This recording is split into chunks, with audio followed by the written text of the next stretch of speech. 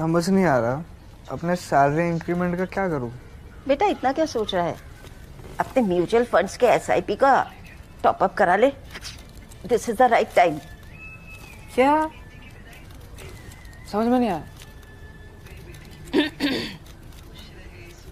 बेटा इतना क्या सोच रहा है, अपने म्यूचुअल फंड्स का एसआईपी टॉप अप करा ले। This is the right time. आप समझा।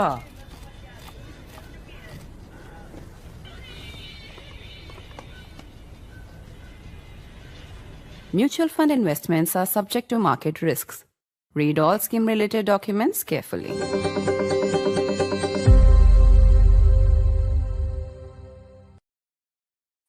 A very good morning to all of you. It is counting day. It is the day when we will separate fact from fiction, hype from speculation, and look at what politicians like to call the exact numbers as different from the exit numbers.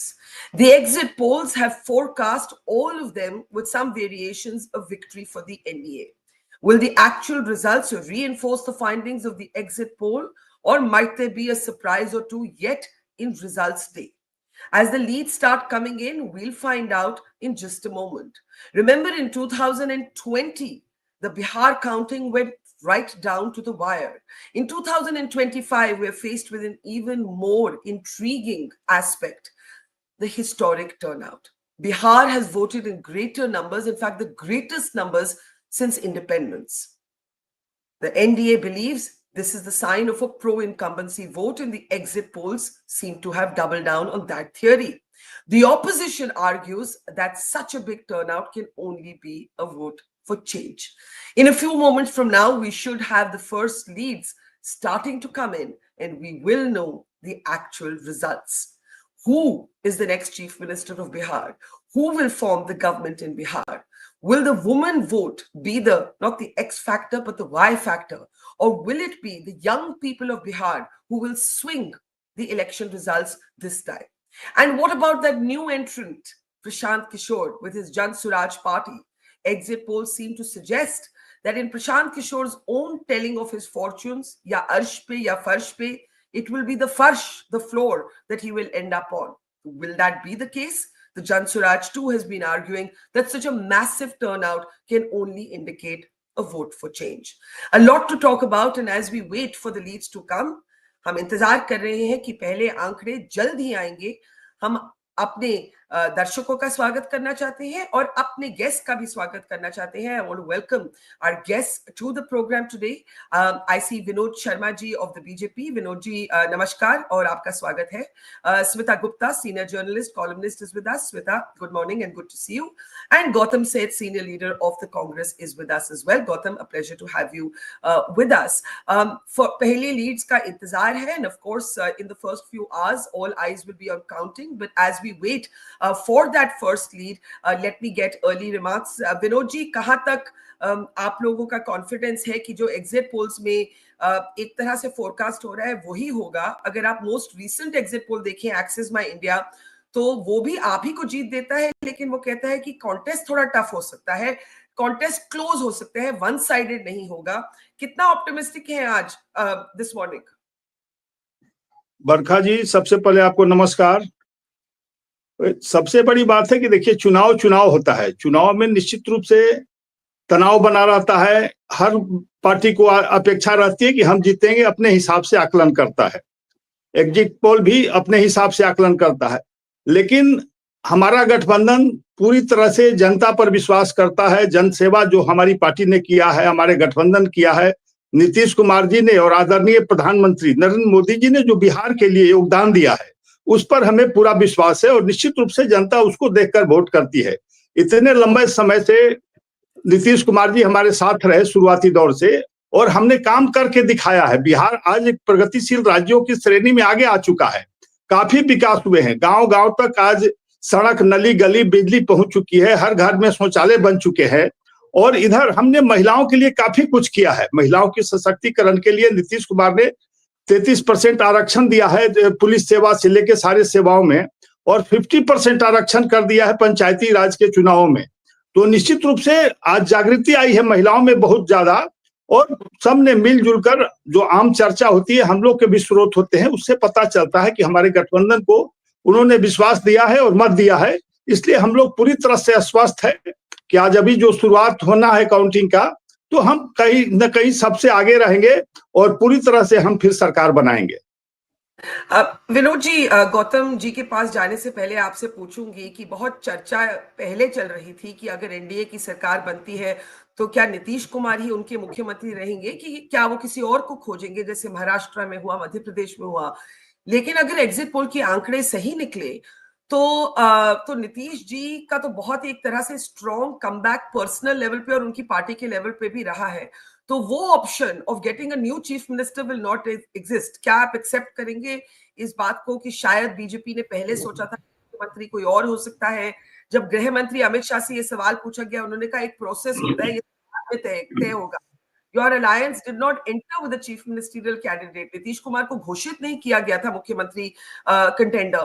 तो अब क्या situation है? क्या power dynamic NDA के बीच में बदल गई है? Does Nitish Kumar enjoy more power अगर एग्जिट पोल के आंकड़े ठीक निकले?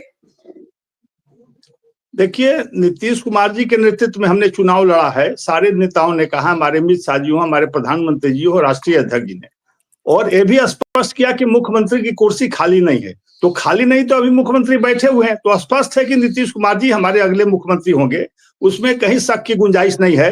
क्योंकि हम मिलजुल कर चुनाव लड़े हैं। नीतीश कुमार ने हमारे साथ मिलकर बिहार का विकास किया है, बिहार को आगे ले जाने का काम किया है। हमने कई एक अवसर आए कि हमने बड़ी पार्टी होते हुए भी नीतीश कुमार जी को नेता माना, उनको मुख्यमंत्री माना है और बनाया है शुरुआती दौर से। जब वाजपेयी जी थी तब भी और पिछली बार भी, तो उसमें कहीं कोई शक की गुंजाइश नहीं है। क्योंकि नीतीश कुमार ने बिहार के लिए काफी कुछ किया है हमारे सहयोग से, तो हम चाहते हैं कि बिहार की गति बनी रहे, बिहार का विकास चलता रहे। तो इसलिए हम लोग निश्चित रूप से मिल बैठकर, ठीक है, एक परंपरा है कि हम विधानमंडल दल की बैठक करते हैं संयुक्त, तो उसमें अपना नेता चुनते हैं, तो उसमें तो होगा ही। अमित शाह जी का ही कहना था कि चुनाव के बाद हम मिलजुल कर बैठेंगे और अपना उम्मीदवार नेता घोषित करेंगे। नेतृत्व जब हो गया पहले ही, तो यह स्पष्ट है कि हमारे मुख्यमंत्री नीतीश कुमार ही होंगे। The first leads, Vinod ji, thank you for that clarification. इस पे और भी सवाल होंगे, लेकिन मैं थोड़ा एक सेकंड के लिए डिस्ट्रैक्ट हो गई क्योंकि मैं अपने स्क्रीन पे देख रही थी। The first leads are here. Good morning, Sumant Raman, political analyst, is with us as well. Want to welcome you to our live programming. The NDA is ahead in two. Remember. All right. Remember, these are leads and they're going to be fast changing, and we'll update them as fast as we can. We are now being told that there is the NDA and the Mahagathbandhan have 2 and 1 seat each. I need the numbers on the screen as those leads come in. Let me get Gautam Seth to react, please. Gautam, all right, it's 2 each and 1 leading for the Jan Suraaj party at this point. And like I said, it's very early in the morning. This is going to go upar niche till we have a final picture. But this is what it looks like. A few minutes after 8 this morning on counting day, the NDA ahead in 2, the Mahagathbandhan in 2, and the Jan Suraaj party leading in 1. These are the very, very early leads coming in. Gautam, please go ahead. You see, Barkha, what really surprises me is the way the BJP spokesperson claims heavily on having done a lot of development in Bihar, whereas on ground, the issues that the people of Bihar are facing remain constantly the same. It was Niti Aayog's SDG report of 2024, not my numbers, the numbers of the government of India, that clearly stated Bihar is the worst affected state in terms of poverty, in terms of quality of education, economic growth. In the caste survey, the findings were more strange, that less than 10% people have completed their class 12th. Not more than, 95% households, in fact, don't even own a vehicle. And the per capita income in Bihar is worst in the country, which is half of Jharkhand's and half of Odisha's. So if in such a scenario, for them to, go all out and say that BJP has done development, I don't know, this is hypocrisy dying its own death. But at the same time, what I saw in Bihar this time, because I was there for a few days also, that the major issues were unemployment. The major issues there were the migration. The people are being forced to go out because of lack of opportunities. And I firmly believe that this was a youth-driven election. It was an election that the youth of Bihar came out heavily against this government, which has failed to deliver. You get one chance, you get two chances, you get three chances. How many chances do you need? You haven't delivered anything. You come to Punjab, you come to other states, I'll show you so many youngsters of Bihar going around and finding work. Why can't they find work in their own state? Why has Nitish ji and Narendra Modi ji, so-called double engine ki sarkar, failed them every now and then? So this needs to be tackled, and Bihar's youth, in my belief, in the belief of the Congress party, has voted against this, has voted for employment, has voted for creation of opportunities within Bihar on trust of the roadmap which was laid down by Tejasvi Yadav. I think that the Mahagathbandhan is going to, comfortably form the government. Okay, so we are seeing these assertions by both sides. In the meantime, we have many more leads. We need to update our screen because the numbers are coming much faster on the top of our screen. We have the nine leads for the NDA. Can I have the numbers back, please? I'm not able to read them. Yeah, we have 9 leads for the NDA, 2 for the Mahagathbandhan, and 1 for the Jan Suraaj party, 1 for others. So at this moment, a few minutes after 8 this morning, despite the Congress leaders saying that this is going to be a decisive win for them, given the historic turnout, the NDA is ahead in 9 seats. Smita Gupta, Sumant Raman, let's get your reactions. Smita, I'll start with you. I'm not going to draw any conclusion from the numbers so early in the day, but even as we speak, the NDA is now ahead in 10 seats, the Mahagathbandhan in 2, the Jan Suraaj party in 1. When you look at the Access My India numbers, they still foretold a closer contest, and we'll have to wait and see how these numbers develop, but even they gave the advantage to the NDA.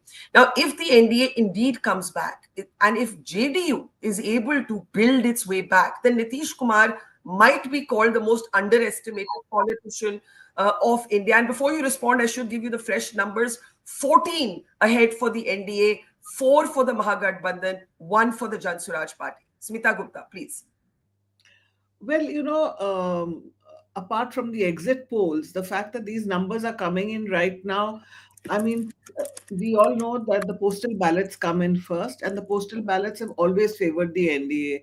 I remember in 2015, till about 9 o'clock, the BJP was convinced that it was going to win, but eventually, if you remember, in 2015, it was a Nitish Kumar RJD combined that won. Of course, it collapsed very soon. That's another matter. Yeah. Secondly, I'd just like to respond to what politicians have been saying on this program. Yes, it is true that the women are, Nitish Kumar has an extremely good connect with the women. And, over the years, we have seen cycles for schoolgirls, which was a big success, prohibition, and this time the 10,000 rupees, loan. But the fact is that when they talk about development, they talk about roads. But those roads really don't help people in a state where unemployment is the biggest issue, where the per capita income in Bihar is the lowest in the country by far. And, the youth are a very key issue.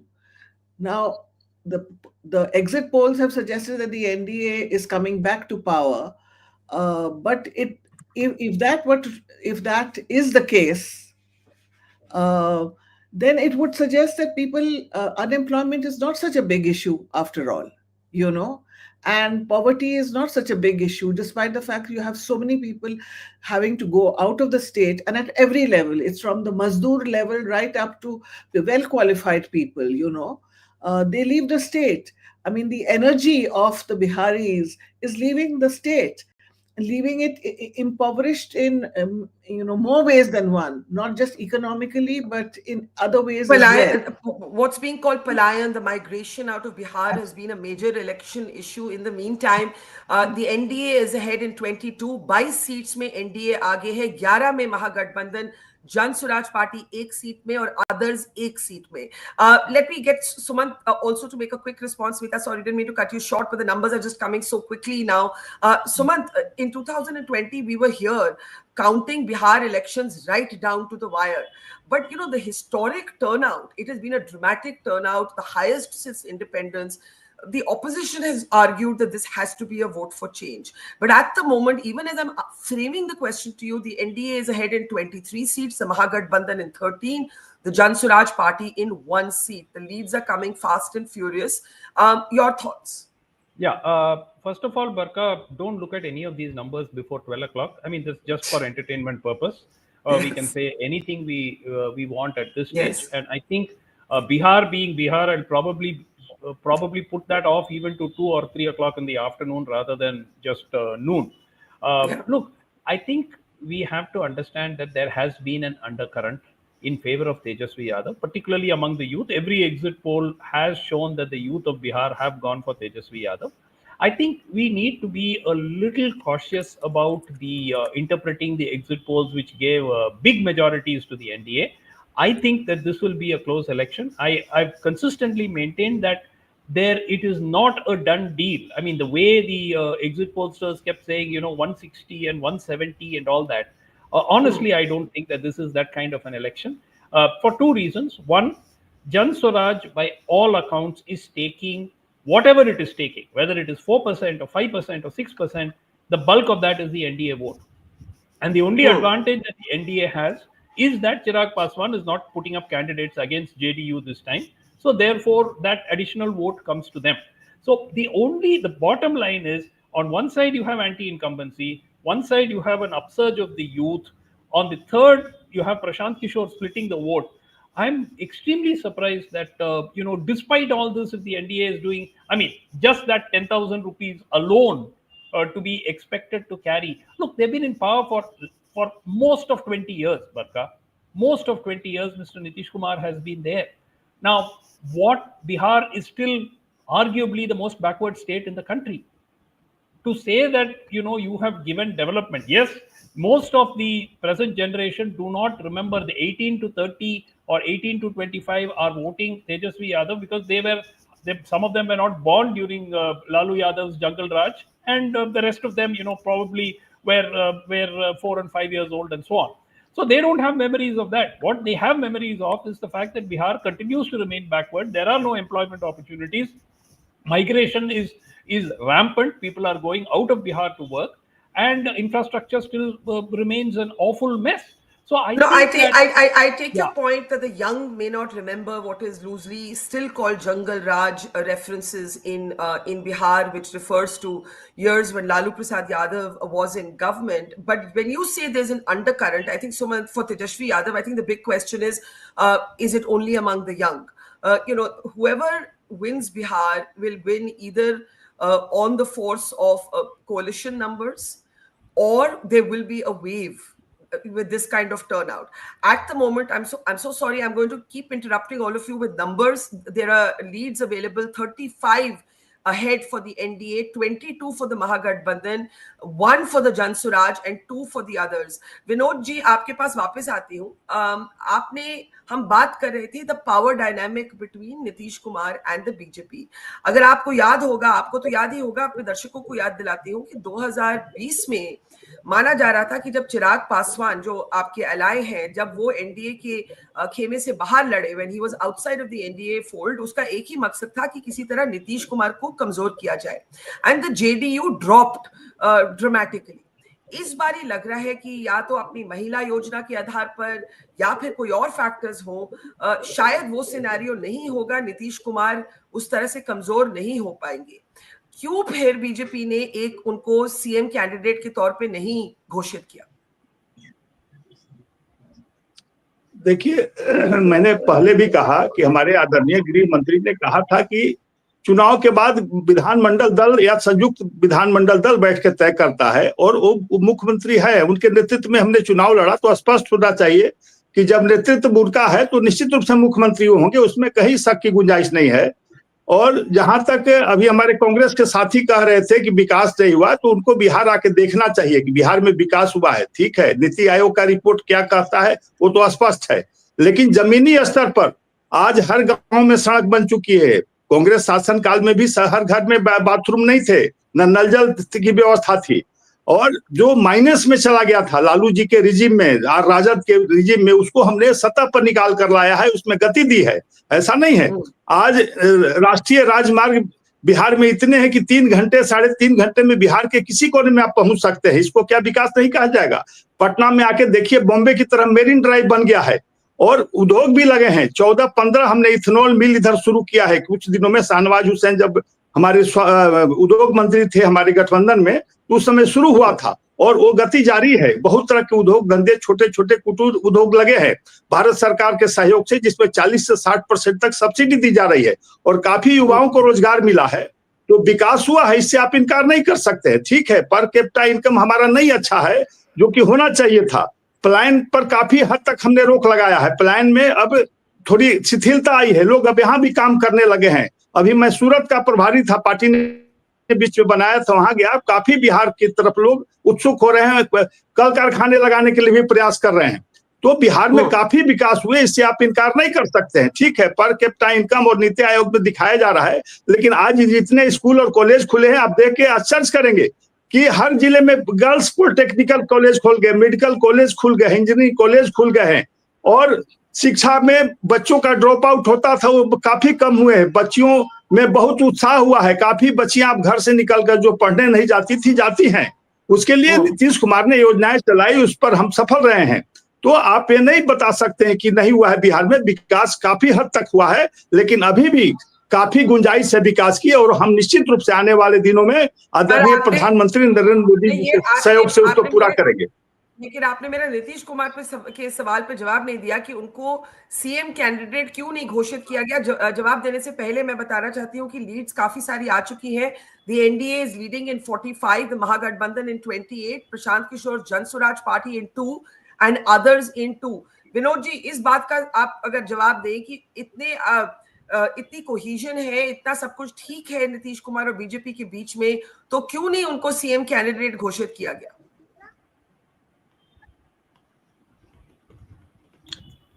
देखिए, वो तो केंद्रीय नेतृत्व करता है और उसने किया भी।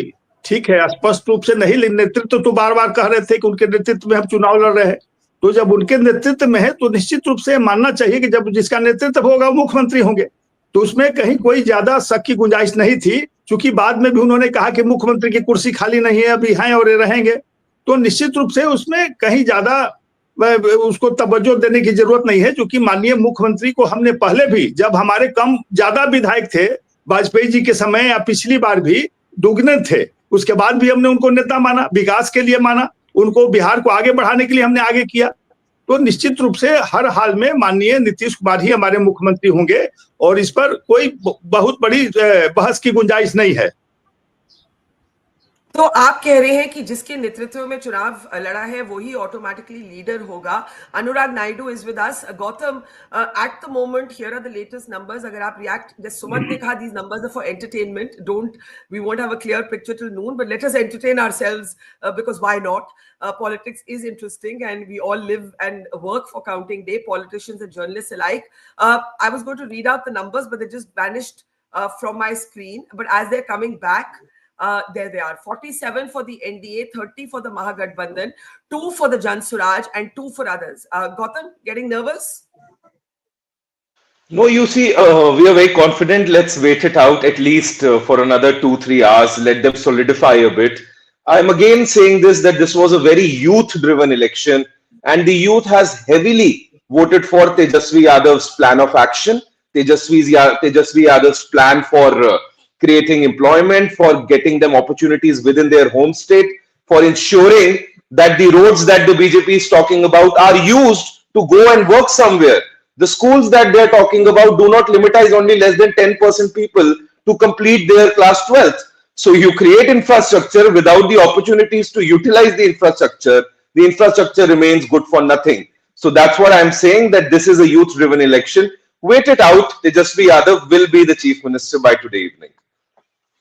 Okay, that's a very confident Congress party there, saying actually the overlays are, the numbers at the top of your screen are the ones we should be looking at. Let's remove the other numbers because they're confusing for the viewer. 53 for the NDA, 31 for the Mahagathbandhan, 2 for the Jan Suraaj party and 2 for others. Let's get reactions. Sumant, I know you don't want to take anything seriously for another couple of hours, and that's fair.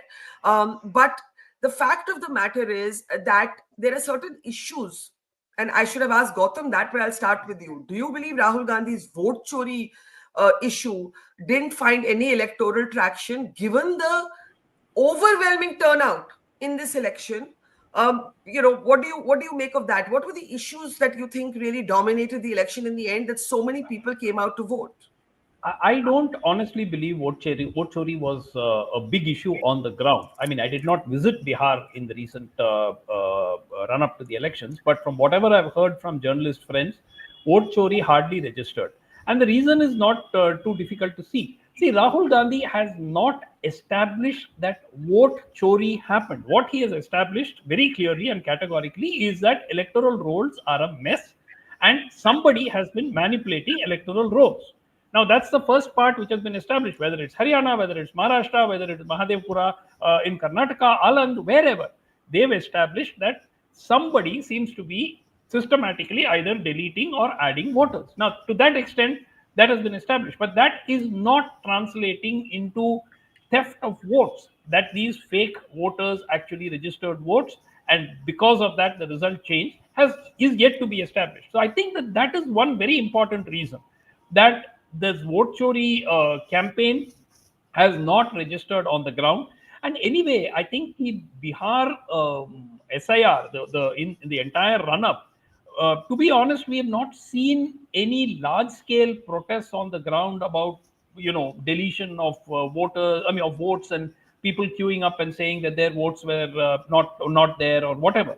So whatever it is, I think that's another factor which is after phase one. If you had people in hundreds of, maybe 121 constituencies went, maybe 30, 40 constituencies, large-scale protests saying their votes have been deleted, then they may have had some resonance, at least for the second phase of voting. But that never happened. So the SIR seems to have gone off reasonably okay. The turnout has been, remarkably better than what it was earlier, or at least slightly better than what it was earlier.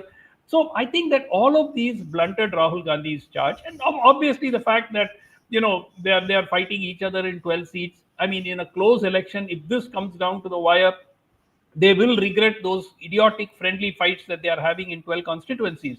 You never know. And Rahul Gandhi disappears for weeks on end in the middle, starts the campaign late. So, I mean, if the MGB wins, I think the man of the match, without any doubt, will be Tejasvi Yadav. He is sort of probably would be seen to have carried Rahul Gandhi along. And if the MGB loses, the Congress will be seen as a weak link who has pulled down another potential winner has been pulled down by the association with the Congress. So I think that would be the way. So the Congress is in a no-win situation here. If they win, it's because of Tejasvi. If they lose, they have dragged Tejasvi down. So it's a problem. So in the meantime, we have more numbers, and the numbers look like this. NDA is ahead in 66 seats, the Mahagathbandhan in 39, the Jan Suraaj party in 3, and others in 1. Anurag Naidu, welcome this morning to the program. Now I want to just get your first thoughts in. Obviously, these are very early hours. Gautam Seth of the Congress is still arguing that Tejasvi Yadav will be the chief minister. Sumant Raman is going so far as to say that if Tejasvi Yadav fails in that ambition, it will be the fault of the Congress. But we'll get a quick reaction to that from Gautam in just a moment. I want your first thoughts.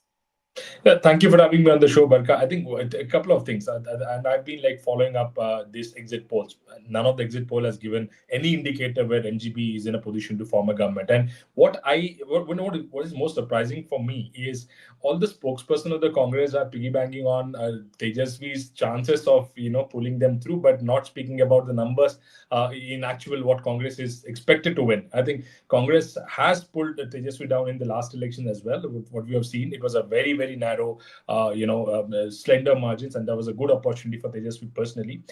Even now, we cannot rule out the possibilities of RJD being a single largest party in the whole of this combination. That is a strong possibility, and you end up becoming a single largest party by the number of seats that you win, but you still are away from forming the government. It's certainly for your allies to think, or certainly for yourself to think what kind of allies you have, stitched up with. And that's clearly indicators are very strongly towards Congress. I mean, I think Gone are the days when they can really, negotiate based on how big they are and what kind of a legacy they bring and all. People don't vote on legacy. People have really forgotten all these days of Gandhi's. I think Congress has to realize. I think the regional parties more, have to realize that it doesn't really help aligning with Congress. Now coming to the issues of, Suman, I totally agree with Suman. I think vote chori has not resonated. Forget about Bihar. Even wherever the media carried this story, I mean, sitting in South or traveling across, as long as my vote is not chori and I don't get to vote for the party that I desperately wanted to vote, it doesn't matter. As long as it is very, very much in pockets. Yes, when you talk about accuracy and sanctity of the votes, yes, there is a lot of catching up to do for the election commission. Even in the seats where Congress has won, I can clearly tell you there are issues with the number of votes and so on and so forth. But it is far away from becoming a big national issue unless and until thousands of people come on the street and and protest. Congress has to realize that the fundamental problem is for them not the vote chori, is they do not have cadre on the ground who can really do anything for them, whether it is getting people to vote or even making people to believe in their ideology. Nothing. So instead of working on the organization, now BJP comes with that kind of an organization. But Anurag, if I may pause you, if you look at the party-wise breakup of the leads, and this is what I was trying to ask Vinod Sharma earlier, the BJP is leading in 35, the RJD in 35. So at the moment, it is a neck and neck party-wise if you go look at the numbers. But the JDU is also leading in 30. And the JSP, the Jan Suraaj party in 3. And that's very interesting because, go ahead. Yeah, and Barkha, one thing that I've always kept saying all throughout this election to my friends, I said, where is Nitish Kumar? Did he campaign as much as he did in the past? You had no interviews of Nitish Kumar. They were always the proxies and the PAs and EAs and everyone coming out and giving interviews. Yeah. Just imagine a person not even coming on the stage, not even giving an active campaign, and yet is successful in getting that kind of a vote share. Strongly speaks about the personality and the work and the image that Nitish Kumar has been able to form for himself. But larger aspect is Bihar traditionally, Barkha, and it's also a concerning factor, is that it is still combined with this groups of, now see the Yadavs consolidating almost 90-95% around only Tejasvi. The Muslims consolidated only there.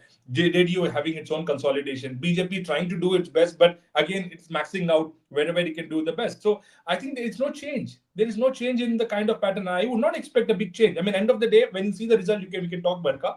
I really don't expect any big change. I mean, BJP has to make Nitish Kumar the chief minister. There's no choice. And they will not. And again, they can, all the possibilities of Todford. So I don't think things are changing in Bihar. It'll pretty much be the same. So you are expecting, I can see Vinod Sharma, by the way, in the backstage. Could we please add him there, because you have said that the BJP has no choice but to make Nitish Kumar the chief minister, and you're, Anurag, basically looking at a kind of status quo result. Smita, I want you to respond. Again, do forgive us, audience, if you see minor discrepancies on our screen, because the numbers are coming in very quickly. We're trying to update you as quickly as we can. The NDA is ahead according to latest figures in 75 seats, the Mahagathbandhan in 49, the Jan Suraaj party in 4, and others in 1. And if you look at the breakup of this party-wise, can I have those numbers on my banners, please? If I can look at the party-wise breakup, could I have that on the banners? Vinod ji, मैं यही बात कर रही थी कि BJP 38 seats में आगे, RJD 40, JDU 31 और जन स्वराज पार्टी 4. ये अगर पार्टी वाइज की लीड्स हम देखें तो हम लोग ये बात कर रहे थे, अनुराग नायडू ने कहा बीजेपी के पास कोई ऑप्शन ही नहीं होगा नीतीश कुमार को मुख्यमंत्री बनाने के सिवाय अगर एनडीए की जीत होती है. इससे आप सहमत हैं? ऑप्शन हो या न हो जी, हाँ, ऑप्शन हो या न हो, पहले भी हमने आदरणीय नीतीश कुमार जी को नेता माना है जब कम सीट थे. वाजपेयी जी के समय का याद कीजिए, छोटा दल था जदयू, उसके बाद भी हमने उनको मुख्यमंत्री बनाया बिहार के विकास के लिए. पिछली बार भी हमारी दुगनी सीटें थी, तो इसमें शक की गुंजाइश नहीं रह जाती है कि हम उनको नेता नहीं माने. 100 सीट पर हम लड़ ही रहे, 101 सीट पर, तो ये स्पष्ट था कि हम लोग को लगभग बराबर सीटें जो भी आएंगी तो मिलजुल कर सरकार बनाएंगे. और जब मिलजुल कर सरकार बनाएंगे तो हमारा पहला चॉइस, क्योंकि नीतीश कुमार ने करके दिखाया है, हमारे सहयोग से बिहार को आगे ले जाने का काम किया है, बिहार को मजबूत करने, बिहार को सुशासन और भ्रष्टाचार मुक्त बनाने का प्रयास किया है. तो नहीं मानने का सवाल कहाँ उठता है? ठीक है, चर्चा होती है, क्योंकि स्पष्ट रूप से नहीं कहा गया कि मुख्यमंत्री के उम्मीदवार है, हमारे चेहरा होंगे, लेकिन नेतृत्व है, जब नेतृत्व है इसका मतलब चेहरा ही, आप माने या न माने, उसका मतलब नेतृत्व का मतलब इनके नेतृत्व में लड़ रहे हैं तो नेता यही होंगे, मुख्यमंत्री यही होंगे। तो इसमें कहीं कोई गुंजाइश नहीं थी शक की कि हम उनको नहीं मान रहे थे, पर आपने आगे भी घोषित नहीं किया था, घोषित नहीं किया था शुरू में। बहुत, जब ये कैंपेन शुरू हुआ तो बहुत चर्चा हुई कि फटीग फैक्टर है, नीतीश कुमार से सब थक चुके हैं, and so on. Anurag, if you want to quickly respond, and then I'll go to Smita Gupta. Yes. Yeah, two quick points, Barkha. And it will be interesting to see all others BJP spokespersons throughout the day if they take the same line. It appears that they don't want to disappoint Nitish Kumar. And second, it also appears by the voting pattern, this is very important what I'm trying to tell you, Barkha. It does not matter for Bihar whether Nitish Kumar stays with NDA or Mahagathbandhan, because the voting pattern, even if he shifts his loyalty, it is very clearly established that he carries his own chunk. His voters is going to always vote for him irrespective of where he stays. So the possibilities of he shifting the sides again back and forth and is totally open as long as the BJP does not give him the due respect. Now the respect starts flowing in. Now that is very important. It was not when the campaign started, and naturally going by the nature of BJP, they try to build their own cadre, their own party, their own leader. But here now you see the tone. If this tone continues all throughout the day, I think the indicators are clear. They don't want to disappoint and upset Nitish Kumar. Yes, it's very interesting. And in the meantime, if I can be added back to screen, we have more numbers for you. The numbers are 85 for the NDA, 53 for the Mahagathbandhan, 3 for the Jan Suraaj party, and 1 for others. Let me get a quick response from Gautam, Smita, just because of the way the numbers are looking. Can I have the party-wise breakup for a second on the banners? Because that would be very interesting to see. The BJP is leading in 40, the RJD in 43, the JDU in 30, the JSP in 4, and the Congress in 3 only at the moment, Gautam. Again, I will ask you if those numbers disappoint you, and also if you want to respond to Suman saying that if Tejashwi Yadav is not chief minister at the end of the day, it's because the Congress would have dragged him down. Do you want to respond to that?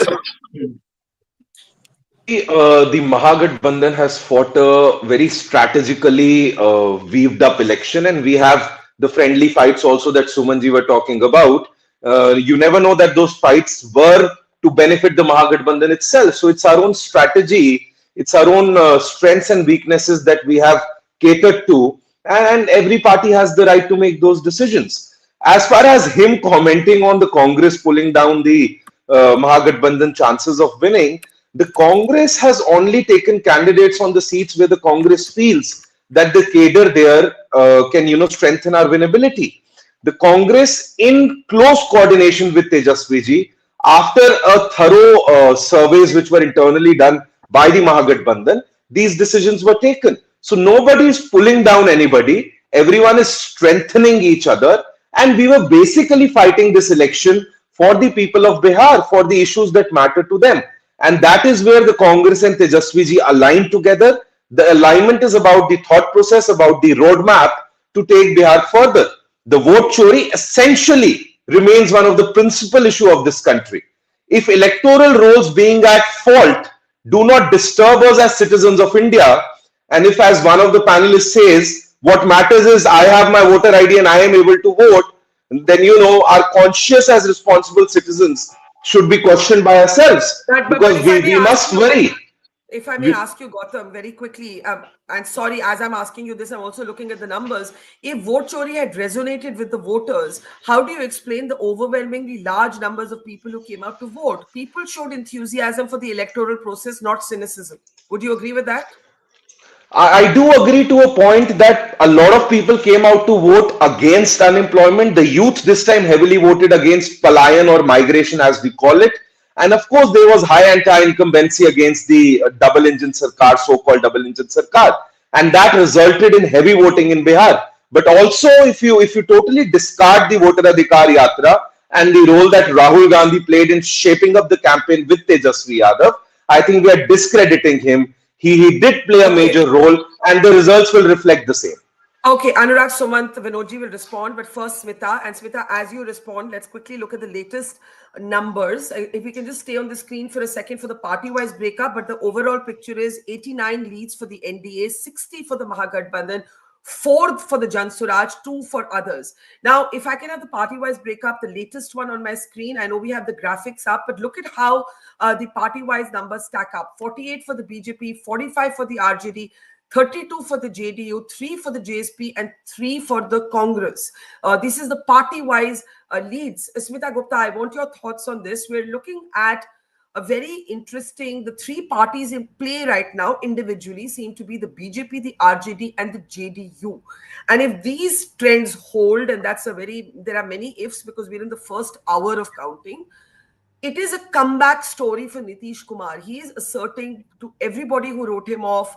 And I think somebody made the point, either Sumant or Anurag. Anurag, I think he didn't give a single election. He released one video towards the end of the campaign. Prashant Kishor called him mentally unfit. He compared him to Manmohan Singh in an interview with me. He said, Nitish Kumar has become like Manmohan Singh. He's not able to act against his cabinet. He said, I've worked with him, but I'm saying he's not all there. I don't know who will form the government. But Nitish Kumar has shown that he still commands a certain section of the electorate, which whoever forms the government, it's too early to say that. Well, before responding to that, I just want to say that these are still largely postal ballots. Of course. Yes, these are early leads, very early. Given that they're largely postal ballots, and given that the BJP usually does much better in the postal ballots than the Congress or other opposition parties, I would say that the opposition is doing pretty well. If you look at the BJP and RJD figures, for instance, I would say that the RJD is doing very well if it's getting, it's so close to the BJP as far as postal ballots goes. Secondly, as far as the question on Nitish Kumar is concerned, it is true that Nitish Kumar is seriously ill. But Nitish Kumar also has his track record of close to 20 years. He has been a popular chief minister. And whether this is a sympathy vote, whether this is people generally like him, whether they know this is his last hurrah, one must also remember one thing, that Nitish Kumar, if he had contested, say, alone, he would simply have not got these figures. For Nitish Kumar, the politics of Nitish Kumar, he has always had to be either with the RJD or with the BJP. The RJD has a much stronger position compared with the JDU, and similarly the BJP versus the JDU.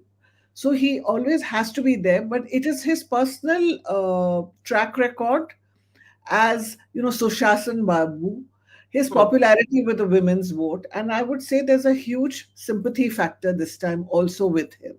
And as far as journalists who went there, a lot of people, they weren't talking about BJP. They were saying Nitish. Sorry, before you respond, the JDU is now leading in 40 seats, the BJP in 52, the RJD in 49, the Jan Suraaj party in 3, the Congress in 4. And in terms of the alliances, sorry, Smita, you can respond right after this, 99 for the NDA, 58 for the Mahagathbandhan, 3 for the Jan Suraaj, and 1 others. Now, go ahead, Smita. No, as I was saying that Nitish Kumar this time, because of his track record and his general popularity with people, even journalists, if you see reports that, and even my conversations with the others, because I was unable to go, people were repeatedly talking about Nitish Kumar. They were not talking about the BJP, So it is, the people do know that he's unwell. So in a sense, that is why he has not been giving interviews. It's not because, he was, as we all know, Barkha, you and I, that Nitish Kumar was one of the most engaging politicians. So the fact that he's not talking to people is not because he thinks he's losing. It's because he's unable really to engage with people, and which is why we have seen him. It is sad, but that is the fact. And so therefore there is a lot of sympathy also apart from his general popularity in this election. So that's an interesting thought, that you believe that he's not well, and this could be a certain degree of sympathy. Before Anurag and Sumant come in, Vinod ji, आपसे पूछना चाहूंगी, आपसे और गौतम से quick reactions to the latest numbers. NDA 101 seat में आगे है, महागठबंधन 63 seats में, जन स्वराज पार्टी 3 में, others in 1. और अगर हम इसके party wise breakup, if I could get party wise breakup, हाँ जी, BJP is ahead in 52, RJD in 54। तो अगर पार्टी वाइज देखें तो आरजेडी अभी बाकी पार्टियों से आगे है। पिछले चुनाव में भी ये हुआ था, RJD was the single largest party at the end of the day. JDU is doing well, 40 seats में लीड कर रही है। जन स्वराज पार्टी 3 में और 4 कांग्रेस में। आप क्या कहेंगे इन आंकड़ों को देख के विनोद जी? देखिए, अभी तो शुरुआती दौर है, अभी 1 घंटे के बाद स्पष्ट होने लगेगा और निश्चित रूप से जनता का आशीर्वाद हम लोग को मिला है और आगे हम रहेंगे हमेशा और निश्चित रूप से सरकार बनाएंगे, इसमें कहीं कोई दिक्कत नहीं है। और हम जनता पर विश्वास करते हैं, जनता के लिए काम करते हैं, इसलिए हमें कोई इस पर अभी के 1 घंटे के बाद इस पर स्पष्ट रूप से हम अपना व्यू दे पाएंगे। ठीक है, फेयर इनफ। आई थिंक हम सबको ही विनोद जी याद दिला रहे हैं कि ये अभी लीड्स हैं, 1 घंटे की काउंटिंग भी नहीं हुई, एक पूरा घंटा भी नहीं हुआ है। गौतम, आप क्या इस बात से सहमत है कि अभी भाई थोड़ा वेट करिए, रुकिए? Absolutely, it's really early. I think it's only 8:48 in the morning, and we have to wait for at least 11, 11:30, 12 for some numbers to solidify. Before that, all of these are trends which will keep quickly going up, down, changing. So I do not think that it is anything for us to be disappointed or for the BJP to be excited about. We need to wait it out. Let's see how it goes. Anurag, I want you and Sumant to come in on the fact that if you look at the party-wise leads at the moment, the RJD is ahead of the BJP and ahead of the JDU at this point. The RJD is ahead in 56 seats to the BJP's 52, 42 of the JDUs. For me, it seems, just going again, मैं कोई conclusion draw नहीं करना चाहती. I don't want to draw conclusions from not even 40 minutes of counting. But, you know, if you look at this, you tally it with the exit polls, the RJD as a party is holding on. It's holding on. It's not a sort of a write-off by any standards. And Nitish Kumar is also holding on. So the two regional entities, not the national parties, we'll discuss them separately, are in fact continuing to command some loyalty among their bases.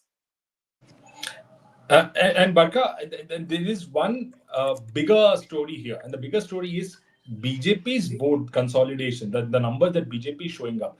Now, BJP do not have a fixed ground. Now, let's say there is a composition that votes for RJD. There are a set of people who vote for JDU traditionally, and that we are seeing that, you know, it just stays as it is. But BJP's votes were up for people to grab, whether it is JSP or Congress, anyone. And that's where people, I mean, you have to understand whether it is Congress or Jan Suraaj, they have not been able to appeal or convince the people who were otherwise open to vote for, you know, either, I mean, leaving the compositions of JDU and RJD. Now, that's something which is interesting, that BJP is also holding on to its, you know, vote bank.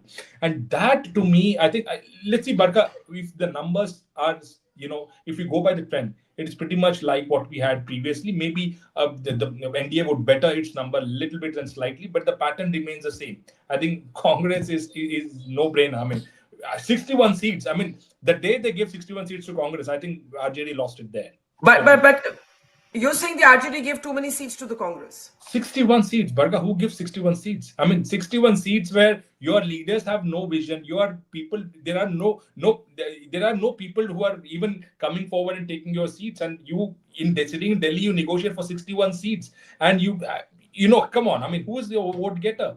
And then you say, okay, you know, Tejasvi, but Tejasvi is representing RJD, right? He's representing the Yadavs and the Muslims. But who is going to get votes for you? So no brainer. Okay, so Anurag Naidu there saying that the RJD made a mistake in its seat sharing. It would have done better had it given the Congress fewer seats. It had a much better capacity for you know, its strike rate was much better. Look at the latest numbers that we have at the moment. I need the okay. We have the party numbers on our screen and the alliance numbers. Let me start with the alliance numbers. 110 leads for the NDA, 77 for the Mahagathbandhan, 3 for the Jan Suraaj, and 1 for others. I'd be very interested in knowing the party-wise breakup, if I may have it on our screen. 58 for the BJP, 60 for the RJD. The JDU seems to be right now stuck at 42. The Jan Suraaj for 3. The Congress has improved its leads somewhat. It is now leading in 9 seats, right? Sumant Raman, come in on this argument that Anurag just made, that too many seats were given by Tejashwi Yadav to the Congress. That was a mistake.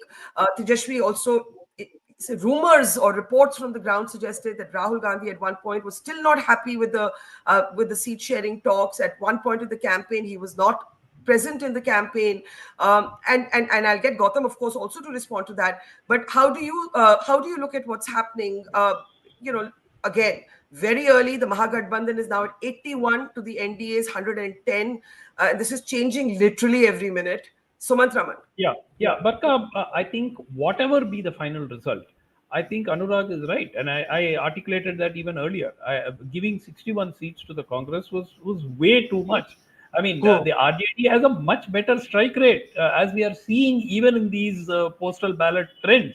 So clearly, I know Rahul Gandhi drove a hard bargain towards the end, and at one point until the last day for filing of nominations, they were not sure which seats were going to be contested by whom and so on, and they did eventually end up having 12 friendly fights and all that. But my point is simple: the Congress simply does not have. Okay, here is RJD, which can say that look, Yadavs and Muslims solidly back our party.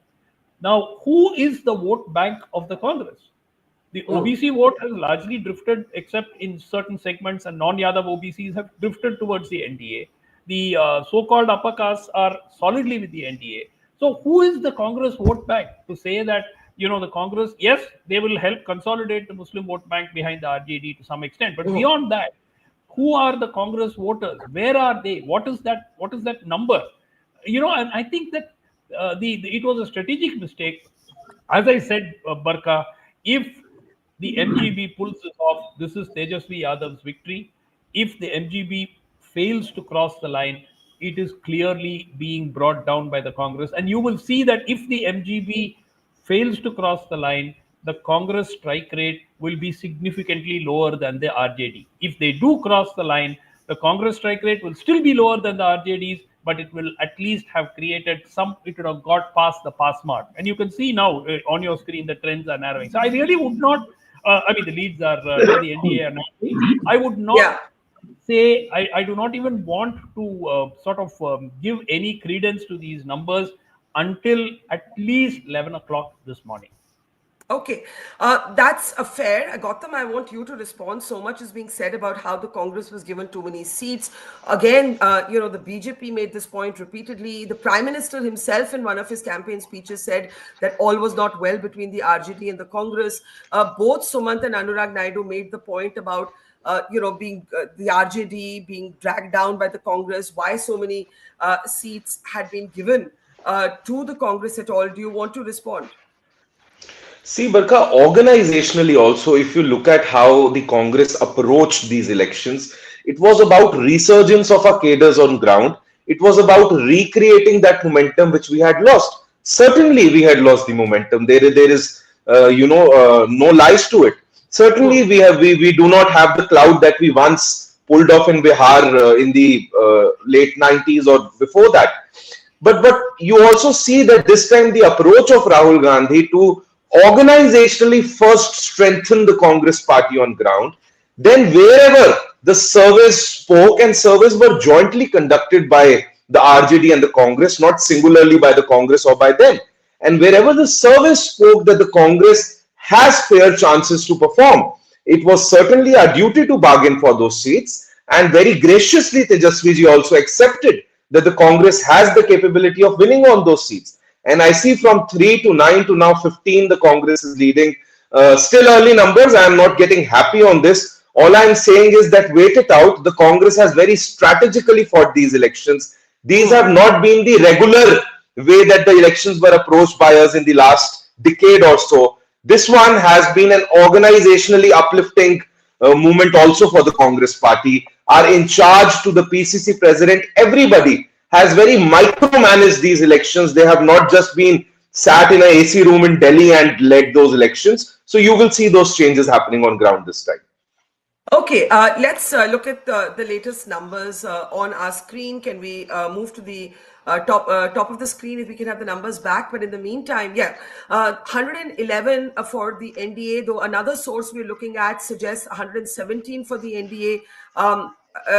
right. I was just looking at that, and 95 for the Mahagathbandhan. So we're looking at two different sources of counting, and one has sped up 122 for the NDA to 94 for the Mahagathbandhan, 4 for the Jan Suraaj, and this is sort of what we have right now. It's very, very early. We have leads for 220 seats. One source says NDA is ahead in 119 to 97 for the Mahagathbandhan. Another source, not very different, says 122 for the NDA, 94 for the Mahagathbandhan. If I can have the party-wise breakup on our screen, please. Can I have the party-wise breakup on the banners? As that is coming up, please can I have the party-wise breakup on the banners? I want Sumant to respond. Yeah, there it is. 68 party-wise. Let's take a look at these numbers. 68 for the RJD, 58 for the BJP, 43 for the JDU, 3 for the Jan Suraaj, 16 for the Congress. So the Congress has improved in its leads. Yes, go ahead, Sumant. Barkha, I think that, the Congress, I would be looking at the Congress numbers very carefully. 25, anywhere around 25 plus is where they need to reach to make the RJD be competitive, right? So if it's going to be 16, it's a good start for them, but we'd have to wait. These are very, very early trends. Second, at the moment, it clearly looks like the RJD is not a party that depends heavily on postal votes or does well in postal voting. And if the postal votes themselves are showing that the RJD is ahead of the BJP, and the first round is probably just starting now. So these trends are largely postal votes, and if the RJD is doing so well, I would think that there could be a potential surprise somewhere around 11 o'clock or 12 o'clock, because already you see the leads are now 25, 120 to 95, which potentially could mean that we could see a change going forward as more votes are counted. Well, going by the leads, it's certainly a hard-fought, close election at this hour. At this hour, what it is safe to say is that it's not tilting one way, which is also very interesting, because usually when there are huge turnouts, it's a unidirectional election. Going by the leads in the first hour, it is not a unidirectional election. Wait, Barkha, wait. Yes, I'm waiting. I am telling you. I am waiting. Just give it. No, what I'm basically trying to say is this could be a unidirectional election. We just don't know yet. Sure. On the basis of 800 or 1,000 votes in each constituency, which are postal ballots, sometimes even lower, we cannot predict this election. And just as you see on your screen, 120-98 is not what it was even 15 minutes ago. So I think that we need to look at 11, 30, 12. Vinod ji, थोड़ी anxiety हो रही है, थोड़ा tension हो रहा है, क्योंकि BJP और जेडीयू मिला के आगे है. एनडीए 121, लेकिन महागठबंधन के भी 98 सीट्स में अब महागठबंधन आगे है. अगर हम पार्टी वाइज देखें तो आरजेडी 71 सीट्स में आगे है. 71 सीट्स में आगे है. तो क्या थोड़ा सा टेंशन हो रहा है आपको, विनोद जी? मैं मानती हूं कि जो महागठबंधन अपने लिए कहते हैं वो बीजेपी के लिए भी लागू है. This is very early and this could change, लेकिन अभी टाइट फाइट चल रही है. देखिए बरखा जी, चुनाव होता है, जब तक फाइनल रिजल्ट नहीं होता है हर पार्टी को टेंशन बना रहता है. और निश्चित रूप से चुनाव के परिणाम तो अभी समय लगेंगे, 11-12 बजे के बाद स्पष्ट होंगे. तो निश्चित रूप से हम लोग जनता पर विश्वास करते हैं और अभी भी आश्वस्त है कि जनता ने हमें आशीर्वाद दिया है.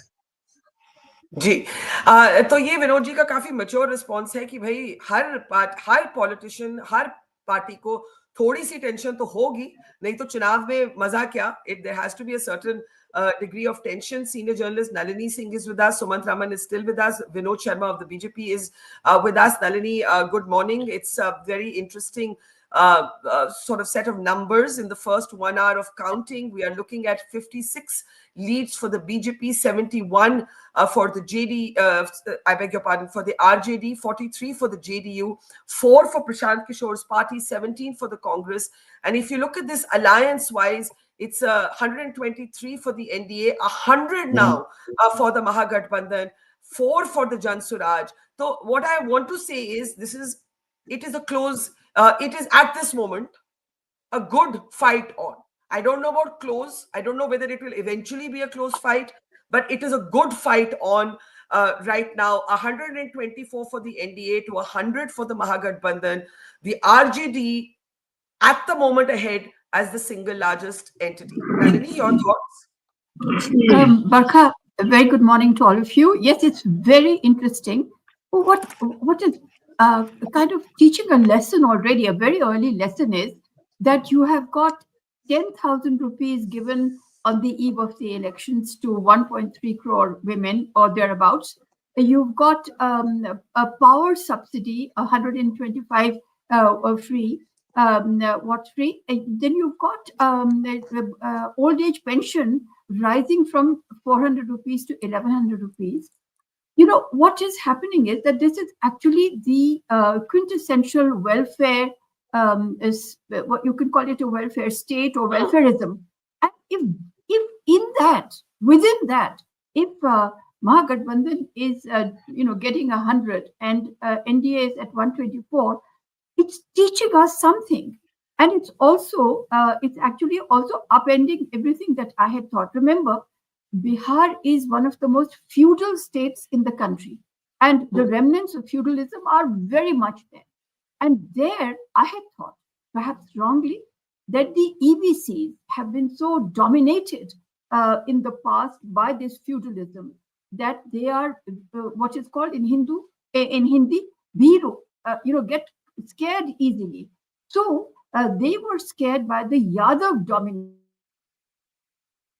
EBCs are actually going to vote for the NDA because of the looming Yadav, again, potential return or whatever. Now, I'm being proven wrong from what I can see. Feudalism, which you is something which I know you made about. an assumption you're saying you were wrong about.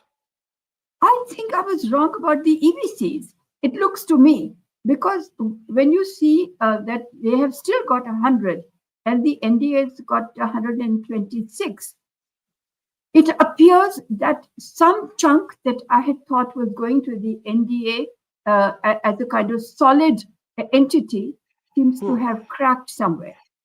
What also has gone, look, for instance, Muslims and Yadavs would have gone in a major way to the Mahagathbandhan. But there, I thought that,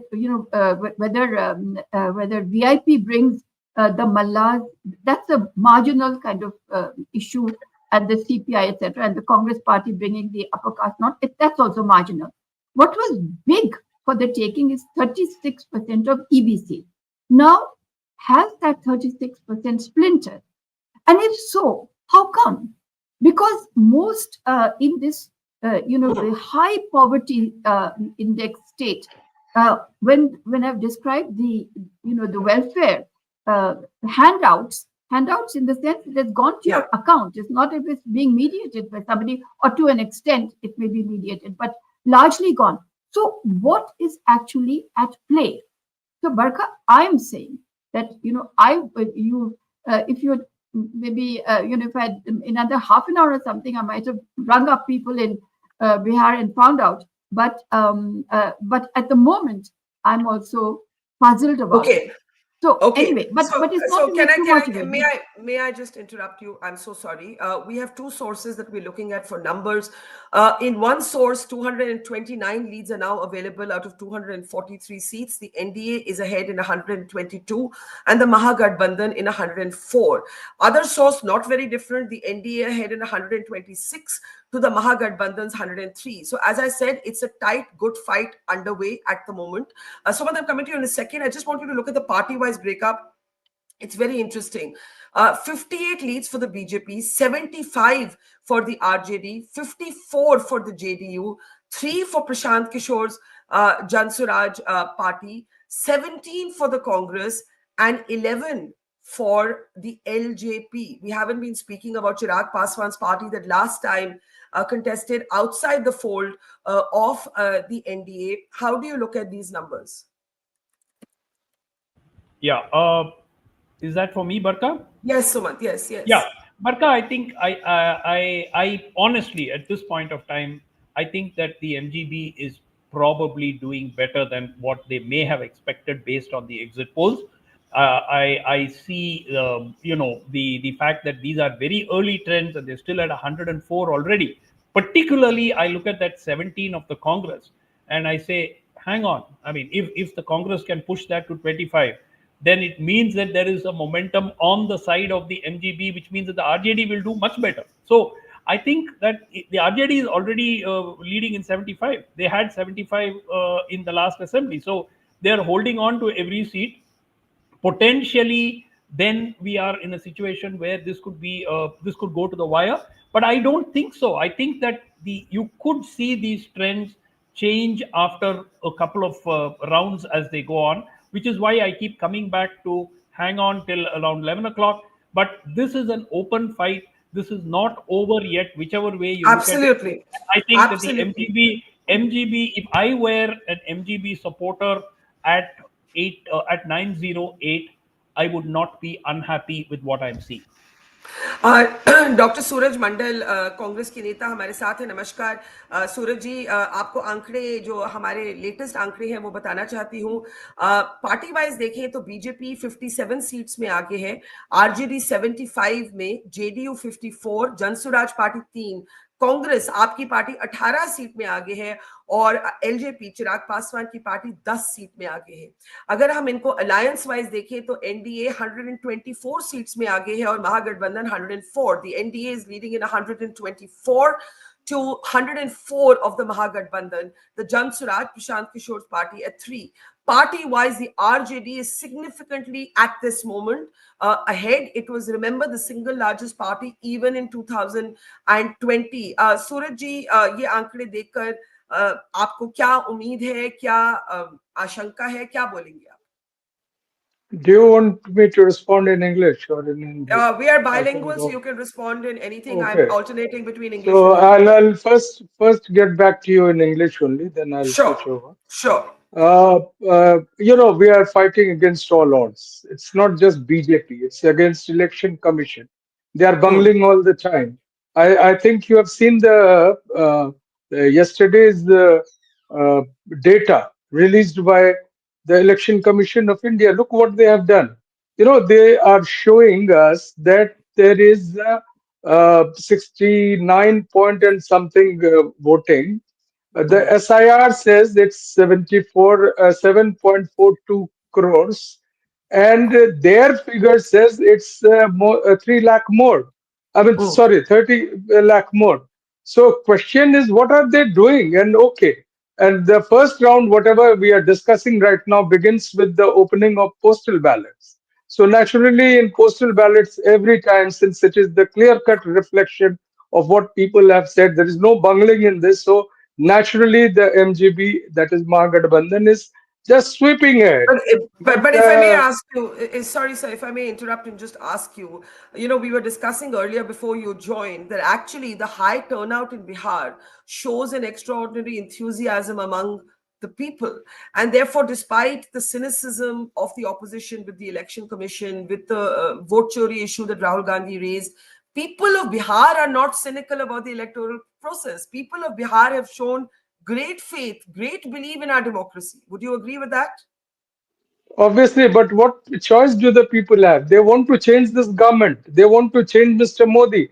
They know Mr. Modi is on power in an illegal manner. I'm sorry. Let me just finish it.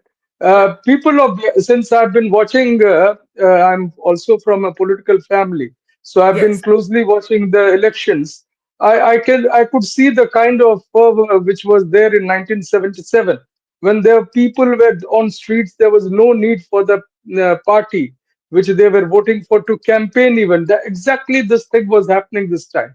The Mahagathbandhan everywhere was getting huge support of the people. And you know what happened during the last round of voting? At many places, the voting were slowed down. So at about just 10 minutes to 5 o'clock, Mr. Tejasvi Yadav made a appeal on his Facebook Live, and he just appealed and said that people of Simanchal and all these people, even if you have to wait till 12 o'clock at night, please wait and vote. don't come back from the polling booth. And I'll tell you the figures that polling booth just increased 5 times more. The people who had returned back went back to the polling in Purnia. People waited till 11 o'clock at night I in one know. or two ways. I'm sure what you're saying is accurate. The only point that I'm trying to make, Dr. Mandal, with respect, is that Bihar has had a historic turnout, and it's trying to tell us a story. And what that story will be, we should know more clearly in another couple of hours, hopefully. Here's what the latest numbers. May I, sir, share the latest numbers? Just give me a moment. We have 132 leads for the NDA, 106 for the Mahagathbandhan. So that gap has somewhat widened in the last maybe 5 minutes. But again, we are into just an hour of counting. And so we're going to have to wait for sort of, some more time to pass for greater clarity. In another source we're looking at, we have 239 leads out of 243, 133 for the Congress, 103 for the Mahagathbandhan, not too different. Both sources actually tallying with each other. I can see Mayank Sinha of the JDU. If we can bring him up on our screen. In the meantime, let me actually look at the party-wise breakup. We have 55 leads for the BJP, 75 for the RJD, 59 for the JDU, 3 for the Jan Suraaj, 20 leads for the Congress, and 14 leads for the LJP. Mayank ji, good morning, namaskar, कैसे हैं? क्या लग रहा है इन आंकड़ों को देख के? Mayank Sinha is with the JDU. Mayank ji, आवाज आ रही है तो बताइए.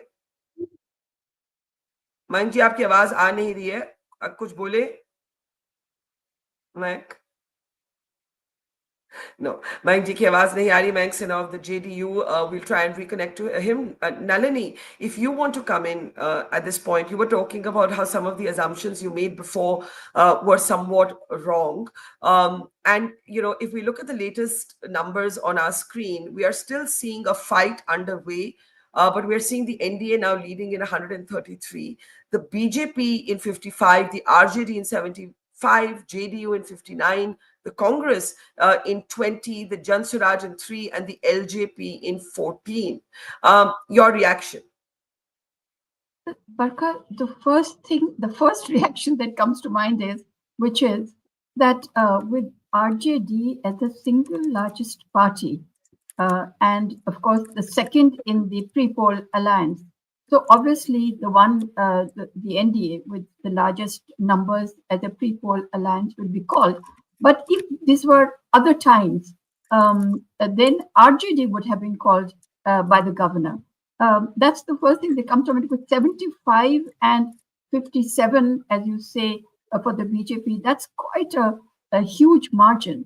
And within BJP, within the NDA, I wonder if there is a little bit of a competition between BJP and JDU on who will be the highest. But what is interesting is, Barkha, and I'm not wrong in this, that actually if we had the caste census with us, then it would be, and just look at the alliances, then it would have been quite unnecessary to have exit polls, because you could, amazing thing is 78 or 79 years after independence, we are still able to go to Bihar and say, this is how they will vote as far as the castes are concerned. So that also has not, one has not been able. But Nalini, sorry to interrupt you, but at the moment, the NDA and the Mahagathbandhan as alliances, the NDA has widened its lead. It's leading in 134 to 105 for the Mahagathbandhan. But when you break that down into parties, it's a very interesting picture that comes up. The RJD is leading in 74 and the JDU in 60. So the two best performing parties at the moment are the regional parties of the state. The RJD in 74, JDU in 60, Congress 21 seats में 21 seats, LJP 14 seats में 14, and the BJP 55. BJP is ahead in 55. So, as an alliance, the NDA is ahead. And now, if we take a look at a very instructive graphic on your screen, this actually shows you how these parties fared, last time. So if you look at this, you will see that the JDU is leading in 60 compared to the 43 seats that it had come down to earlier. The LJP is more or less the same, 14 to 12. And then if you look at the BJP is right now leading in 55, and it had 74 seats the last time. Now, Mayank ji, I hope you can hear me. ये आंकड़े देख के आप क्या कहेंगे? हाँ, देखिए, नीतीश जी के काम पर जनता ने मुहर लगाने का काम किया है, और मैं बहुत ही बिहार की जनता को धन्यवाद देना चाहता हूं कि वो किसी के झांसे में नहीं आए और नीतीश जी के जो किए हुए काम पर उन्होंने मुहर लगाने का काम किया है और जनता दल यूनाइटेड और हमारे तमाम अलायंस पर भरोसा करने का काम किया है। तो ये आपको स्पष्ट दिखाता है कि जो लोग कह रहे थे वहां पे कि जनता दल यूनाइटेड का परफॉर्मेंस डाउन होगा, मैं वहां पिछले 2-3 महीने से था और मैं ग्राउंड में देख रहा था कि नीतीश कुमार जी के काम को लेकर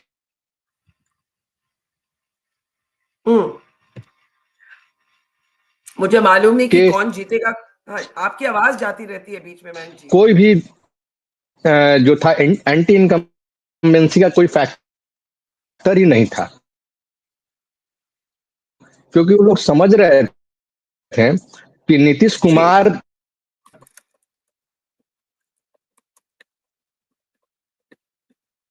Okay, Mayank Sinha's connection is not working to us. In the meantime, 137 seats for the NDA, 102 for the Mahagathbandhan. It's been like this now for the last 10 minutes. And if you break that down party-wise, the RJD leading in 74, the JDU in 62, the Congress in 19, and the BJP in 57. Dr. Mandal, let me get your response.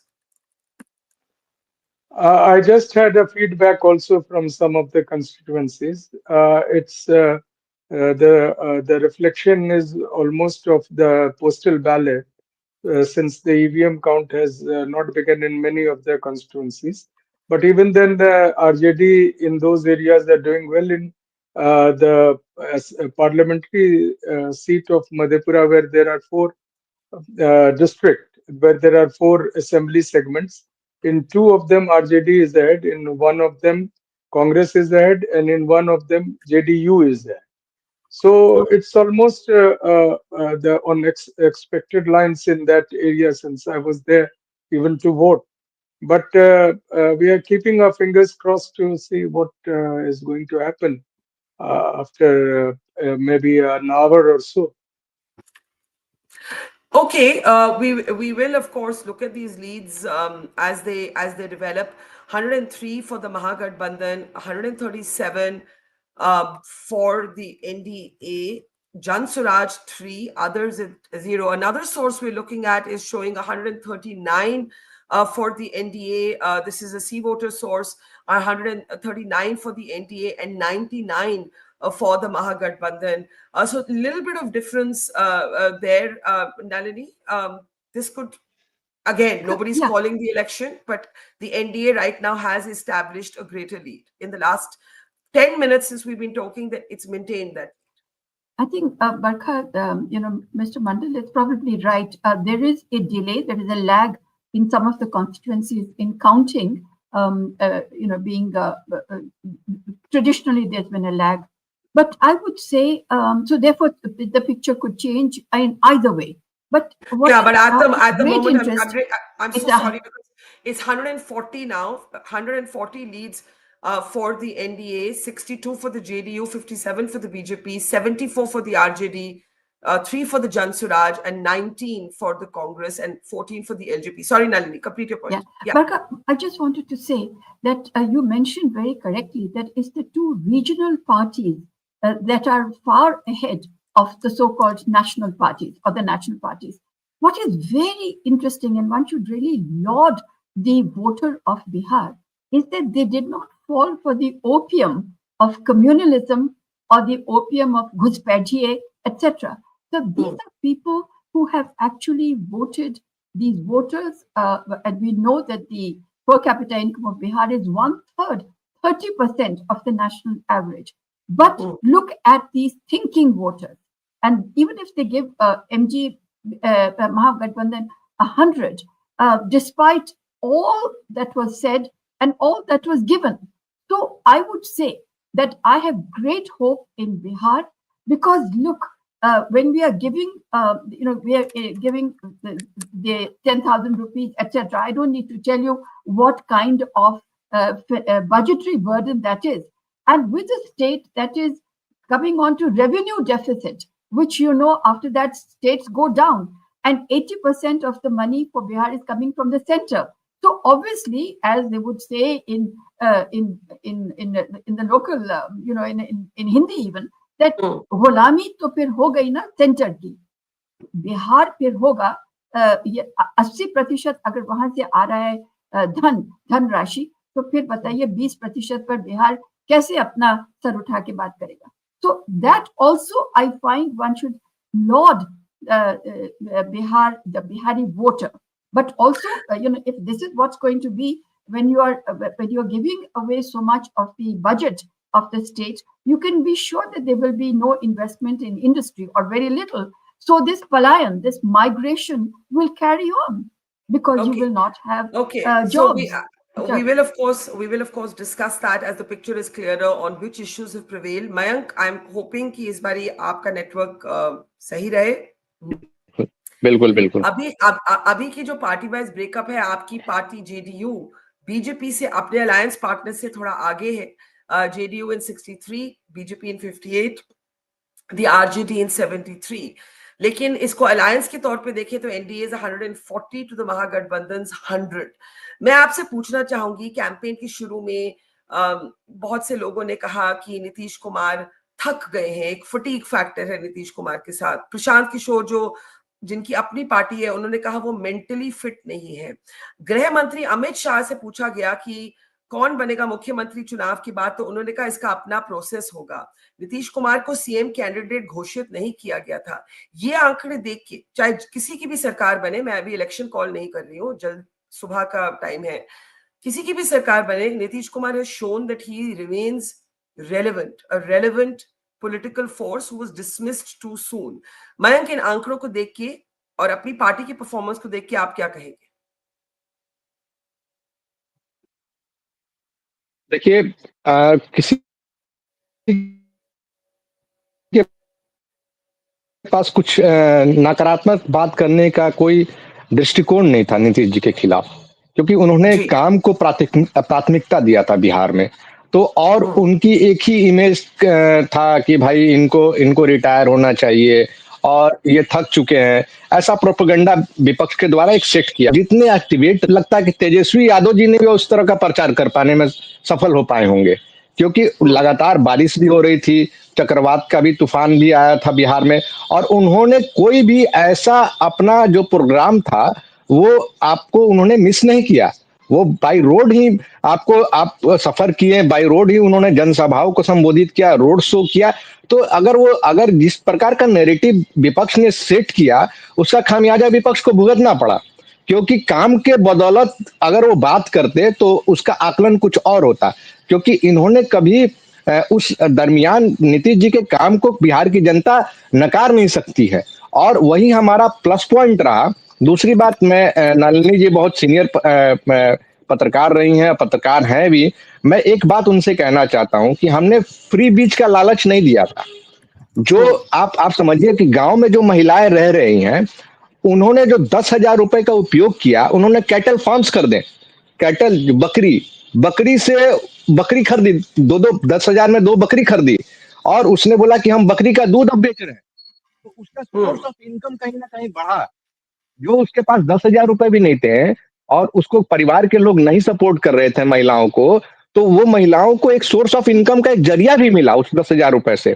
और अगर वो अच्छा करेंगी तो माननीय मुख्यमंत्री जी ने भी बोला है कि उसको 2 लाख रुपए हम देने का काम करेंगे. तो कुछ लोगों ने पार्चून की दुकान खोली है, कुछ लोगों ने सिलाई की मशीन ली है किस्तों में कि हम सिलाई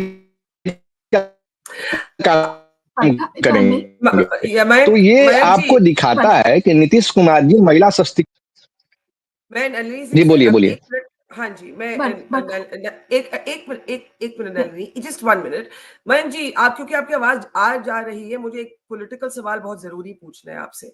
अगर आप हमारे स्क्रीन पे ये आंकड़े देखें तो आप देखेंगे कि बीजेपी 58 सीट्स में आगे है. पिछली बारी उनको 74 सीट्स मिली थी. इसका मतलब अभी तक अगर आप देखें तो BJP compare to last time, BJP is a party थोड़ी नुकसान में है। जेडीयू जिसको 43 सीट्स मिली थी लास्ट टाइम, वो आगे है 60 सीटों में, ठीक है। एलजेपी जो एनडीए की बाहर लड़ी थी last time and it was believed to weaken Nitish Kumar, वो रफली सेम है, 14 सीट्स में आगे, पिछली बारी 12 सीट्स थी। तो आपको क्या लगता है ये जो जेडीयू की इंप्रूव परफॉर्मेंस है और बीजेपी को थोड़ा नुकसान है, क्या जेडीयू की वोटर ने, मतलब ये कैसे, ये आप कैसे एक्सप्लेन करते हैं, ये जो बीजेपी को नुकसान है ये और जेडीयू को फायदा है, ये आप कैसे एक्सप्लेन करते हैं? देखिए, नुकसान जो पिछले चुनाव का था वो सबको मालूम है, उसको दोहराने की जरूरत नहीं है। जी चिराग पासवान जी हमारे बाहर थे, उन्होंने जेडीयू को जिस प्रकार से भी डैमेज करने का काम किया, उससे हमारी सीटें घटी थी। 25 से 30 सीटों पे हमें नुकसान उठाना पड़ा था, तो उस बातों पे हम जाना नहीं चाहते हैं। इस बार हम सारे लोग मिल के लड़े हैं और हमें उम्मीद है कि भारतीय जनता पार्टी का भी परफॉर्मेंस अच्छा होगा। अभी तो रुझान आ रहे हैं और मुझे ये भी उम्मीद है कि जनता दल यूनाइटेड आपको सबसे बड़ी पार्टी बन के बिहार में उभरेगी, क्योंकि जो नीतीश कुमार जी का काम है वो लोगों के दिल में बैठा हुआ है और वहां पर किसी भी हमारे नेता ने कभी जात पात धर्म की राजनीति नहीं की। उन्होंने एक तरफा काम किया, बिहार के विकास को कैसे आगे बढ़ाना है। भारत सरकार ने जो सपोर्ट किया, आदरणीय प्रधानमंत्री जी का हम तहे दिल से 2014 से शुक्रिया अदा करते हैं कि बिहार में उन्होंने लगातार बिहार को मजबूत करने का काम किया, जो पिछली किसी सरकार के प्रधानमंत्री ने करने का काम नहीं किया था। इसलिए दोनों लोगों का परफॉर्मेंस बहुत अच्छा होगा। एक आध दो सीटों का अंतर हो सकता है। पर ये ज्यादा जेडीयू की जो रिकवरी है, इस बारी चिराग पासवान एनडीए के फोल्ड में है, पिछली बारी नहीं थे, उससे नुकसान पहुंचा। आप उस बात को ना भी दोहराना चाहे तो अगर मैं आपसे पूछूं कि जेडीयू को जो 17 सीटों में आज के चुनाव में अभी तक फायदा हो रहा है और बीजेपी को उतनी ही लगभग सीट्स में नुकसान हो रहा है, इसको आप कैसे देखते हैं? इसमें तो JDU will become the more dominant, अगर ये रहे आंकड़े तो JDU will become the more dominant partner in the NDA. बिल्कुल उल्टा हो गया पिछले नहीं चुनाव नहीं के देखिए मुताबिक। नहीं देखिए, हम लोग अलायंस पार्टनर हैं, कोई डोमिनेंसी का यहाँ चक्कर नहीं है। पहले ही हमने क्लियर कर रखा है कि भारतीय जनता पार्टी की सीटें ज्यादा आई या जेडीयू की सीटें ज्यादा आई, ये दोनों सीटें एनडीए के लिए ही हैं। तो हम लोगों ने कभी किसी को ऊपर नीचे करने का काम नहीं किया, ये महागठबंधन के लोग कर सकते हैं। भारत एनडीए के कार्यकर्ता और एनडीए के नेता जो हैं वो सब कुछ एक साथ है संगठन के विस्तार के लिए, और जो भी चुनाव का रिजल्ट आएगा उसमें हम लोग सभी लोग एक है और एक हो के चुनाव लड़े थे। किसी को किसी प्रकार से किसी को नुकसान पहुंचाने का काम किसी एक दूसरे पार्टी ने नहीं किया है बिहार में। तो जो मैंडेट आया है, जो मैंडेट चल रहा है, वो जनता के द्वारा दिया हुआ है। इसमें हम विशेष अभी समीक्षा होगी तो पता चलेगा कि जनता दल यूनाइटेड की सीटें किस प्रकार से बढ़ी और भारतीय जनता पार्टी को किस चीजों से नुकसान हुआ, वो तो एक समीक्षा का बात है। लेकिन अभी तो हमारी सीटें, हम तो बिहार के मतदाताओं को बड़ा देतुल्य जनता को बड़ा ही धन्यवाद करते हैं कि उन्होंने नीतीश कुमार जी के काम को, माननीय मुख्यमंत्री जी के काम को मुहर लगाने का काम किया है और उन्होंने जनता दल यूनाइटेड को जो आशीर्वाद प्रदान किया है उसके लिए हम कोटि कोटि उनको धन्यवाद देते हैं। बस हम अभी आज यही कहेंगे, क्योंकि ये चुनाव का शुरुआती रुझान है। अभी कहना बहुत जल्दबाजी होगा कि भारतीय जनता पार्टी को क्यों नुकसान हुआ, जनता दल यूनाइटेड को किस प्रकार से फायदा हुआ। हमारे जो मैनेजमेंट टीम थी वो हर विधानसभा पर अपने कार्यकर्ताओं को बूस्ट कर रही थी और हर प्रखंड के लेवलों पर अपने पदाधिकारियों को बूस्ट कर रही थी कि नीतीश कुमार जी के काम को घर घर तक पहुंचाने का आपको काम करना है, जिसके लिए पार्टी लगातार पिछले 6 महीने से काम कर रही थी। तो उसका फायदा मिला है। Sorry, मैं interrupt कर रही हूँ. Before Dr. Mandal and Nalini respond, we are looking at two sources for our numbers. C Voter has this automated numbers update, which I want to share with you.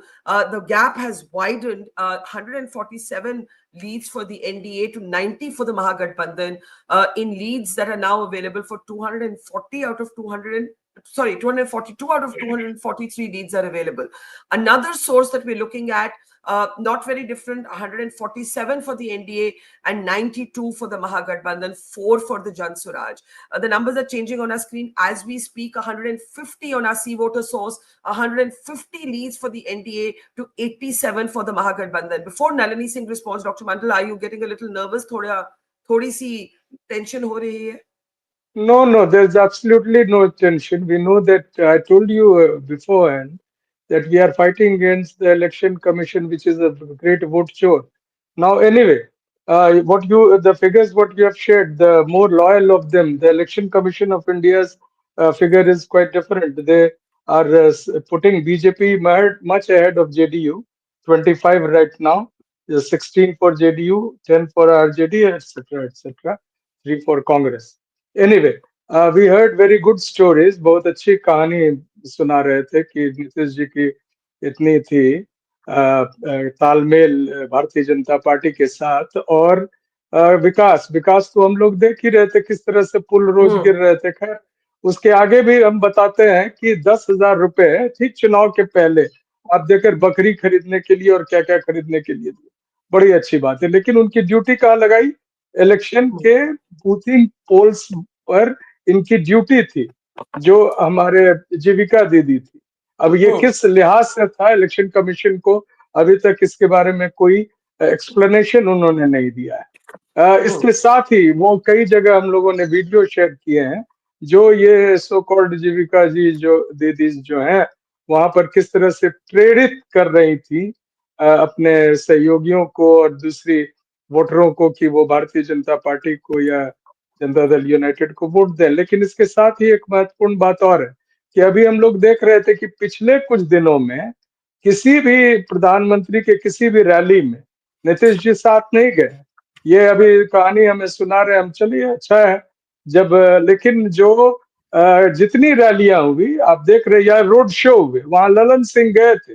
अभी ऐसी भी खबर आ रही है कि जेडीयू में ललन सिंह और जो संजय झा है उनके प्रति थोड़ी सी जो भी नाराजगी या यूं कहिए जो रिपोर्ट्स आ रही हैं उस पर मैं अधिक टिप्पणी नहीं करना चाहूंगा। लेकिन ये निश्चित तौर से है कि नीतीश जी को एक स्पेंट फोर्स बता दिया अमित शाह ने बार बार पटना में रहकर अपने होटल में रहकर, जहां सीसीटीवी पे कागज लगा दिए गए उस रात को जहां पर जब वो अफसरों से मिल रहे थे। तो ये सारी, और इधर दिल्ली में ब्लास्ट हो रहा था। तो खैर ये बातें हम लोगों ने देखी तो हम नर्वस क्यों होंगे? हम तो देख रहे हैं कि हम जनतंत्र की रक्षा के लिए और संविधान के लिए की रक्षा के लिए लड़ रहे हैं। मैं डॉक्टर और मंडल नर्वसनेस रिजल्ट की बात कर रही हूँ। तेजस्वी यादव नहीं रिजल्ट देखिए, रिजल्ट अगर अभी भी मैं दावा करता हूं कि एक भी कंस्टिट्यूएंसी में एक भी में आप जो बैलेट से वोट करा लें, चुनाव आयोग निष्पक्षता के साथ वोट करा दे, तो कहीं भी जो है एनडीए नहीं जीत सकती है बिहार में। ये मेरा दावा है। Dr. Mandal, it can't be that if the opposition wins the election is fair and if the NDA wins the election is unfair. No, we are not saying. We are repeatedly saying. We are repeatedly saying. I have told in other channels also today. I'm sharing with you also. Even in the Lok Sabha elections, 80 seats, 79 to 80 seats have been bungled up by NDA, the BJP. And what my contention is that everywhere, if the election commission was much fairer, then the BJP, even in Haryana or Maharashtra, they could have gone much below. I will tell you, and then Nalini Singh can come in, I will tell you that actually if you look at the party-wise breakup, it is the BJP right now that is down compared to the last time. It had 74 seats last time, is now leading in 64. Okay, the numbers seem to have changed a bit. The RJD is in 63. The JDU, the story of the election seems to be the JDU, Nitish Kumar's party, written off by everybody. Nitish Kumar did not do a single interview. He just did his election rallies. His opposition called him unfit. His alliance partner wasn't willing to declare him a chief ministerial candidate. Remember, the Gathbandhan had Tejashwi Yadav, लेकिन NDA ने नीतीश कुमार को नहीं घोषित किया. The JDU is leading in 69 seats. If these trends hold, I don't know if they'll hold. The main competition is between Nitish Kumar and Tejashwi Yadav. That is what is very clear. It is the regional parties that are battling it out for the heart of Bihar. 69 of the JDU to 63 of the RJD. The NDA has now widened its lead, 152 leads for the NDA to 87 of the Mahagathbandhan, 4 for the Jan Suraaj party. Dr. Mandal, please let Nalini Singh respond and then Mayank of the JDU to respond after that, because it's a very, very interesting 1 minute. I'll just one point. Just I wanted to tell you. Okay, all right. Yeah, you were saying national parties. BJP contested 101 seats. Congress Yes. party contested almost the half of that. That was what you should also tell Oh, your viewers. fair enough. But for all the emphasis I was making, Nalini, was that the one politician who was written off, he was written off by the media, he was written off by his opposition, he was possibly even written off by his alliance partner. Dr. Mandal gave us a few examples, even if Mayank can't speak freely about them. Amit Shah very clearly said that the chief minister will be decided after the election. At the moment, you could argue it's the Mahila welfare scheme. You could argue somebody else said, I think you said, or somebody else, is it sympathy? I don't know. I don't know what it is. But the Nitish Kumar, जिन्होंने एक interview नहीं किया पूरे campaign में, एक video release किया बस चुनाव से 2 दिन पहले, बस. His party is leading in 69 seats. At the moment, the JDU is leading in more seats than any other party. It's going up and down. It's changing. But at the moment, Nitish Kumar ki JDU sabse aage party hai at an individual level. If these numbers hold, the story of the election will be Nitish Kumar. Nalini. Absolutely right. And I would say that here, Nitish Kumar has become synonymous in the minds of the weakest in Bihar with the fact that there's somebody to look after us. Koi to hai. So I would say that, all the benefits that I was listing earlier, people are actually connecting that with Nitish Kumar, not with any other party, or to much lesser extent with other parties. So I think, but I also agree with you that Nitish Babu did not appear on television, did not have social media. But I would say one thing, that not only that, during COVID times, I remember that Nitish Kumar was actually housebound for months and months. And that was a real criticism at that time. But the public has overlooked all that. And here is a person who is, if there is a sympathy vote, the people in Bihar do not kick out the elders of the family. So maybe that would be one. But, still, I would say that we have to talk about, when Mayankji was saying that is it not something we want, that the poorest woman should have 2 goats, or she should have a sewing machine, etc. I would say the answer is yes, yes, and yes. But the point is, what happens jab aapka khazana phir khali ho jayega? When you've got, when you've done with this money and you've given it, then again, who are you going to look up to? To the center? So you become a state which is tied to the center. Sorry, I'm sorry. I just have some very interesting data. The JDU is leading in 71 according to the C voter data that we have. It contested 101 seats.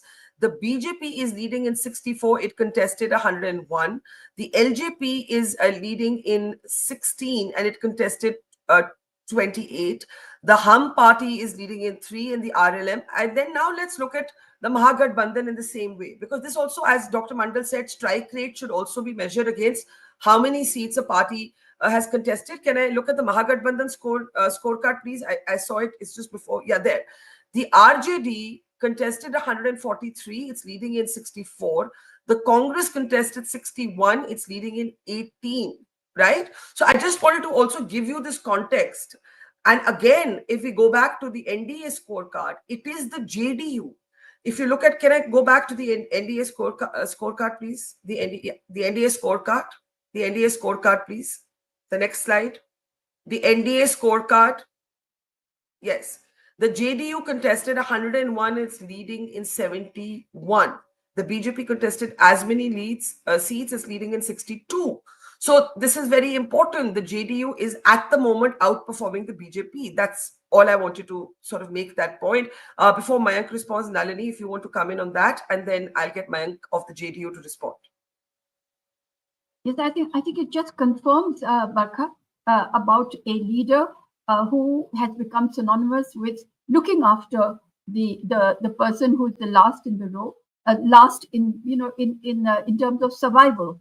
And I think that when I was talking to people, they said, what more do we want? We've got all this. What more do we want? That is a fantastic assumption and the perception of the voter at the bottom end. And this is the EBC that we were talking about. I would just say that, so this is a formula, but we as journalists must talk about looking at it from 30,000 feet above. The question is, if you are not investing in something which will give you GST returns, if you're not having construction that gives you the registration fees, etc., where does a state government earn from? So it earns from these sources. So if it earns, then it invests. If it invests, then the youth stays back in Bihar. I'm just saying that the families are getting fractured, and we are seeing only one generation. Wait until it becomes another 10 years or so. This is a sociological phenomena that will take place. I'm only saying that. It's not something we should talk about today. But certainly there is something. Before Mayankji responds, the latest leads from C Voter, we have 243 out of 243 leads. The NDA ahead at 151.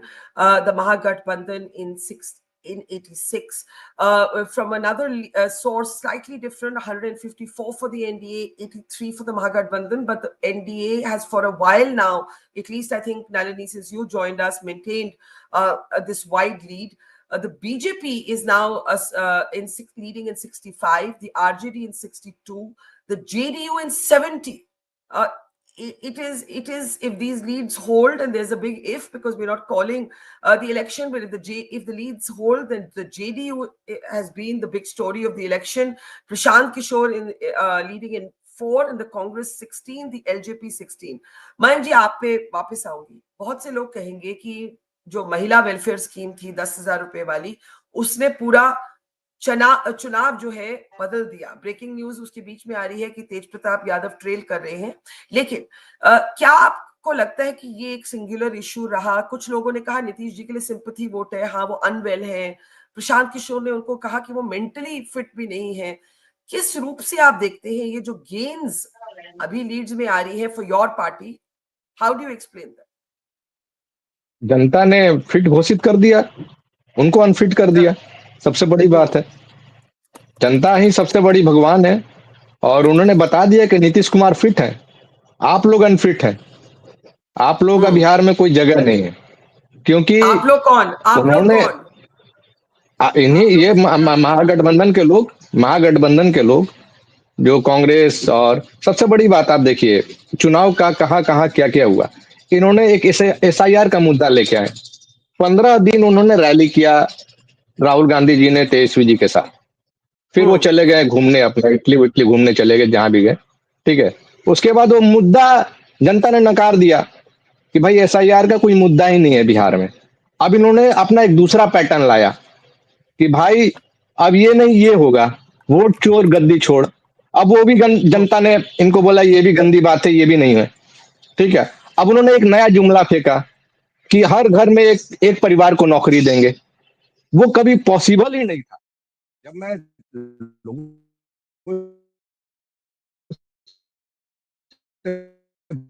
आपकी आवाज चली गई मैंग जी, बात कर रहा आपकी आवाज चली गई बिहार में. हाँ, तो बोले कि अगर ये कहते कि जो सरकारी नौकरी हाँ अब आ रही है सरकारी नौकरी जितनी खाली पड़ी हैं उसको भरा जाए और नई नियुक्तियां सरकार के अनुसार लाया जाए, तो वो एक बात सच हो सकता था.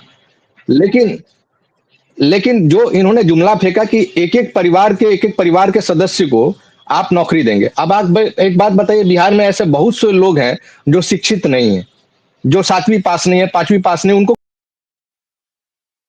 Okay, we lost Mayank Sinha of the JDU right there, but the JDU is very much the story of the election at this point. And let's look at this very interesting graphic on our screen. It also gives you the strike rate of the parties. It also tells you, how many seats they sort of fought last time.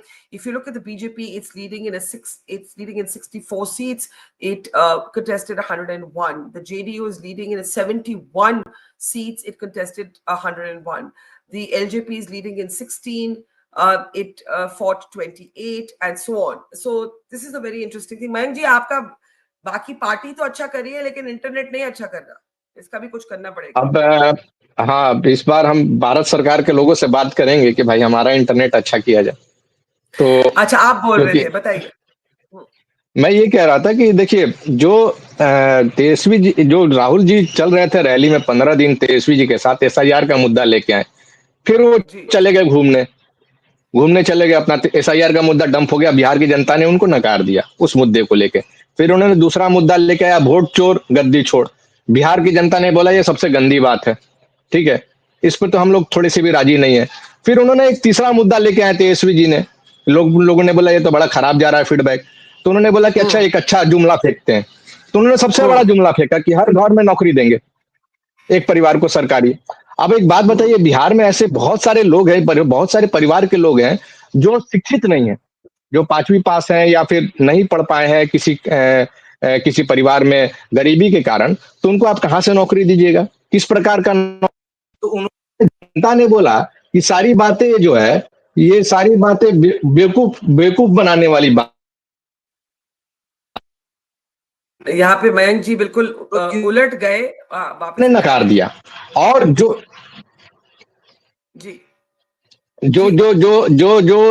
चीजें थे, जनता ने बिल्कुल नकार दिया इनको.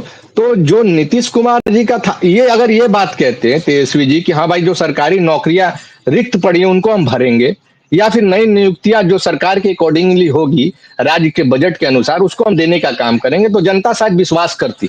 लेकिन ये लोग विश्वास के लायक ही नहीं है.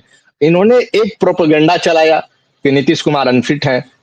अगर आप बताइए, कोई मुख्यमंत्री अनफिट रहेगा तो इतना बड़ा बिहार में जो विकास का काम चल रहा है वो कैसे होगा, कैसे संभव है? आप, इनका काम है केवल मीडिया में आके बाइट दे देना, कुछ भी बोल देना. आप एक देखिए, पटना मेट्रो चला, ये कितना बड़ा, बिहार की जनता ने कभी सोचा था कि पटना में मेट्रो चल पाएगा?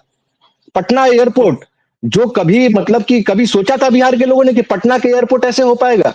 6 लेन का जो ब्रिज बना बिदुपुर का, देखिए कुछ पुलें टूटी हैं, उस पर सरकार ने काम किया है, सरकार ने जांच का आदेश दिया, सरकार ने उनको संज्ञान में लेके उन कंपनियों को ब्लैकलिस्ट किया है जो भ्रष्टाचार के आरोपी थे.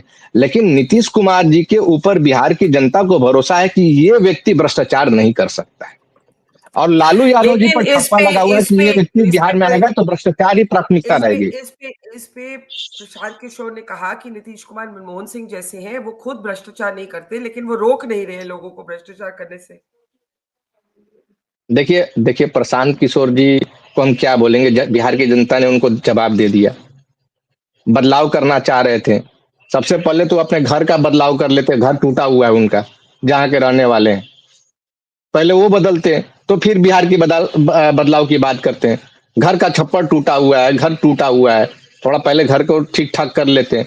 घर से ही लोगों की पहचान होती है, तो बिहार के बदलाव के बारे में बात करते हैं.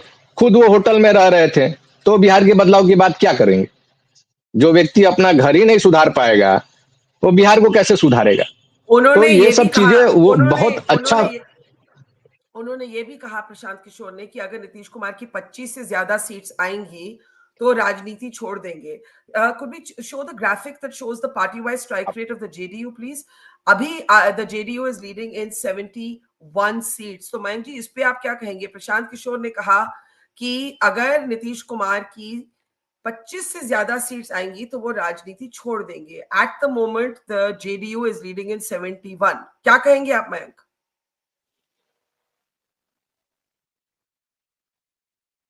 नहीं आ रही आवाज. देखिए, अब तो ये बात मीडिया को उनसे पूछना चाहिए कि भाई 25 सीट से तो ज्यादा आ गई, आप राजनीति छोड़ रहे हैं आप. हेलो, हम कह रहे हैं कि आप मीडिया को, लोगों से उनसे सवाल पूछना चाहिए कि आप राजनीति छोड़िएगा, बिहार में रहिएगा या फिर कहीं घूमने जाइएगा बाहर. तो ये तो अब आप देखिए, बिहार की जनता ने उनको नकार दिया है. प्रशांत किशोर जी बातों के बहुत ही धनी व्यक्ति हैं, अच्छे वक्ता हैं, अच्छे प्रवक्ता हैं, लेकिन जो बातें, वो अच्छे एनालिसिस्ट भी हैं, वो चुनाव लड़वा सकते हैं, लेकिन अपनी पार्टी को उन्होंने चुनाव सही से नहीं लड़वाया. मैं आपको बहुत एग्जाम्पल देता हूं. मैं घुमा हूं, मैं आपको बता रहा हूँ कि जन सुराज एक कॉर्पोरेट बॉडी की तरह काम कर रहा था। 4-5-10 लड़के रख लिए, कंप्यूटर रख लिए, उस पर डाटा बना रहे हैं और राह चलते जैसे नहीं होता है कि एक सर्वे कर लिए कि आपको क्या चाहिए, तो ये चाहिए, ये चाहिए, ये चाहिए, उसका नंबर लिख लिए और कह दिए कि बस ये लोग बदलाव चाह रहे हैं। इनके ग्राउंड पर एक भी बूथ का मेंबर नहीं था। जो भी लोग इनके पार्टी से लड़े हैं, मैं आपको बता रहा हूं, बहुत इंटरनल बात बता रहा हूं मैं, वो अपने बदौलत लड़े हैं। प्रशांत किशोर जी का कोई योगदान उसमें नहीं है। उन्होंने अपनी खुद की बूथ कमेटी बनाई है, उन्होंने खुद अपने बूथ पे जाके लोगों को खड़ा होने के लिए प्रेरित किया है। जो भी कैंडिडेट लड़े हैं, प्रशांत किशोर की टीम एक कॉर्पोरेट टीम जिसमें 10,000, 15,000, 20,000 के लड़के हायर हैं, वो अपनी नौकरी कर रहे हैं। उनको बिहार के बदलाव से और बिहार के सोच से कोई लेना देना नहीं था। मैं बहुत स्पष्ट आपको बता रहा हूं। आप जाइएगा, उनसे सवाल पूछिएगा, तो ये बोलेंगे कि हम ये करना चाहते थे, वो करना चाहते थे, बिहार में बदलाव था, लहर था, ये था, वो सब बातें करेंगे। अभी तो जब पोलिंग हो रहा था और तेजस्वी जी बड़े उत्साहित थे और हम लोग भी तेजस्वी जी पर मन ही मन हंस भी रहे थे कि ये व्यक्ति क्या बोल रहा है कि वोटिंग परसेंटेज ज्यादा हुआ। अरे वोटिंग परसेंटेज इसलिए ज्यादा हुआ कि नीतीश कुमार को जनता फिर से रिटेन करना चाह रही थी और महिलाओं ने बढ़ चढ़ के वोटिंग किया। मैं तमाम हमारी यूएसपी ही महिला रही है, क्योंकि नीतीश कुमार जी ने जो महिलाओं से मैंने पूछा तो बोले कि हम लोग को पहले बाहर नहीं निकलने दिया जाता था। एक मिनट मयंक जी, एक मिनट मयंक जी, एक मिनट। ये जो महिला नहीं देखिए, महिला स्कीम जी मैं पूछना चाह रही हूँ, ऑपोजिशन ने, doctor Mandal, I want to come to you after that. Opposition ने कहा कि ये वोट खरीदी है। उन्होंने इस स्कीम के बारे में कहा वो ये वोट खरीदी है। शायद वो ये कहेंगे कि नीतीश के नंबर्स ऐसे इसलिए आए हैं क्योंकि उन्होंने 10,000 रुपए औरतों को दिए। क्या कहेंगे आप इस पे मयंक जी, अगर ऑपोजिशन ऐसा कहती है तो? नहीं देखिए, हाँ जी, उनकी बातों पे जनता नहीं फंसी।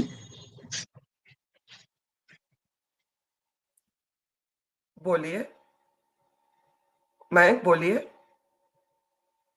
अच्छा मयंक, आपकी आवाज शायद नहीं आ रही, प्लीज रिकनेक्ट करें आप। इतनी देर में मैं, एक minute doctor Mandal, let me get a last comment from you on what the numbers look like as we move on to our next segment of analysts.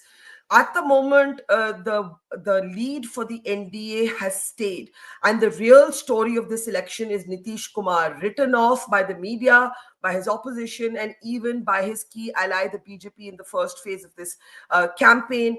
The BJP is leading in 63 seats, the RJD in 59, the JDU in 73 seats, the Congress in 18. Alliance-wise, the NDA is ahead at 155 to the Mahagathbandhan's 82. This number has not shifted for the last 30 minutes odd. I'm not saying I'm calling the election, I'm just saying it hasn't shifted. Dr. Mandala, a last comment from you. I think the figures are should be shifted because we have lots more to for the counting, even the time and number of votes which is coming. The election commission site says that JDU is 51 and BJP is 48, and accordingly RJD and they've given yes, the the election commission numbers are a bit different. We've been looking at those numbers as well. They count a little bit more slowly. We'll maybe have a look at the EC numbers as well. No, they take the official feedback from the district magistrate, that is the returning officers of every booth. But अभी हम सुन रहे थे कितने बेशर्मी के साथ ये Janata Dal United के हमारे प्रवक्ता बोल रहे हैं कि वो सरकारी, अरे सरकार आपकी है, आप नौजवानों को जो नौकरी मांगने जा रहे हैं, सड़कों पे दौड़ा के मार रहे हैं, पीट रहे हैं, और यहाँ पर आप भाषण दे रहे हैं और राहुल गांधी के बारे में बोल रहे हैं कि ये कहाँ गए, नहीं गए, इटली गए। अरे आपके प्रधानमंत्री कहाँ गए? यहाँ दिल्ली में ब्लास्ट हुआ था और अपने मित्र अडानी जी के लिए पहुंच गए भूटान। और सबसे बड़ी बात, जिनका बैग हमेशा पैक्ड रहता था विदेश जाने के लिए, अब किसके डर से वो थर-थर करते हैं कि सभी बड़े जो सम्मेलन है उसमें जाने से इनकार कर दिए। ये सब जरा देखिए और फिर बात कीजिए। राहुल गांधी के अपने जो उनके अपने पहुंच है, बड़े यूनिवर्सिटीज में है, जहां पर जो डिग्री छुपाने वाले लोग जा नहीं सकते हैं, उनकी हैसियत नहीं है। और साथ ही मैं बता दूं कि अभी जो महिलाओं की बात आप कर रहे थे, महिला एक डिस्टिंक्ट आइडेंटिटी नहीं है। It has got its identity also amongst the social structure of the state. It is identified with the people and community. That is, even the castes reflect there. But there is one community, that is the youth, which has gone ahead everywhere, every survey. They have reportedly and categorically stated that they want a change. And I think ultimately, whatever the result might come, it will reflect a change. At least we are sure, even in spite of the fact that Election Commission of India is doing repeated bungling. There is no going back on SIR and vote sure. My friend should know we are still on it. And even recently, Rahul Gandhi has exposed, and every time he exposes, even the small children have started calling the great leader of this country vote sure. So that should be remembered. Thank you. Okay, Dr. Mandal, I'll thank you for your time today. Mayank Sinha, I'm going to request you to stay on with us. Nalini, if you have a final word in this hour, and then we will connect with you later. I just want to give you the overall picture. The NDA is now leading in 156 seats to 81 of the Mahagathbandhan and 3 for the Jan Suraaj party. Could I have the party-wise breakup, please, on my screen? Party-wise breakup, yeah. The RJD is in 59, the BJP in 65, but the JDU is ahead in 72 seats at the moment, and I've been saying this for almost an hour now. It is the JDU that is very much the story of this election. Nalini Singh, a final comment from you. Barkha, finally, I would actually like to ask the Congress party. See, it is 130 years old, of plus or minus, versus a party that's 3 years old. So the Congress party seems to be leading in about 16 or 19. And this JSP, Jan Suraaj party, is already leading in about 4. So, they are fighting. Congress party will now fight for the 4th place amongst the parties. 4th place. And JSP might be fighting for the 6th place. Does the Congress party not believe that there is something going wrong with the way it is approaching elections? It can say anything about money, about the fact that the whole machinery, election commission, SIR, but the Congress party itself, a national party, should actually today be ducking behind. They should, what is the lesson the Congress party is learning? To me, that's also very important. But I think one should finally laud the voter of Bihar, who has, even the 81 seats that you are showing for Mahagathbandhan, in the face of this tsunami of welfareism, of free power, of old age pension, 10,000 rupees with the promise of 2 lakh rupees, etc. I think that this is something that we should, we have to now bracket this and say what's going on. But certainly the poorest people have responded. But one should laud Bihar because it did not fall for communalism, it did not fall for this ghuspetia, it did not fall for anything which provokes the social harmony. And many of your people, reporters who've been out have said that over here, when you talk about the Muslim vote, not in Simanchal, but in other places, they say, and I have experienced this, that there really is very little friction between Hindus and Muslims in Bihar. At least they don't talk about it. Okay, Nalini, thank you so much. We'll let you go for now. We'll reconnect with you later in the day. We have very distinguished voices that will keep helping us make sense of this very, very interesting election.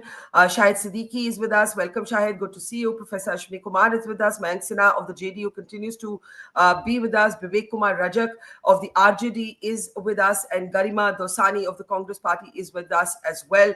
Thank you very much. At this hour, Nitish Kumar is the story of this election, the underestimated, unexpected, written off by his opponents, written off by the media, written off by even, I would argue, at least in the first phase of this campaign, his own ally who did not make him a chief ministerial candidate officially. His party is doing extremely well compared to the last time. And at last count, the JDU was leading ahead of all other parties. Can I have the party-wise breakup on our screen? In the meantime, this is what the alliance figures look like. The NDA is now leading in 157 to the 80 of the Mahagathbandhan. We also have the C voters automated figures, only slightly different. The NDA leading in 155 to the Mahagathbandhan's 81. Prashant Kishor's Jan Suraaj party is at 3, others are at 3. If you break this down party-wise, the BJP is leading in 65. The RJD has slipped compared to last time, is leading in 59. The JDU is leading in 72. The JSP, the Prashant Kishor's party in 4. The Congress in 17. The LJP in 17. Remember, the LJP did not fight with the NDA the last time. It was seen to be a move by the BJP to weaken Nitish Kumar. This time, the LJP is in the fold. But again, if I can have the party-wise comparison on our screen, you will actually see how much Nitish Kumar has gained or seems to be gaining in comparison to last time. In fact, early leads show that the JDU is performing better as a party than the BJP. So this is a very, very interesting development. I want to get reactions to it. Mayank Sinha, the JDU is with us, but let's first get the Congress and the RJD. मैं आपसे शुरू करूंगी. Vivek Kumar Rajak, how disappointed are you? Tension है, nervousness है. नमस्कार, क्या कहेंगे आप? What will you say? Okay. First of all, thank you, Barkha, for inviting us in the show. But all of us know that this is the beginning, and if you see the trends in the morning, I mean, when it started, and now the figures are changing every time. So we are neither disappointed nor we are so excited. So let it progress as the day progresses. So I think this will change. This will change very much. You're hoping. We are hopeful. You're hoping. Yeah, we are very hoping. much hopeful. We are very much hopeful given the response that we received during the campaign and during the election of 2 pages. So we are hopeful that these figures will change and will certainly form the government. Okay, I want Ashwini ji to come in, and then I'll come to Shahid and Garima. Yeah. If you look at the party-wise leads, Professor Ashwini, the JDU had 43 seats the last time, and it is leading in 72. If these leads hold, it has gained in 29 seats. The BJP has somewhat made up. It is now leading in 66, but it's down at the moment in about 8. The RJD, which was performing much better in the earlier part of the morning, is right now down in about 11 seats. The Congress is down in about 3 seats. Prashant Kishor has, of course, just started this election. You have been arguing that Nitish Kumar has built what you called a maternal welfare state. Is this the women of Bihar that can explain these numbers? ये numbers कैसे आप read करते हैं? And also, do you think the BJP made a mistake by not declaring him a chief ministerial candidate, or does it not matter if these numbers hold? We have to also remember, I can see Rajiv Pandey of the BJP, but if we can just Namaskar, fix him in such a way that he's not covering my... Namaskar, sir. Sir, I will... thank you. There you are. Hanji, Ashwini ji. Barkha, I mean, like, I'm not at all surprised. And as you rightly mentioned about the phrase I coined, maternal welfare state. Yes. Most significantly, even in today's express piece, I just mentioned what I would call that, the early trends are also a social script for Bihar, a social text. What the message I'm getting from the social text, from the early trends, that the Didi vote. Women are certainly at the center of this 2025 elections, and this is historic. And this historic election will create what we call multiplier effects across the nation. I mean, like 12 states. Do you believe Nitish Kumar was underestimated by both his opposition and his alliance partner, the BJP? Let me tell you, I mean, like the history of alliance between Nitish Kumar and BJP goes long back, 93.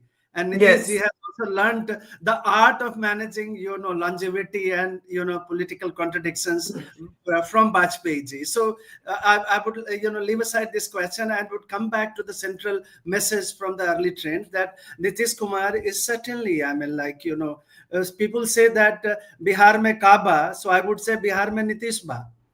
So if you look at it, the way Nitish Ba in Bihar is galvanizing, the very narrative of this social text. So given the chance, you know, I mean, like this, you remember we were together on 2020 also, verdict. With 43 seats, he became chief minister. With 72 seats or 78 seats, if he becomes number one, that would certainly, you know, say something very important, that Bihar is out of the dark ages.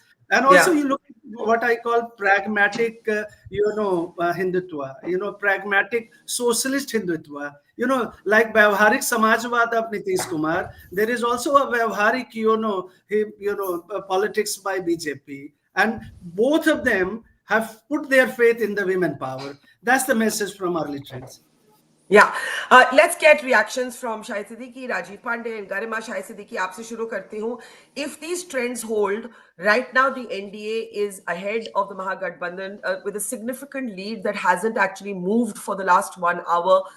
And the real story, as I have been saying, is Nitish Kumar. Nitish Kumar was called mentally unfit by Prashant Kishor. The BJP did not declare him a chief minister candidate.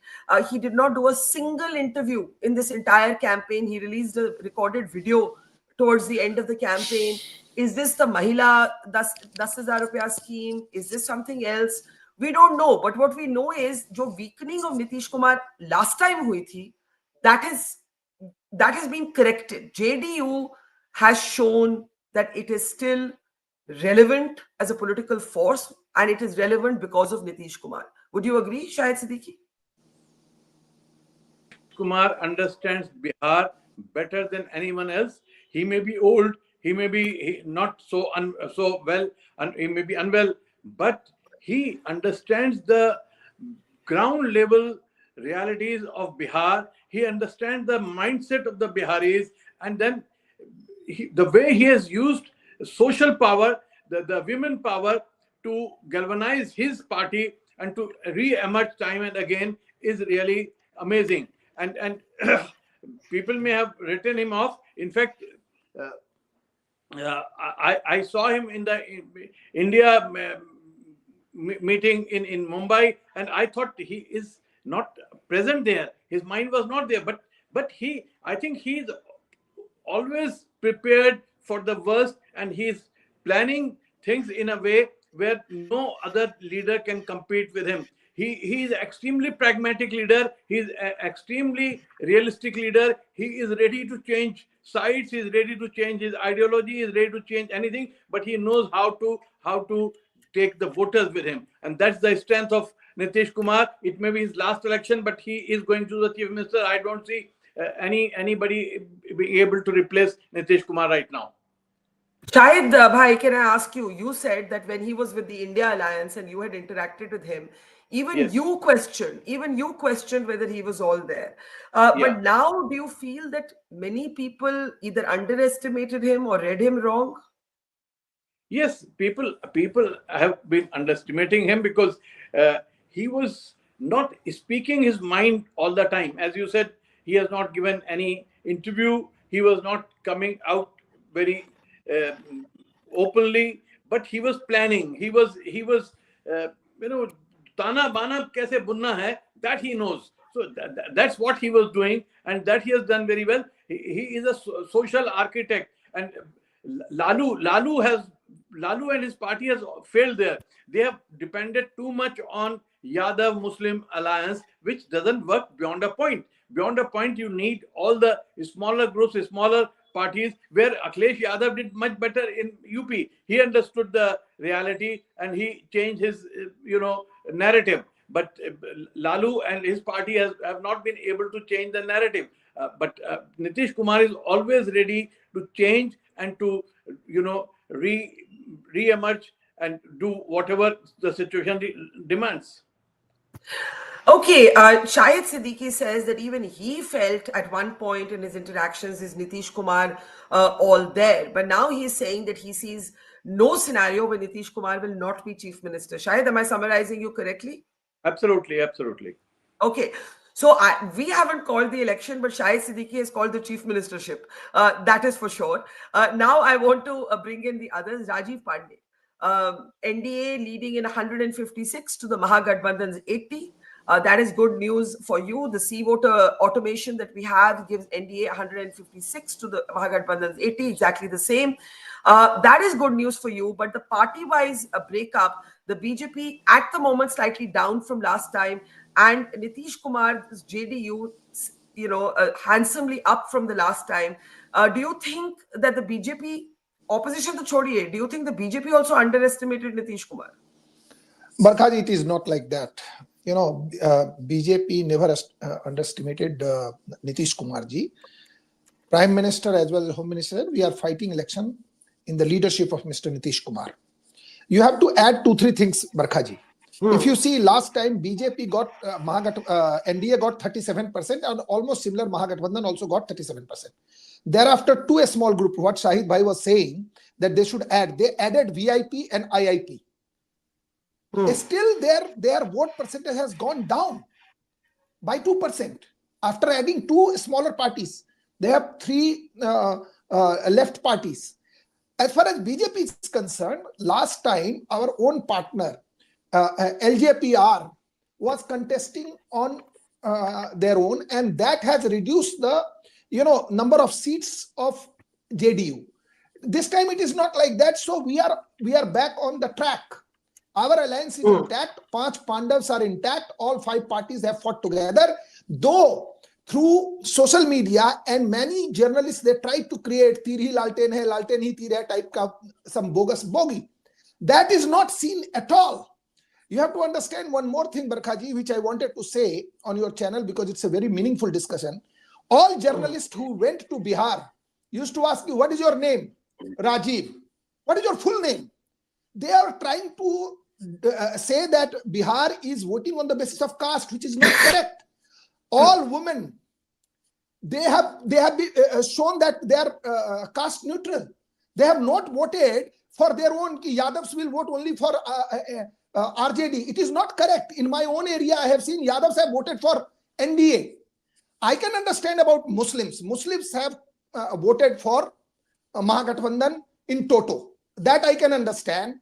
But in Bihar, if you see, from 2020, the government will be in power with 11% more votes. Barkhaji, that is the biggest point what I feel, that Bihar will be governed with a larger majority, ma'am. You try to understand. As far as Nitish ji is concerned, BJP, when Nitish ji was just 42 seats and BJP was 70 plus, that time also we said he will be the chief minister. It is between the Nitish ji and our top leadership, JDU top leadership and BJP top leadership. That's not the issue. If you go in Bihar, you have traveled in Bihar. If you go to Bihar, you see the electricity, road. It is, some people try to even paint Bihar about this criminalization issue. You see the difference between 2005 and today about the criminalization of politics also. I am trying to say in the whole election, not a single, incident, barring 1 or 2 incident in which one of the person got killed in Mokama and one or 2 more person. Otherwise, during Jungle Raj, at least 100 people used to get killed in every election. Am I right or wrong, ma'am? You were on the road. You were in Bihar in all elections. So what I am trying to say, Bihar is growing. I am telling you, Uttar Pradesh economically has come now in top 5 states, and somebody is saying on some point number 2 states. Now Bihar is on the verge of going to different development project, and you will see in the next 5 years what is going to happen. Now the infrastructural work is done, other things will take place, and I congratulate people of Bihar that they have elected and they have refused to go back to Jungle Raj. You understand? Okay. The people like Ritlal Yadav, the people like several Osama Sahab, you are trying to even communalize and criminalize the politics, and this is done. This is legacy of Lalu Prasad Yadav ji. I am trying to tell you, Barkha ji, people are not ready to accept Lalu Prasad Yadav ji again. Mark my word. And if this Tejasvi Yadav was saying all criminals around 2025, I have list. If you will say, after some time I can show, all these people were given tickets. In Darbhanga Grami, the same person is given tickets who is considered a big criminal. Ritlal Yadav's prachar is being done by Lalu Prasad Yadav. So that's, Bihar has rejected that. Bihar has rejected criminals. Bihar has rejected Jungle Raj. And one more thing, they tried to make it this SIR issue. People have rejected, people have supported SIR. Now this election was a referendum on SIR also. You understand? You know, opposition tried. SIR, why not anybody who is no more now, his name should be deleted? Why, if anybody we find even 5 votes from not Indians, why not their name should be deleted? Where is SIR agenda? Okay, SIR okay. is I think it's a very good question. And at the moment, I want to say the NDA is ahead in 160 seats. The Mahagathbandhan has fallen to 76. The Jan Suraaj party, Prashant Kishor's party in 2 and others in 5.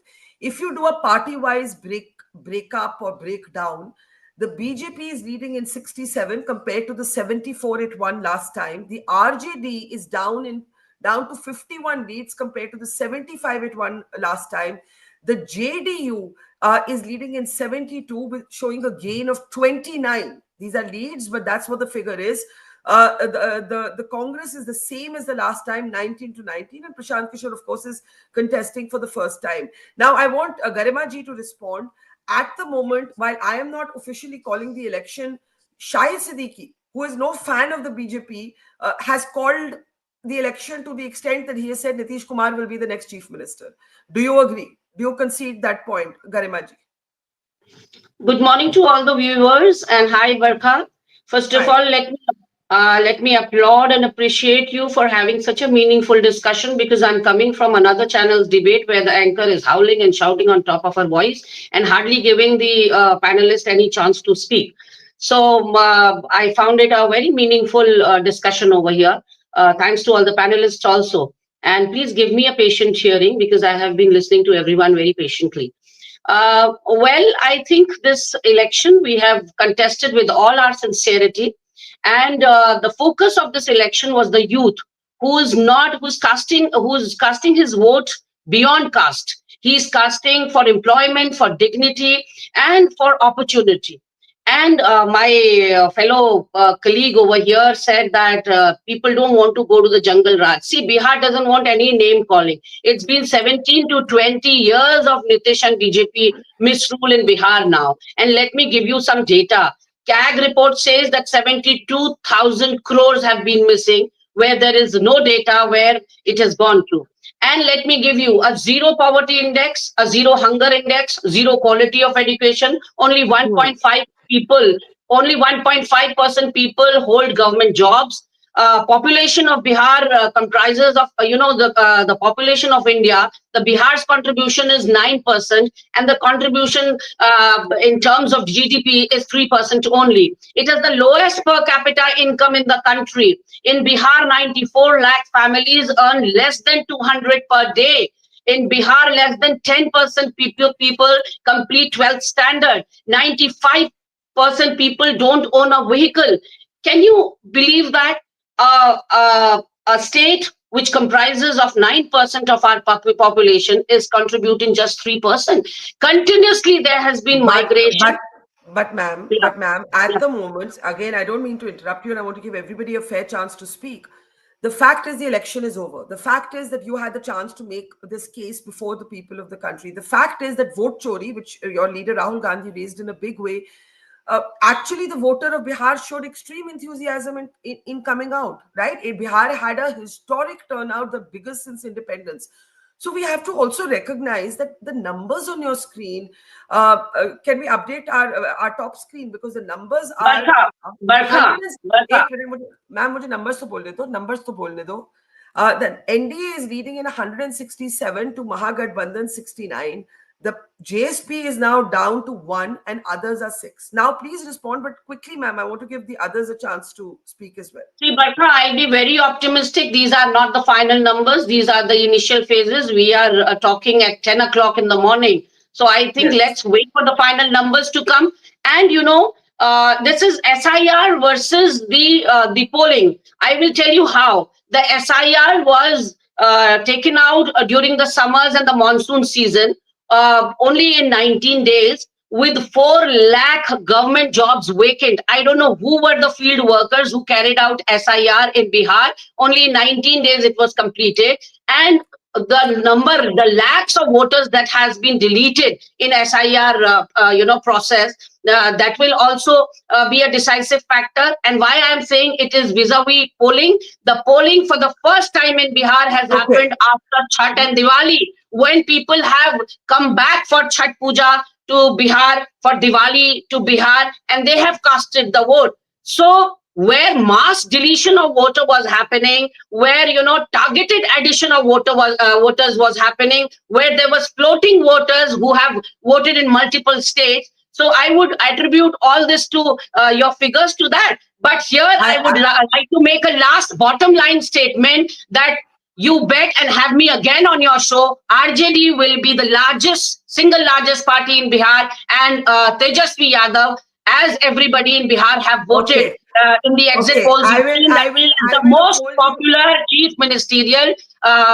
face. And also about Nitish Kumar, you were again and again posting this question to everyone, that why Nitish Kumar was not made the chief ministerial candidate. The reason is his several political flip-flops. He has lost his credential, and Nitish Kumar, if he would have done something substantial for Bihar, if he would have had some important establishments or achievements to pose, he would not need the crutches of BJP every time. Ma'am, let me speak now. You have said that I can ask you this maybe in an hour from now, and we'll test it, or maybe 2 hours from now. But at the moment, the NDA is comfortably ahead. I just want to say that the NDA is comfortably ahead. 1-1.5 घंटे से ये gap कम नहीं हुआ है, ये बदला नहीं है. The NDA is leading in 167 to the Mahagathbandhan 69. I know, Rajiv ji, you want to respond. Just one more minute. If you do this party-wise, the BJP has also now improved its tally. The BJP is now leading in 72. Almost the same as its 74 wala performance last time. So the big hit right now, I'm not calling it, but right now has been to the RJD, which is down in 31 seats compared to its 75. 1 minute, Rajiv ji. And the JDU is showing a gain of 29 seats. Now, please respond, Rajiv Pandey of the BJP. Just wanted to tell one thing, Barkha ji. I think Congress party understood Bihar better than RJD. They were saying, give me more seats. Now, if you see, their seats are reduced by 10 seats. And what is if RJD and Congress would have not fought, they would have not even opened account. They are saying that we have, because of the voting percentage and all these things. Now, this is not the time. This is not election meeting is going on, Barkha ji. Now, the mandate is given by the people of Bihar, and mandate is clear. The gap is increasing. Now it is NDA is 165. BJP, I am telling you what is my information. BJP will touch 80 seats, ma'am. Minimum 80 seats BJP will win. Let the final result come. And RJD should go down below 40 or 35 seats. People do not want RJD at all. I am telling you, if Congress and RJD would have fought separately, not a single seat they would have won. So that's why Congress was holding. That is my understanding about the Bihar. And whatever vote is right now with Mahagathbandhan, there is left parties who have cadre votes. That is adding in the vote of Mahagathbandhan. Left parties have cadre votes. Congress party has Muslim votes. So where is RJD? These RJD seats, they have fought on 143 seats, ma'am. 143, and they are down. Like by more than 31 seats. No, I did not disturb, ma'am. I didn't disturb anybody. 1 minute, all of you. Other people are also on this show. They also have only to one speak. line. Barkha ji, I want to go to Shahid, Ashwini, and Vivek. Yes, please. I'll just conclude what I am trying to say. Bihar has voted for Susasan. 1. Bihar has voted for SIR. 2. Bihar has voted for larger development, and I am saying on some points development has taken place, and you see the kind of migration. If you ask me personally, you go to village, you will find that 30 years back the situation of village economy, and today it is completely different. Barkha ji, I invite you to my village in Madhubani, which is on the border of Nepal. Their CPI is fighting. If CPI would have not fought, the NDA would have won by 50,000 votes. So they have some cadre votes. I am trying to tell you, Mahagathbandhan and Lalu Prasad Yadav's party is rejected in toto. That is my final point at this moment, ma'am. Okay. I want to actually just go back to the numbers for a second, and then I want to get Shahid and Ashwini. If we take a look at these automated numbers from C Voter, whom we are partnering with on this live broadcast, it gives you a very interesting point on the strike rate. So the BJP contested 101 seats and it is leading in 74. The JDU contested 101 seats and it is currently leading in 70. This is going up and down for the BJP and JDU and so on. Can I also see the Mahagathbandhan scorecard also? Could you go to the Mahagathbandhan scorecard? In the meantime, while it's coming up, the Mahagathbandhan scorecard, you now have the RJD contested 143 seats. It's leading only in 52. The Congress contested 61. It is leading in 12. So we have to also see performance vis-a-vis how many seats were contested. Shahid Siddiqui, let's bring you in. The gap is very significant. Again, we have learned the hard way that elections go up and down. हम लोग सब बहुत सीख जल चुके हैं इसे, तो we are being very careful. But the BJP, which I was saying just 10 minutes ago to Rajiv ji ki, "Arey, JDU might outperform you." The BJP right now is the single largest party. So badal raha hai. The BJP is in 74, the JDU is in 70. But again, I will still say Nitish Kumar is the story of the election because it's a massive gain for him. It's a massive, massive gain for him compared to the last time. The RJD has fallen. You know, ek ghanta pehle I was saying, अच्छी लड़ाई है. Whoever forms the government, close fight hai. Ab close fight nahi lag rahi, nahi dikh rahi. RJD is down to 52 seats. And Prashant Kishor is leading in 4 seats. The Congress is further down to 12. And the LJP is at 70. Shahid Siddiqui, and then Professor Ashwini, and then Vivek, and then Mayank, in that order. Yes, Shahid Siddiqui. Barkha, people are saying that the young youth have risen above caste politics or caste divisions, but I believe that it is women who have risen above caste divisions. Reasons are different. It's not because they don't believe in caste anymore or they have become more enlightened, etc., etc. It's because of the I won't call it a bribe, but it's a kind of that which was given to women and women in a state like Bihar, where there's so much poverty.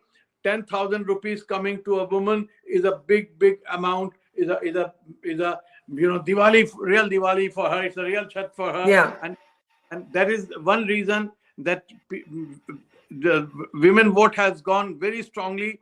Even the Yadav, and in some cases I've heard Muslim vote also have, Muslim women have also voted in some cases for. So do you think it's the Mahila welfare scheme alone, or do you think Nitish Kumar's reputation?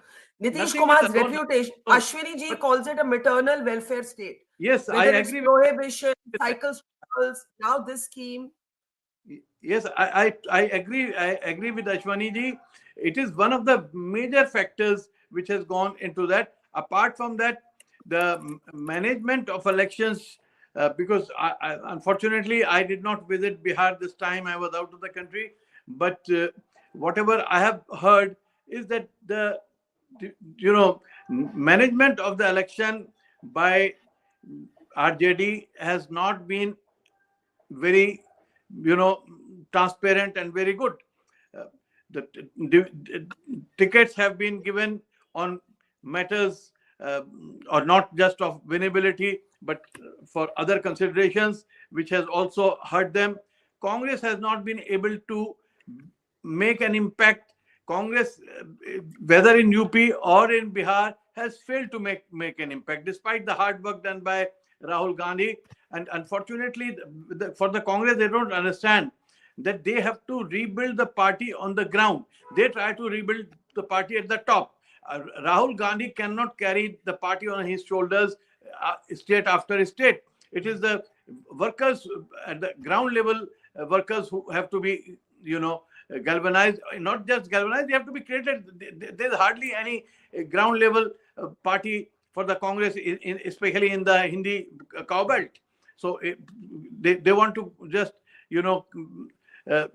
continue on the soldiers of Rahul Gandhi or Priyanka Gandhi, that they cannot go far. You can get the large, huge meetings, but they cannot turn into votes. In order to turn into votes, you need the workers pool, both level workers. Shayad, the way you're speaking, I think you have accepted, even though we've not officially called the election, that this is going to be an NDA government in Bihar. It is looking like that to you. Reality, Barkha. Let's face the reality and see that the way election is going, I don't see any big change. I mean, it's wishful thinking. So I'm here as a political analyst. As a political analyst. Sure. And as a political analyst, you are saying that you believe that it is an NDA government in Bihar and Nitish Kumar is the next chief minister. With more seats, yeah?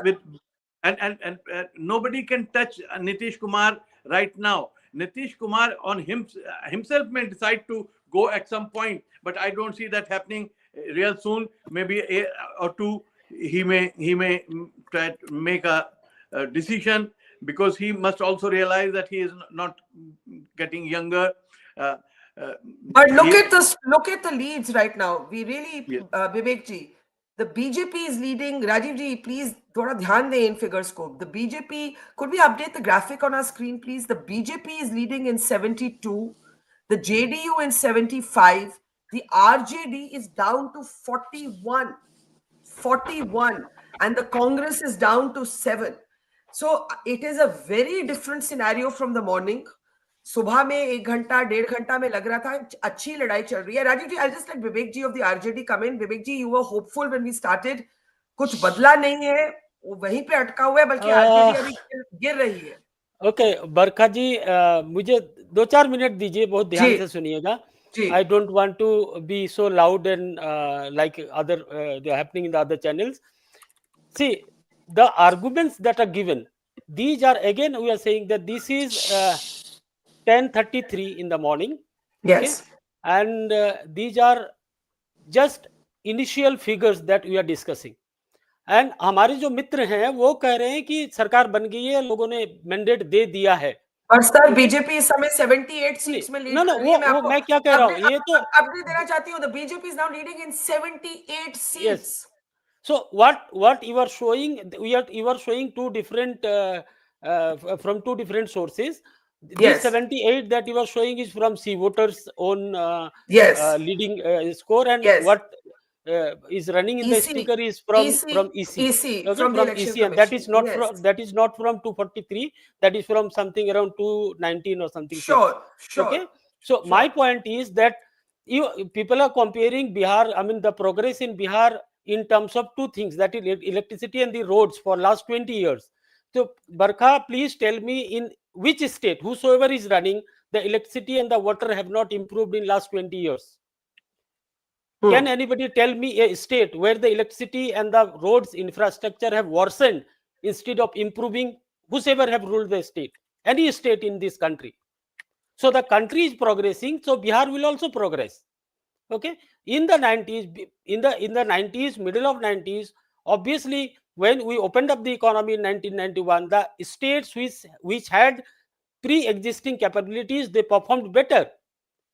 So Gujarat, Maharashtra, they did better in terms of attracting the investment when the economy was opened up in 1991. But sir, please, I'm let, so sorry. Let me just complete. And if you the Jungle Raj, the tag that is with us, that is with the RJD government, this was not given for the misgovernance. This was a court's observation on a waterlogging to the Patna Municipal Corporation. We know that, but still we are trying. We are propagating this, and the narrative is built upon that.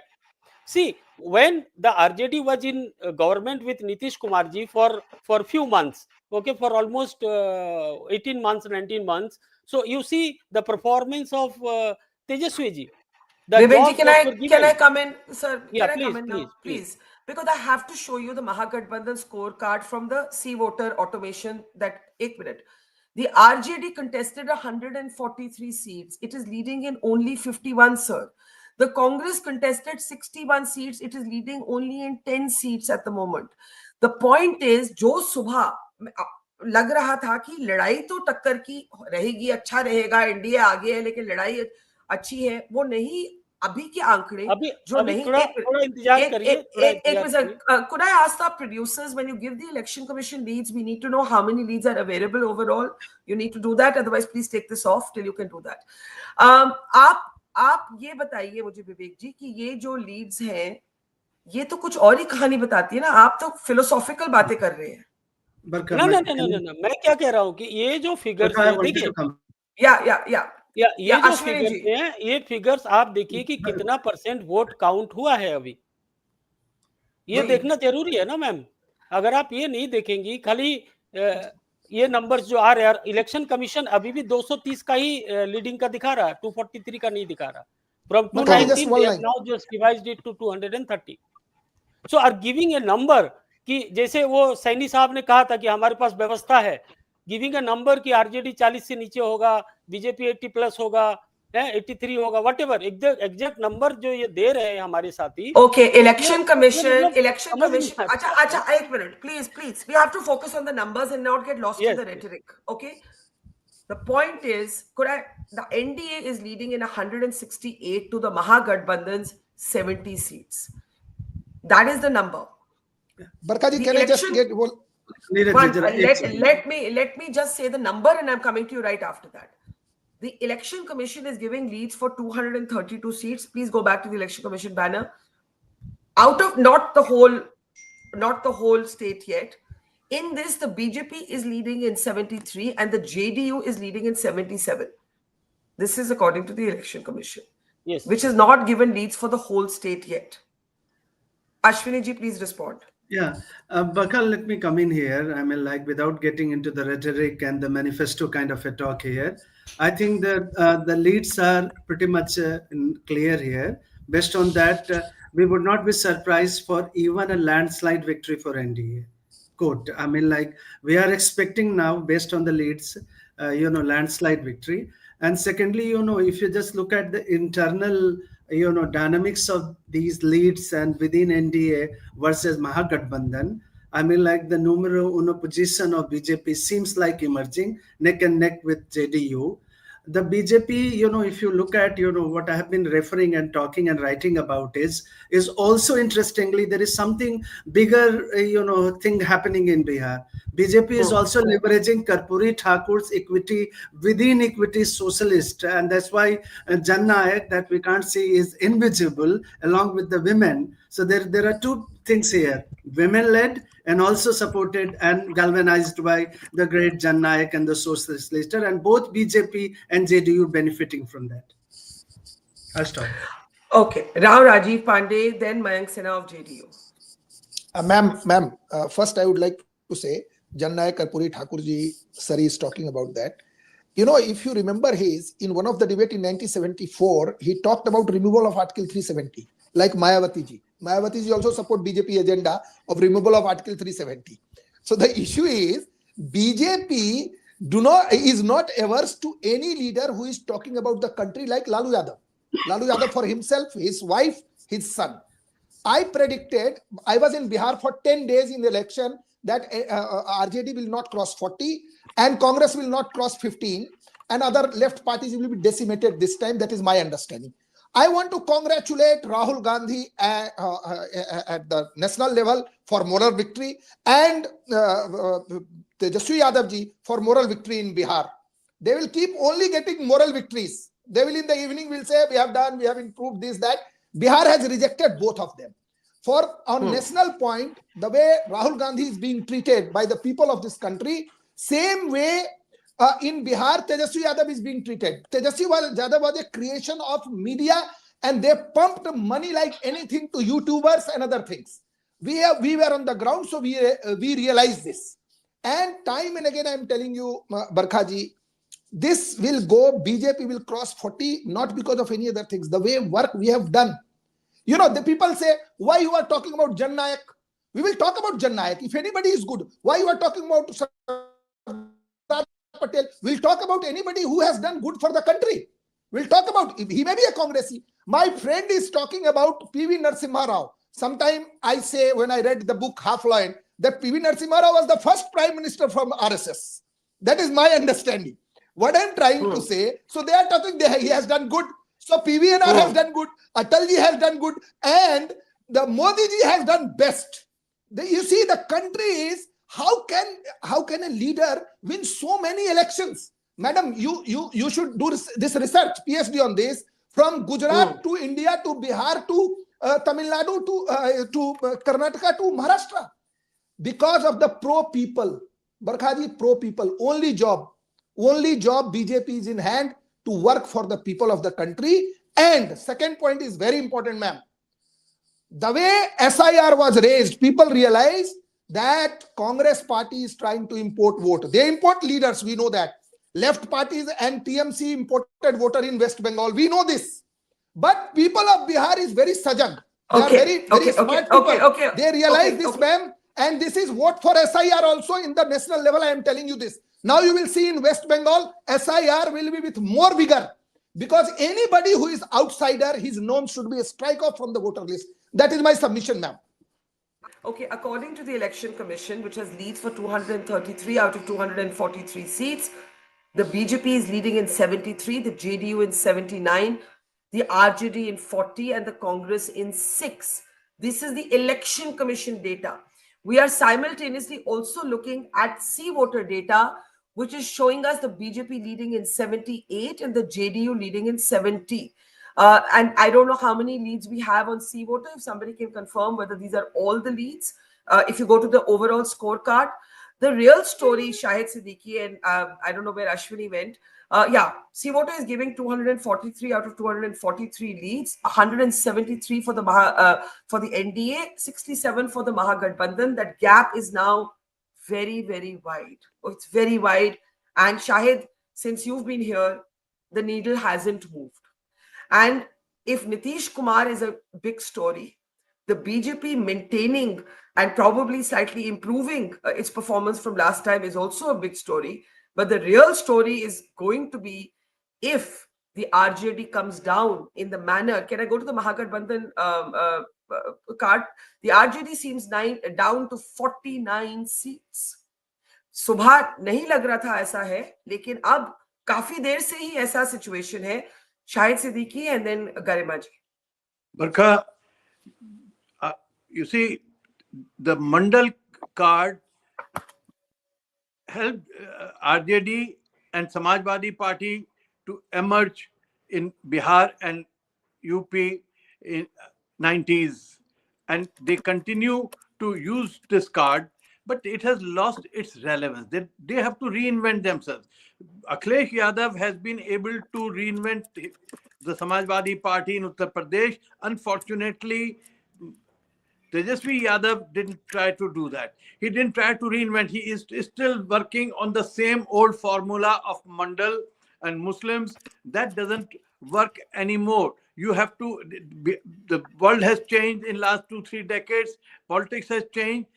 BJP has been using the social welfare card, communal card, religious card, caste card, every possible card to win election. I think it's the most organized, most polished election winning machinery in the world. I don't see any other machinery so organized, so polished. They know how to win at any cost in any way. They will go to any extent to win elections, and that's why they have been winning elections after elections. In anti-incumbency doesn't matter for BJP. Would you say Rahul Gandhi's big noise around vote chori did not find resonance with the people of Bihar? You see, the problem was that the unfortunate situation is that it's more of a communal issue. Vote chori was more on the ground level. It was about Muslim votes. It was about the influence of the minority vote in elections. It was not so much about the real vote chori or anything. The message going was कि इनका मुसलमानों का vote बहुत ज्यादा है, ये बाहर से आके बांग्लादेश से आके वोट डालते हैं, इन्होंने जाली वोट बना रखे हैं, एक आदमी 6 वोट डालता है, etc. etc. That helped BJP. whether those votes were removed or not, but the narrative held. So that narrative was built up, whether election commission wanted to do it or not, but the fact is that that narrative was built up, and that narrative has polarized the votes much more. But so far as Muslim vote is concerned, the presence of Owaisi has in the Himachal area, it has cut into the Gathbandhan vote, and then I don't know how much the Prashant Kumar has been able to cut into their votes, because Prashant Kumar was a double-edged sword. They won't be getting many seats for themselves, but they are cutting into the votes of Prashant Kishor, Sorry, not Kumar, उसका नाम आपने नीतीश और प्रशांत को मर्ज करके एक नया इंसान बना दिया. But Shahid Siddiqui is making some very important points about Tejasvi Yadav's failure to reinvent. Garima ji, I want you to respond. I want Rajiv Pandey to respond. Look, here's the big picture. The Mahagathbandhan is now down to 62. Okay, instead of catching up, it is in fact gone further down. If you break this up, the RJD, according to sea voter data, is leading in 43 seats. It contested 143, Vivek ji. The Congress is leading in 9. It contested 61 seats. So that's a terrible strike rate. Can we move to the NDA scorecard? Because I just want to show it to you, right? The BJP is leading in 80 seats now. The BJP, Rajiv ji is smiling. He has every reason to smile, and I'll give him the first comment on this. The BJP is leading in 80 seats out of 101 it contested. Nitish Kumar is leading in 74 seats out of 101 they contested. LJP is leading in 21 out of 28. What this report card tells you, scorecard, is that the strike rate of the BJP, the JDU, and the LJP compared to the Mahagathbandhan, the RJD, can I just go back to the RJD for a second? Look at what has happened to the RJD. Please go back to the MGB scorecard. Go back to the MGB scorecard, guys. Go back to it. Yeah, there it is. The RJD contested 143 seats. It is now leading in 42. 42. It has fallen from its, I think it had 75 or 74 last time. It was 75, and last time also 75. You had contested 144. हाँ जी, तो अब आप देखिए विवेक जी, 143 है में आपने contest किया, 75 थे आपके लास्ट टाइम. ये रिजल्ट्स नहीं है, लेकिन आप 42 में, और ये बदला नहीं है. जब से आपने ये कार्यक्रम ज्वाइन किया, ये बदला नहीं है, आप और ही कम हुए हैं, राइट? सो फर्स्ट इसमें कोई डाउट नहीं है, इसमें कोई डाउट नहीं है कि पिछले 1 घंटे में ये 10-15 सीटें इससे ज्यादा दिखा रहे थे लीडिंग में. पर मैं अभी भी कहूंगा, let us wait, and if this is the result जो अभी हम देख रहे हैं, और इसके आसपास भी कोई रिजल्ट होता है, फिर तो हमें रीथिंक करना पड़ेगा सारे प्रोसेस को कि क्या कारण है कि इस तरह का जो है हमें रिजल्ट देखने को मिल रहा है. पर I am still saying, let us not call the election right now. It is not even 11. अभी देखते हैं, अभी आधे वोट भी काउंट नहीं हुए बिहार. देखिए, मैं तो बहुत, I am very conservative about calling an election, because we have all been around long enough where we've called an election and 2 hours later it changes. But Vivek ji, you have been here, all of you, with me for 1 hour now. In 1 hour, the needle hasn't moved. In 1 hour, the needle hasn't moved. ऊपर नीचे नहीं गई है. अब आप देखिए, BJP 81 seats में lead कर रही है. It contested 101. राजीव जी, ये आंकड़े आपके इंटरेस्ट में है. 74 सीट्स में जेडीयू लीड कर रही है. It contested 101. LJP is leading in 21. It contested 28. Right? महागठबंधन का स्कोर कार्ड मैं आपको बता चुकी हूँ. राजीव पांडे, देन गरिमा, देन शाहिद सिद्दीकी. राजीव. बरखा जी, देखिए एक बात आप समझ लीजिए. जब मेरे ओपनिंग कमेंट में 2 बातें थी कि BJP will go beyond 80 and RJD will be below 40. That is my understanding because I was there. एक बात आप समझ लीजिए, मेरे ओपनिंग कमेंट में मैंने कहा कि बिहार में जिस तरीके से कास्ट के चश्मे से हम देखते हैं, the way we look at Bihar with caste prism, that is not correct. My opening comment was that women or youth, which youth will accept Lalu, Tejasvi and Rahul Gandhi for the development of this country? We have seen 10 years Rahul Gandhi has controlled the government of Manmohan Singh ji. What has happened? 3 years almost with he was deputy CM. What he has done? He just 36, but he has even 2-3 FIRs, charge sheet. You know, there is a charge sheet open and shut case. He may be land in jail like his father. His father is a convicted criminal in 5 cases. Lalu Prasad Yadav is a convicted criminal. And whole country, media and YouTubers and social media was trying to project, oh no, he is going to become CM. How come? People of Bihar understood very well what is going to happen, ma'am. If they come back, then what will happen? So let's not go into the debate. Right now, the number is clear that people have given vote for Susasan and SIR. If you want me to decode this election, it is for Susasan. People are more safe, feeling more safe under NDA Sarkar led by Mr. Nitish Kumar ji. Susasan, the kind of public welfare scheme has gone down to the ground level. Barkha ji, you go to village and go to any Musahar Tola. I am telling you, you go to any Musahar Tola, you will find several dozen motorcycles are parked in the Musahar Tola. So it is very good. When in my village, first time motorcycle came in 1984. Now every almost third or fourth Musar is having motorcycle. They have pakka makan. All these things are there, and they are saying in all state development has taken place. Yes. So we have to compare between Lalu Prasad ji Raj, which is Jungle Raj declared by the High Court, and Susasan Sarkar under leadership of Nitish ji. And people have two models. Rajiv ji, let me give you some good news. Further good news. The BJP is leading in 83 seats. It had 74, right? In the last election, it is now leading in 83 seats. The RJD, which had 75, is now down to 41. It's dropped by 34. It will go seats. to 35. It is JDU, which had 43 seats, is up, leading in 74, up by 31. The Congress, which had 19, is right now down to 8. That's down 11.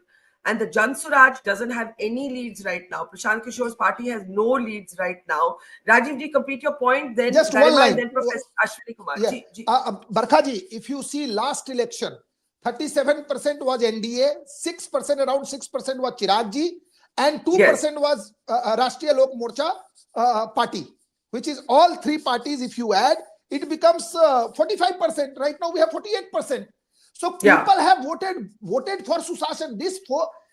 I can understand last time the number of JDU gone down because LJP was contesting at their own. So people from Bihar were very sure about the election. It is the people who are watching election from outside. They were giving this Mahagathbandhan is having a tough fight. Laluji's strategy. Laluji was a casteist leader. I am telling you right now, he doesn't have vote of even all Yadavas.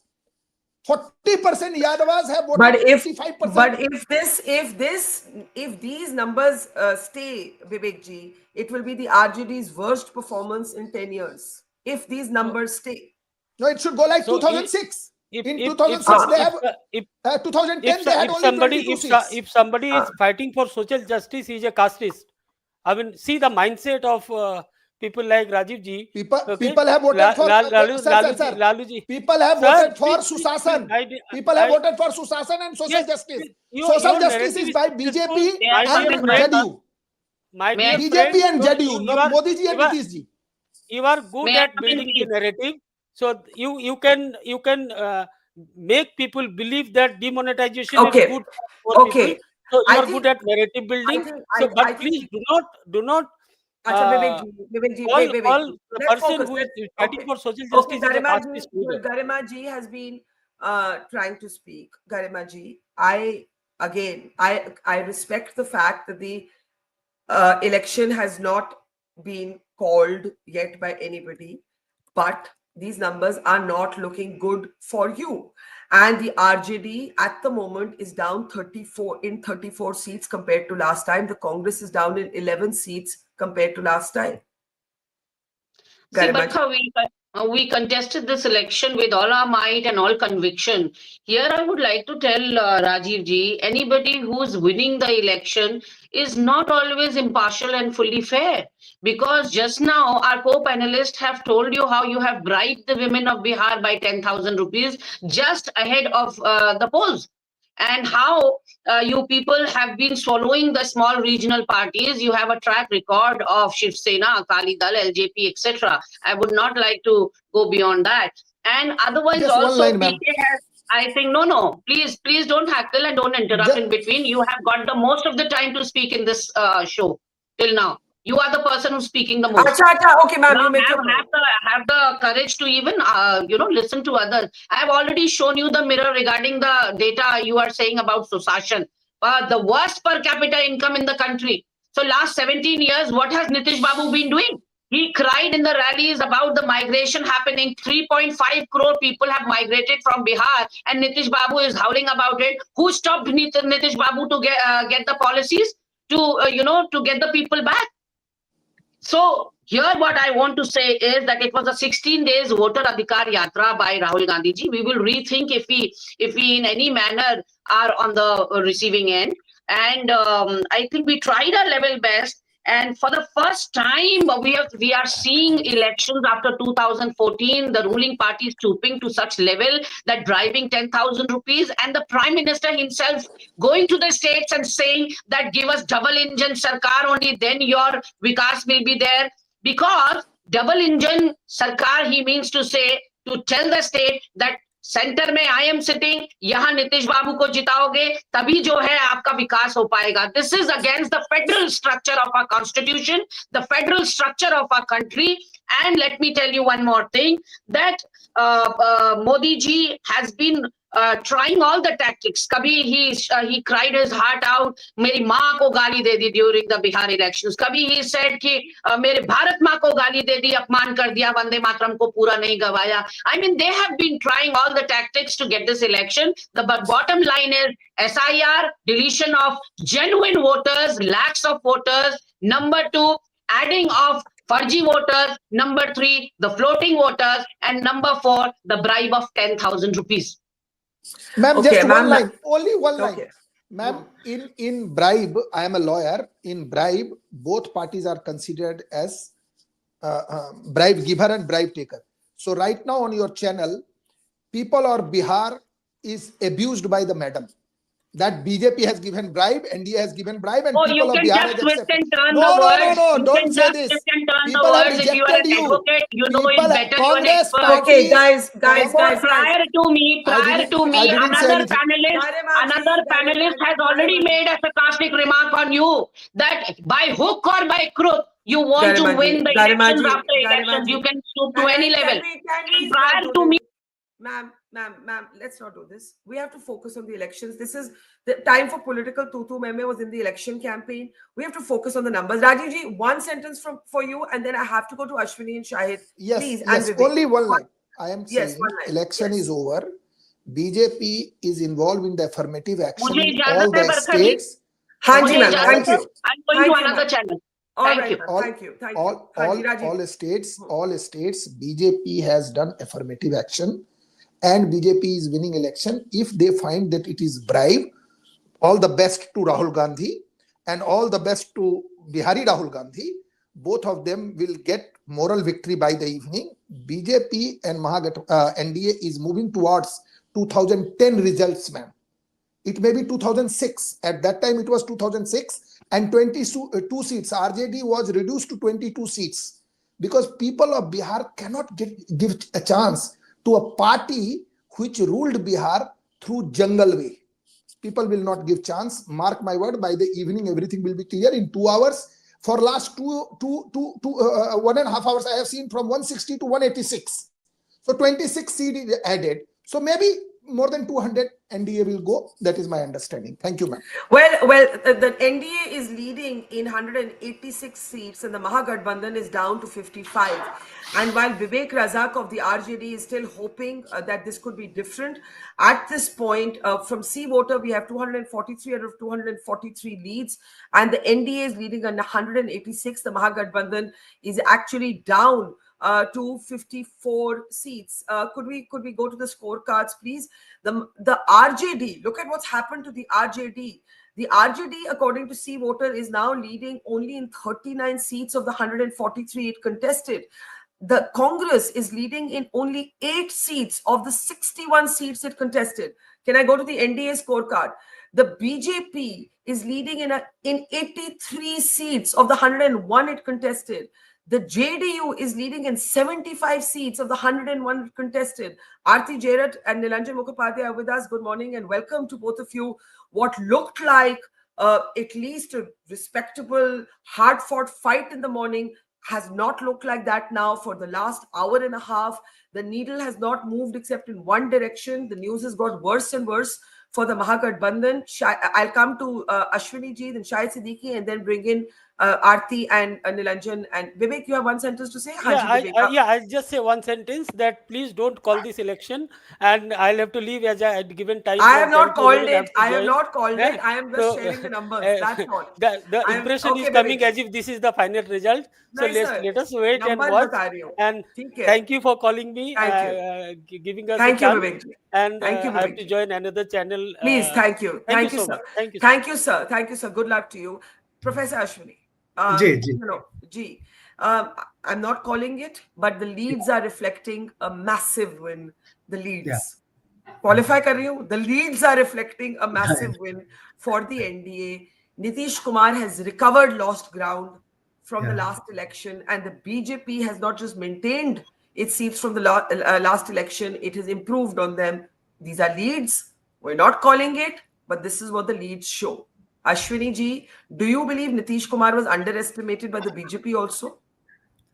I guess, it's very clear that, given, the whole narrative, perhaps fake news or false narrative about Nitish Kumar being so sick, even people questioned his mental health, which was very offending and humiliating to the citizens of Bihar, particularly women.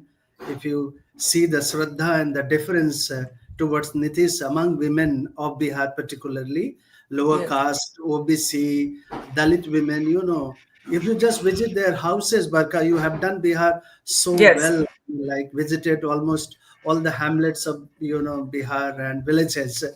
So I think I would not be surprised, as I been talking about and writing, that women and migrants and Bihar is on the cusp of a historic shift, both political, demographic, and also ideological shift.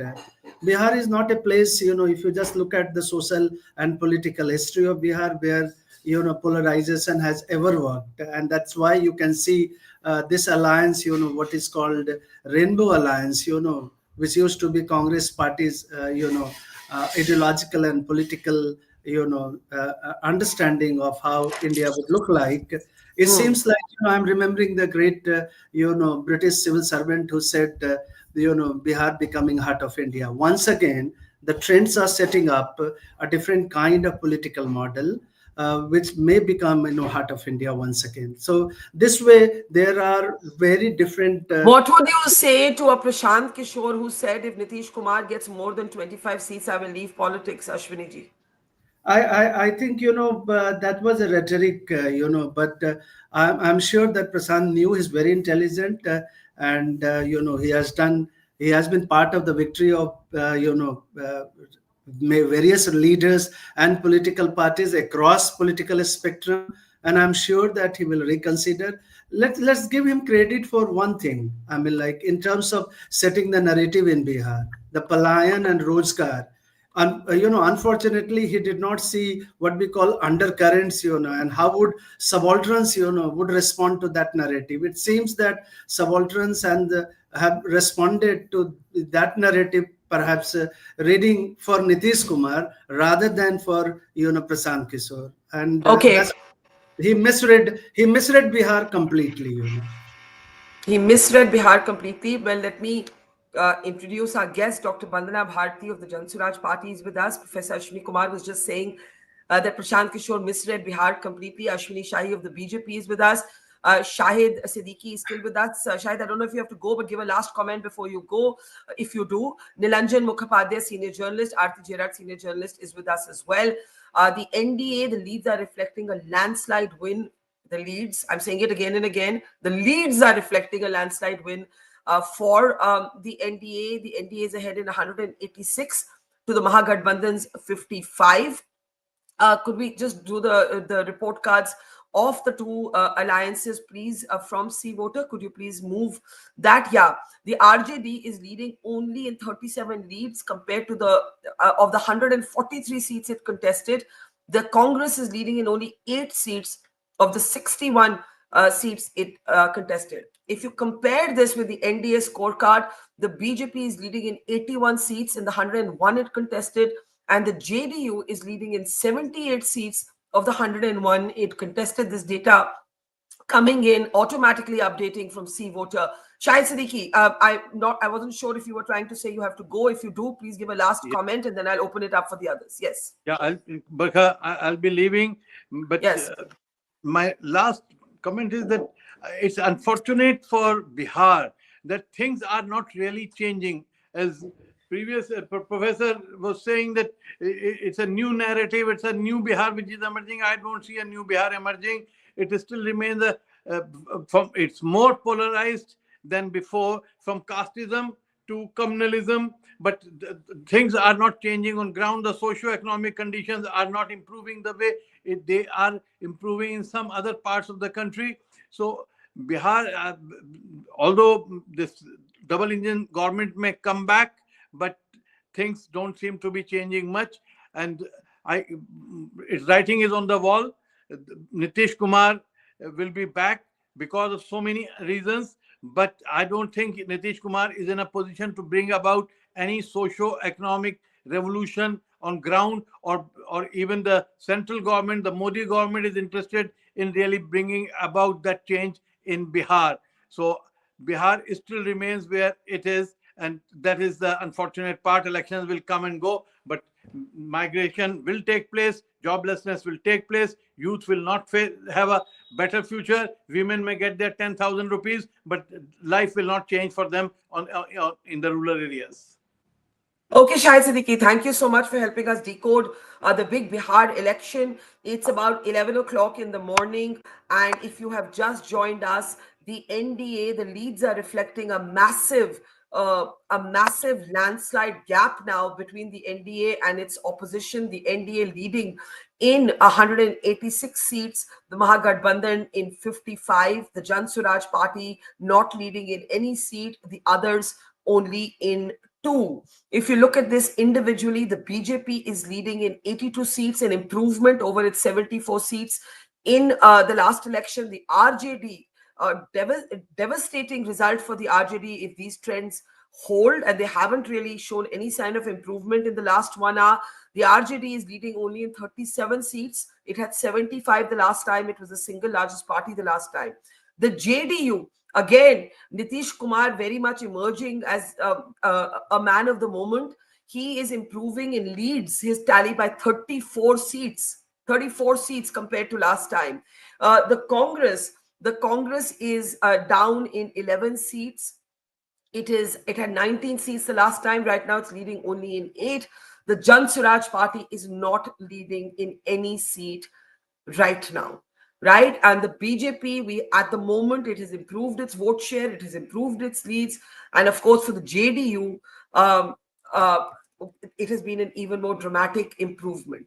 Ashwini Shahi, आपसे शुरू करती हूँ, and then Dr. Bandana, and then we'll come to our analysts.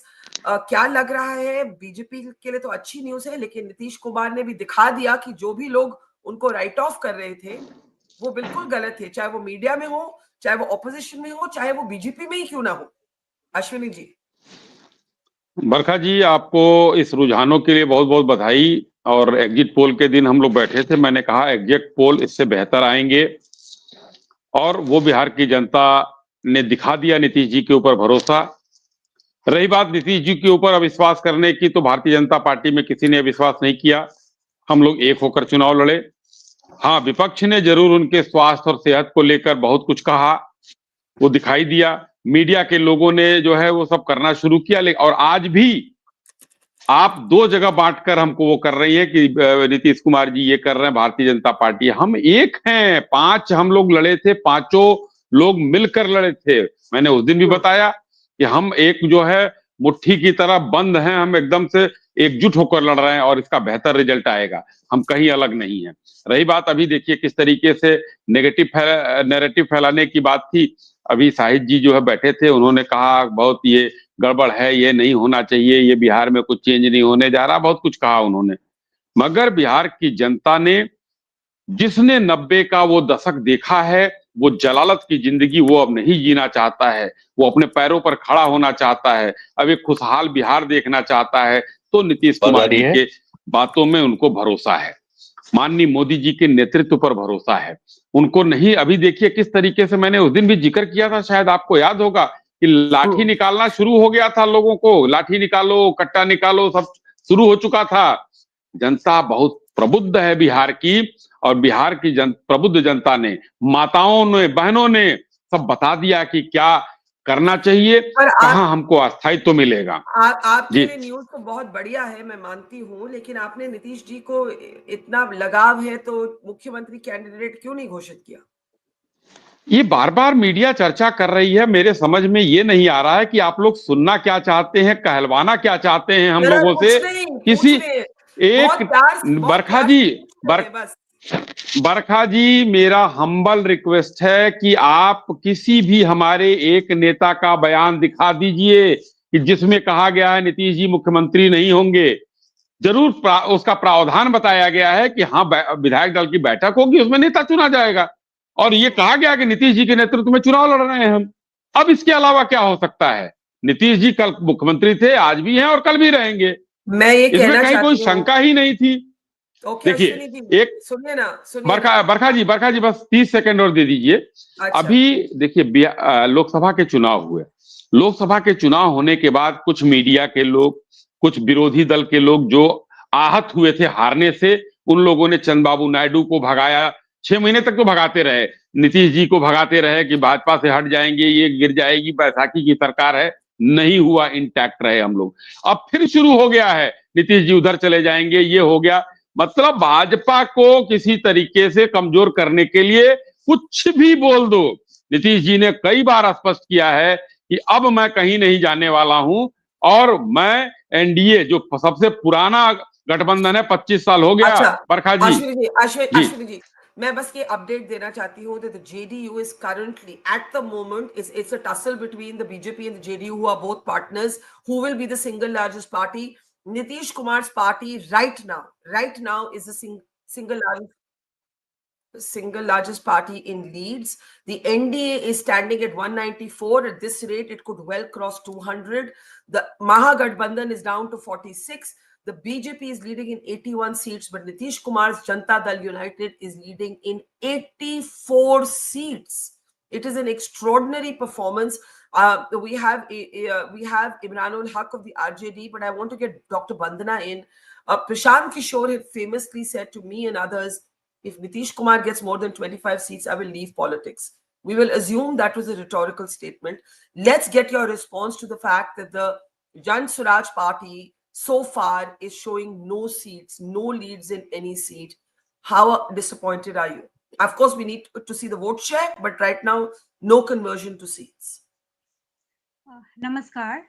नमस्कार। अभी जो professor साहब बोल रहे थे जी, हम लोगों ने, खासकर जनसुराज जहां भी गई, उन्होंने जमीनी स्तर पर काम किया और हम लोग जनता के दिल को जीते। देखिए, बेरोजगारी मुद्दा है, पलायन मुद्दा है, भ्रष्टाचार मुद्दा है, और जिस जंगल राज की दुहाई ये लोग पानी पी पी कर दे रहे थे अभी बीजेपी के लोग, वो जंगल राज आपने थोड़ी दिन मंगल राज देखा होगा इनका, कि कैसे दुलार चंद की हत्या हो जाती है। व्यवस्था, ये अराजकता इनको नहीं दिखाई देता है। और आश्चर्य की बात यह है कि बिहार की जनता को भी यह नहीं दिखता है। जब जनता अफीम खाकर सो जाती है तो उसको ना तो शिक्षा का दिखता है, ना बेरोजगारी का दिखता है, ना उनके साथ हो क्या रहा है वह दिखाई देता है, क्योंकि इन्होंने फ्री बीज बांट कर जनता को ऐसा बना दिया है कि तुम कुछ मत करो, घर से मत निकलो, तुम्हें कुछ करने की जरूरत नहीं है। स्त्रियों को भी 10,000 दिख रहा है, लेकिन उनके बच्चे बेरोजगार है। उनके बच्चे जो IIT से पास आउट है बरखा जी, वो शिक्षक बनने के लिए मजबूर है। वो बिहार जहां IITian और IAS का गढ़ माना जाता था, वहां IAS का भी इस बार का आप रिजल्ट देखिएगा तो 1 से 20 तक में गुजरात के, मैं किसी प्रदेश का वो नहीं कर रही हूँ, लेकिन गुजरात के बच्चे सबसे ज्यादा है, और बिहारियों का जहाँ की सबसे ज्यादा होता था वो सबसे कम है। तो आप शिक्षा की जो इनकी व्यवस्था है बेपटरी फ्री बीज, बच्चों को पैसा दे दो, कन्या उत्थान में ये 50,000 देते हैं, जो भी बीए पास कर जाएगा सबको 50,000 दे दो। क्यों दे दो भाई? आप मेरिटोरियस विद्यार्थी को दीजिए। जेएनयू में जब एडमिशन, मैं जेएनयू से हूँ, जेएनयू में जब एडमिशन होता है तो ऑल इंडिया में सोचिए कि कितनी मेहनत बच्चों को करनी पड़ती है। मेहनत, इन्होंने बिहारियों की उस मेहनत पर डाका डाल दिया। पढ़ने की जरूरत नहीं है, कॉलेज आने की जरूरत नहीं है, यूनिवर्सिटी आने की जरूरत नहीं है, बस इनके घर तक पैसा पहुंचा दो। और ये इन्हें तब समझ में आएगा बरखा जी, जब 10 साल हो जाएगा और इनके हाथ में कुछ नहीं रहेगा, यूनिवर्सिटीज को बिल्कुल प्राइवेटाइज कर दिया जाएगा, तब इन्हें लगेगा कि हमारे हाथ से, हमारे साथ से क्या चीज छूट गया है। अभी तो हम जो बात पहुंचाने की कोशिश कर रहे थे, अच्छा ठीक है, शायद मैं आपकी भावना समझ सकती हूँ, लेकिन ये जो रिजल्ट्स हैं ये आपकी पार्टी के लिए डिसअपॉइंटिंग ही रहेंगे। आपका मैसेज जी जी जी, ये आपने मैं मान समझाया। रही हूँ कि अभी जो रिजल्ट आ रहे हैं, हमारा खाता भी नहीं खुला है, हो सकता है कि देर चलिए, 1-2 बजे let's के see, बाद हमारा खाता let's खुलना see, शुरू हो जाए। let's see. Aarti and Nilanjan, and then I'll come to Imranul Haq. Aarti, because we have been burnt by history, we are not calling the election because, let the elections play out fully. But at the moment, for the last 2 hours, nothing in the numbers have moved to show an improvement for the Mahagathbandhan. If anything, it's only gone the other way. Look at the numbers. The Mahagathbandhan together is at 45. That's the RJD by itself was at 75 last time, just for a comparison.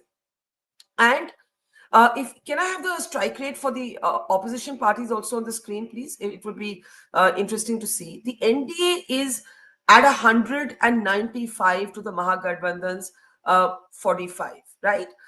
If you look at the individual parties, the JDU is leading in 84. Aarti, your reaction?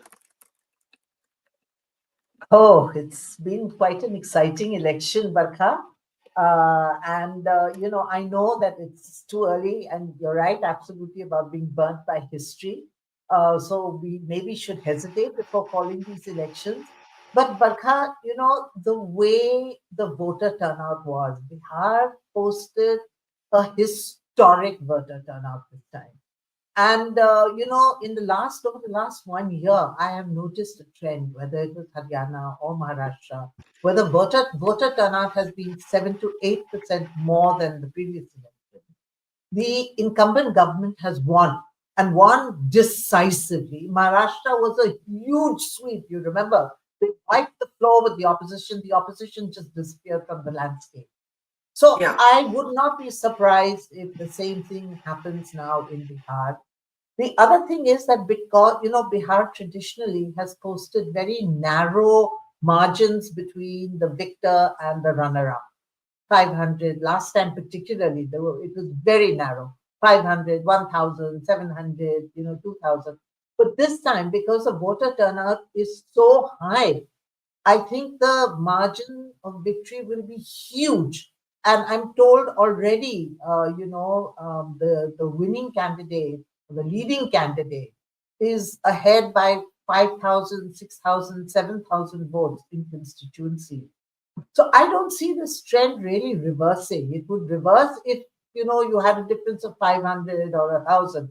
But if the trend is just increasing, then I don't see this reversing. And it looks like the NDA is headed to a huge victory. But for me, really, this is all about Nitish Kumar, because he had been written off by everybody, including his partner in the BJP, whatever Ashwini ji may say. I mean, the very fact that they refused to endorse him as chief minister, whereas in the past they have always declared him as chief minister. The very fact that they did not put up posters with Nitish Kumar's face, I'm talking about the BJP. The very fact that the PM did not hold a single rally with Nitish Kumar. Even in 2024, he held a roadshow in Patna with Nitish Kumar. This time he did not. And, you just look at the BJP campaign. It's been very, very interesting because they started off by sidelining Nitish, making him invisible. And then suddenly, as they found that on the ground, Nitish Kumar remains popular, he's, got a solid and loyal following. And in fact, questions about his health made people even more sympathetic that they should support him at this stage. the BJP's whole line and attitude changed. Suddenly, Nitish Kumar became visible. And they said that, of course, Nitish Kumar will be the chief minister after the election. And they started talking about his welfare schemes and the women vote and all that he's done for women. And suddenly, Nitish Kumar became the flavor of the elections. Yeah. So what do you think changed? Incredible how it changed But what do you along think the way. changed? What do you think changed? Do you think it was the Mahila scheme alone? I think the mood on the ground. I mean, clearly this man who has been the dominant person in Bihar's politics for 20 years, he has created a caste paradigm. He's crafted this caste paradigm and frozen it. And it remains frozen. Still, that caste paradigm. I mean, Shahid Siddiqui is absolutely right. I don't think things are going to change in Bihar. That caste paradigm remains frozen. Nitish Kumar has a loyal support base amongst EBCs and Mahadalit groups and a section of women, a pretty large section of women, I would say. And wherever he goes, he takes that vote with him, and whoever he allies with will form the government. He proved that in 2015. But And he's proving it again now. I agree, but Nitish Kumar's utterly handsome performance does not explain fully the devastation to the RJD. The RJD, if you now look at the comparison on your screen, is down in 42 seats. It had 74 seats the last time, and it is now in 30. Is leading only in 32. The Congress is down in 13 seats. Nilanjan, your thoughts? Nilanjan? I will be speaking, on the assumption that the present trend becomes the final result. And I have also been peeping, besides the figures that you are showing on the channel, I have also been peeping into the Election Commission website. So my first reactions are that this is essentially a mandate for status quo or pro-incumbency as far as Bihar is concerned. I also see the resurrection of the Tina factor in a big way. That even if people want a change, the Mahagathbandhan did not emerge or did not position itself as a very credible alternative to what is there in Bihar at the moment. I will go into the reasons also. There's also this very important factor of the Nitish factor. Even though at this particular moment, the BJP is leading over the JDU as far as the Election Commission data is concerned. And it might well let's have the Election Commission party-wise data on our banner, please, if we can, as Nilanjan talks. Please, can we have it? Yeah, Nilanjan. Could we please have the Election Commission banner on, please, party-wise, Nilanjan? Go ahead. Yeah, here. Just, you're right, the BJP, according to the Election Commission, but it's important to say that the EC leads are only available for 239 out of 243. Right. The BJP is leading in 82, the JDU in 80, the RJD down to 33, the Congress 5. Nilanjan. Yeah, I wouldn't be surprised that eventually if the BJP is a few seats ahead of the JDU, I would not at all be surprised.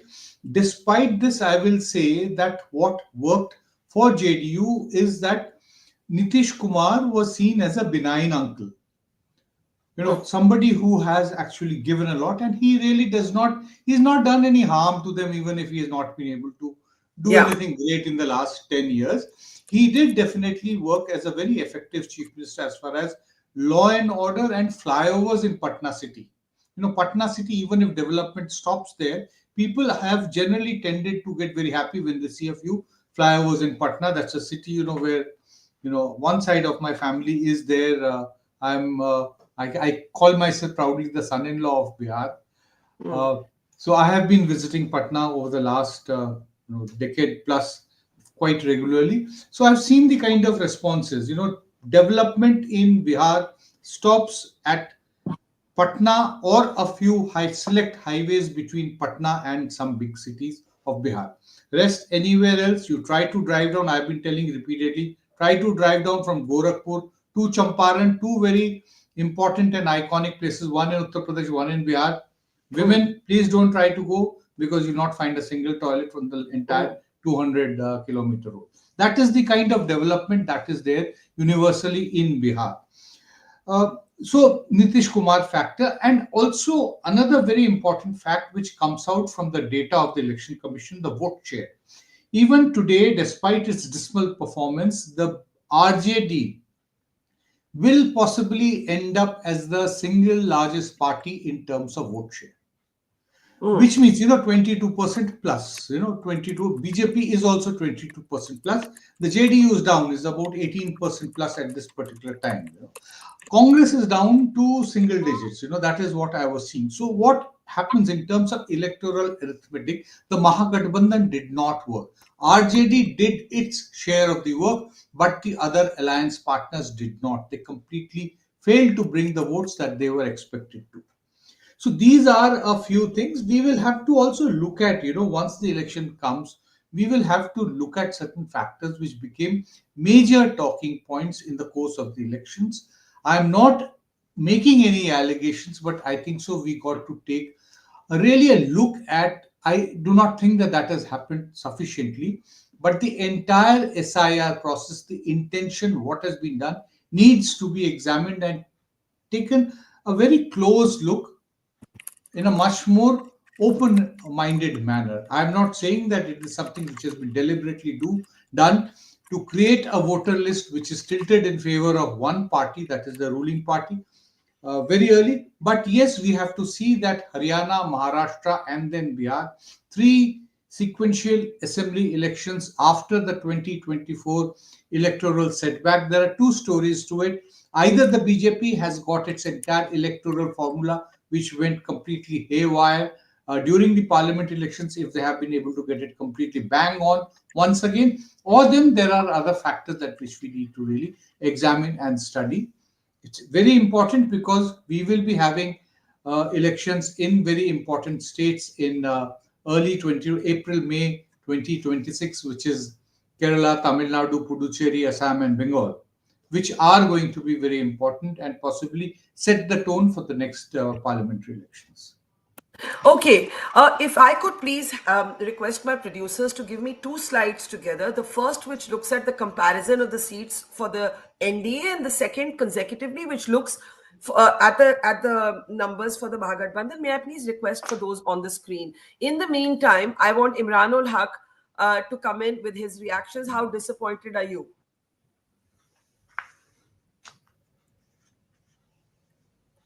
Imranul हक. नहीं sir, आपकी आवाज नहीं आती मुझे.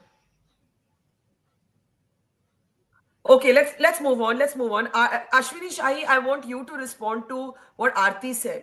कि नीतीश कुमार को मोदी ने उनके साथ जॉइंट रैलीज नहीं की, उनको घोषित नहीं किया गया. ये तो आपको Now you are getting, ma'am. No. हाँ, एक minute. Are you getting? Hang on, sir. Ashwini Shahi, please respond. जी देखिए, मैंने पहले भी कहा कि ये नैरेटिव जो है एकदम बेमानी है, क्योंकि भारतीय जनता पार्टी और जनता दल यूनाइटेड, हम और तेजस्वी जी की चिराग पासवान जी की पार्टी और उपेंद्र कुशवाहा जी, ये 5 दल मिलकर हम चुनाव लड़ रहे थे और सबने अपनी अपनी ड्यूटी अपने अपने तरीके से निभाई. अब कोई ये कहे कि प्रधानमंत्री जी की रैली में नीतीश जी नहीं गए, नीतीश जी की रैली में प्रधानमंत्री जी नहीं गए. हम लोगों ने जो अपने क्षेत्रों में रहकर जिस तरीके से काम किया मजबूती से, कि हम एक भी रहे और अपना काम भी करते रहे, वो आपके स्क्रीन पर ये रुझानों के रूप में दिख रहा है. वरना 70 किलोमीटर जो है दूर न जाकर टेलीफोन से संबोधित करना पड़ रहा है एक युवा व्यक्ति को, और जो बीमार व्यक्ति है वो हेलीकॉप्टर से 3 रैली कर ले रहा है, हेलीकॉप्टर छोड़कर गाड़ियों से 3 रैली कर ले रहा है. तो अंतर ये है, हमने मेहनत की है.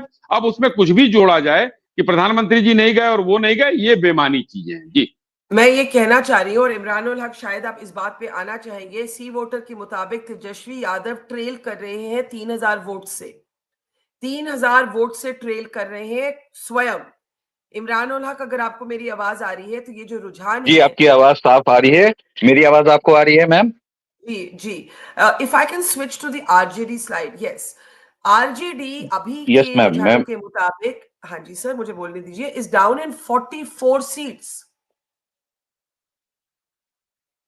बोलिए. देखिए मैम, तेजस्वी यादव खुद ये ट्रेल तो कर रहे हैं.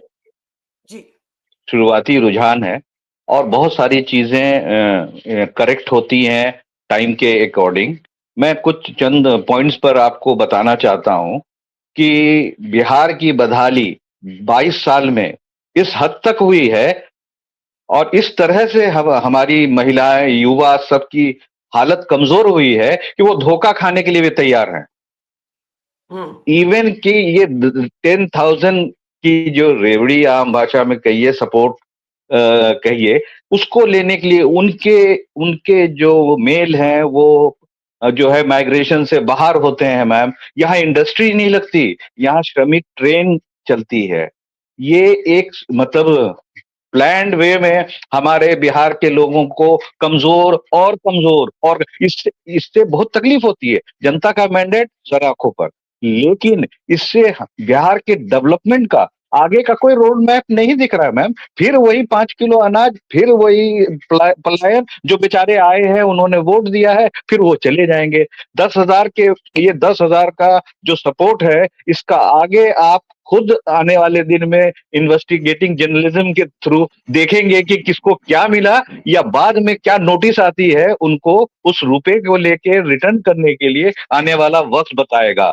अब रही बात अब अपनी पार्टी की परफॉर्मेंस की बात, अपनी पार्टी की परफॉर्मेंस की बात देखिए तेजस्वी जी की एज के अकॉर्डिंग वो अपने एक लड़ाई में आगे बढ़ रहे हैं। कुछ चंद जिन लोगों ने जो 45 50s में जाके अचीव किया, वो बहुत यंग है और वो और मजबूत और क्लोज जा रहे हैं। यूथ को लेके, उनकी नौकरी को लेके, उनके एजुकेशन को लेके, इंडस्ट्री को लेके उनका जो एजेंडा वो क्लियर है। ठीक है, इस बार अगर जनता, अभी तो शुरुआती रुझान है, लेकिन फिर भी अगर जनता नहीं देगी तो नेक्स्ट टाइम के लिए ये राजनीति कोई रिजल्टेंट वो है नहीं, क्योंकि जिनके पास खोने के लिए बहुत सारी चीजें हैं वो ज्यादा घबरा के अपनी सारी ताकत, एक एक यंग लड़के ने अकेले पूरे कॉन्स्टिट्यूशन को कवर किया, क्योंकि वो स्टेट लीडर हैं, वो स्टेट के मर्म को मैक्सिमम समझते हैं। यहाँ पूरी नेशनल पार्टी, पूरी ताकत, मशीनरी, पावर, मैं किसी के ऊपर लांछन नहीं लगाता हूं, लेकिन इतनी सारी चीजें अगर वर्क करती हैं तो उसके तरफ अगर कोई रुझान आ जाता है तो इसमें बहुत चौंकने वाली बात नहीं है। Bihar as a citizen of Bihar, मैं ये सोचता हूं कि बिहार के लिए कुछ अच्छा नहीं हुआ। एक सीनियर सिटीजन बिहार के जवान कंधों को डिसाइड करने के लिए, जो ऑलरेडी 22 साल में नहीं कर सकता, दुनिया 22 साल में कहां से कहां चलेगी, चाइना को देखिए, अमेरिका को देखिए, जिस भी कंट्रीज को आप देखना चाहती हैं मैम। हम एक लाइव डिस्कशन कर रहे हैं, but we have to look at the numbers. आपने सब चीजें बताई, अपनी पार्टी की परफॉर्मेंस के बारे में नहीं बताया। Aarti, I want to bring you in. I think मैं एक तो सबसे पहले हम शाम तक इंतजार करेंगे। पार्टी का परफॉर्मेंस जब रिजल्ट में नहीं आया, सिर्फ इससे परफॉर्मेंस अगर आंकने की बात है तो उसमें तो फिर बीजेपी या एनडीए की को आप बढ़त दे रही हैं और वो मिल चुका है उनको। लेकिन हम वो मैटर, वो मर्म बता रहे हैं। एक लाइन में बरखा जी, क्योंकि आपका बहुत सीनियर के तौर पर हम लोगों ने देखा है अपने जर्नलिज्म के लाइफ में, सबसे पहले जो हमारी बच्चियां हैं जॉब से सिर्फ इफेक्टेड सिर्फ बॉयज या यूथ नहीं होते हैं, हमारी बच्चियां भी घर में इफेक्टेड होती हैं। अगर उनको जॉब नहीं मिलती है तो उनका घर सेटल नहीं होता है। तो जो हमारे सोसाइटी का जो बैलेंस है, जो बिहार क्योंकि एक रूरल कल्चरल बैकग्राउंड से आता है। I'm so sorry. I'll have to interrupt you now because we have to go back to the numbers. This is about the elections. I want Aarti to come in. Nilanjan went through a list of issues. Nilanjan, you said, you think the RJD might still emerge as with the highest vote share. Could we have the RJD vote share on our screen or on our banner, please? As we look at that, the point is that vote share will not be of much use if it doesn't convert into seats. Look at the RJD vote share. It was 23.11% in 2020, and it's dropped marginally to 22.77%. But if you look at the seats, there is a swing of 34 seats in the leads right now. 34 seats. That is an extraordinary jolt, right? So I think it is going to be... Aarti, you want to come in there first? Aarti, go ahead. Yeah, so Barkha, we must not forget that the 2022 elections were a very unusual election. The 2020 election. The 2020, election. yeah, sorry, Yes. the 2020 Yes. election, which, Yes. where the Mahagathbandhan did extraordinarily well and almost won the election, actually. Yes. Yes. It was quite extraordinary, that election, because for the first time, we saw NDA partners trying to cut each other down. We had Chirag Paswan as a loose cannon, canvassing all over Bihar, firing pot shots at JDU. And apparently, the buzz was that he had been set up by the BJP because the BJP wanted to downsize JDU so that they could become the senior partner within that alliance.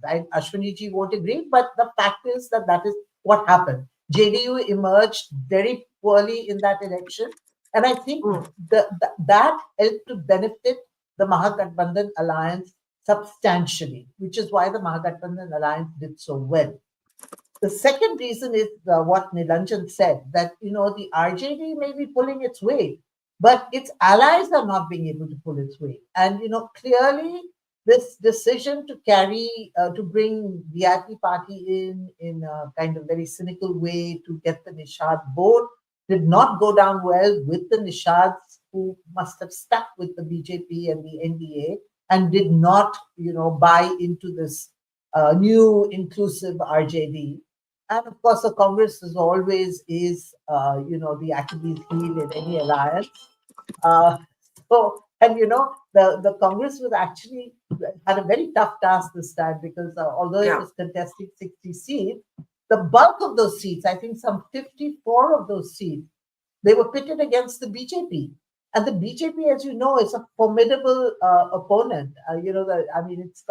It's got manpower, it's got resources, it's got, state machinery, it's got everything on its side. The Congress has nothing, it doesn't even have an organization. So, so clearly in the MGB, the allies did not pull their weight. They were not able to ensure any kind of vote transfer, which is why the seat performance is so poor. And it's going to be a very tough task for the MGB now, going ahead from here. Exactly. And also this is going to have implications for national politics. I just want to take you through the strike rate. We look at the Mahagathbandhan first. This is C-voter data. The RJD contested 143 seats. It's leading only in 33. The Congress contested 61 seats. It's leading only in 8 seats. If I can just move to the NDA scorecard, the BJP contested 101 seats and it's leading in 83. The JDU contested 101 seats and it's leading in 80. I want to bring in Nilanjan, Professor Ashwini Shahi, and of course our two political guests from the RJD and Jan Suraaj also after that. Nilanjan, look at the strike rate. And while we are being careful because there is 25 rounds of counting left, we are being told. So we're being very careful. The point is, Aarti, for you specifically, sorry, before Nilanjan comes in, can I have that question on the screen?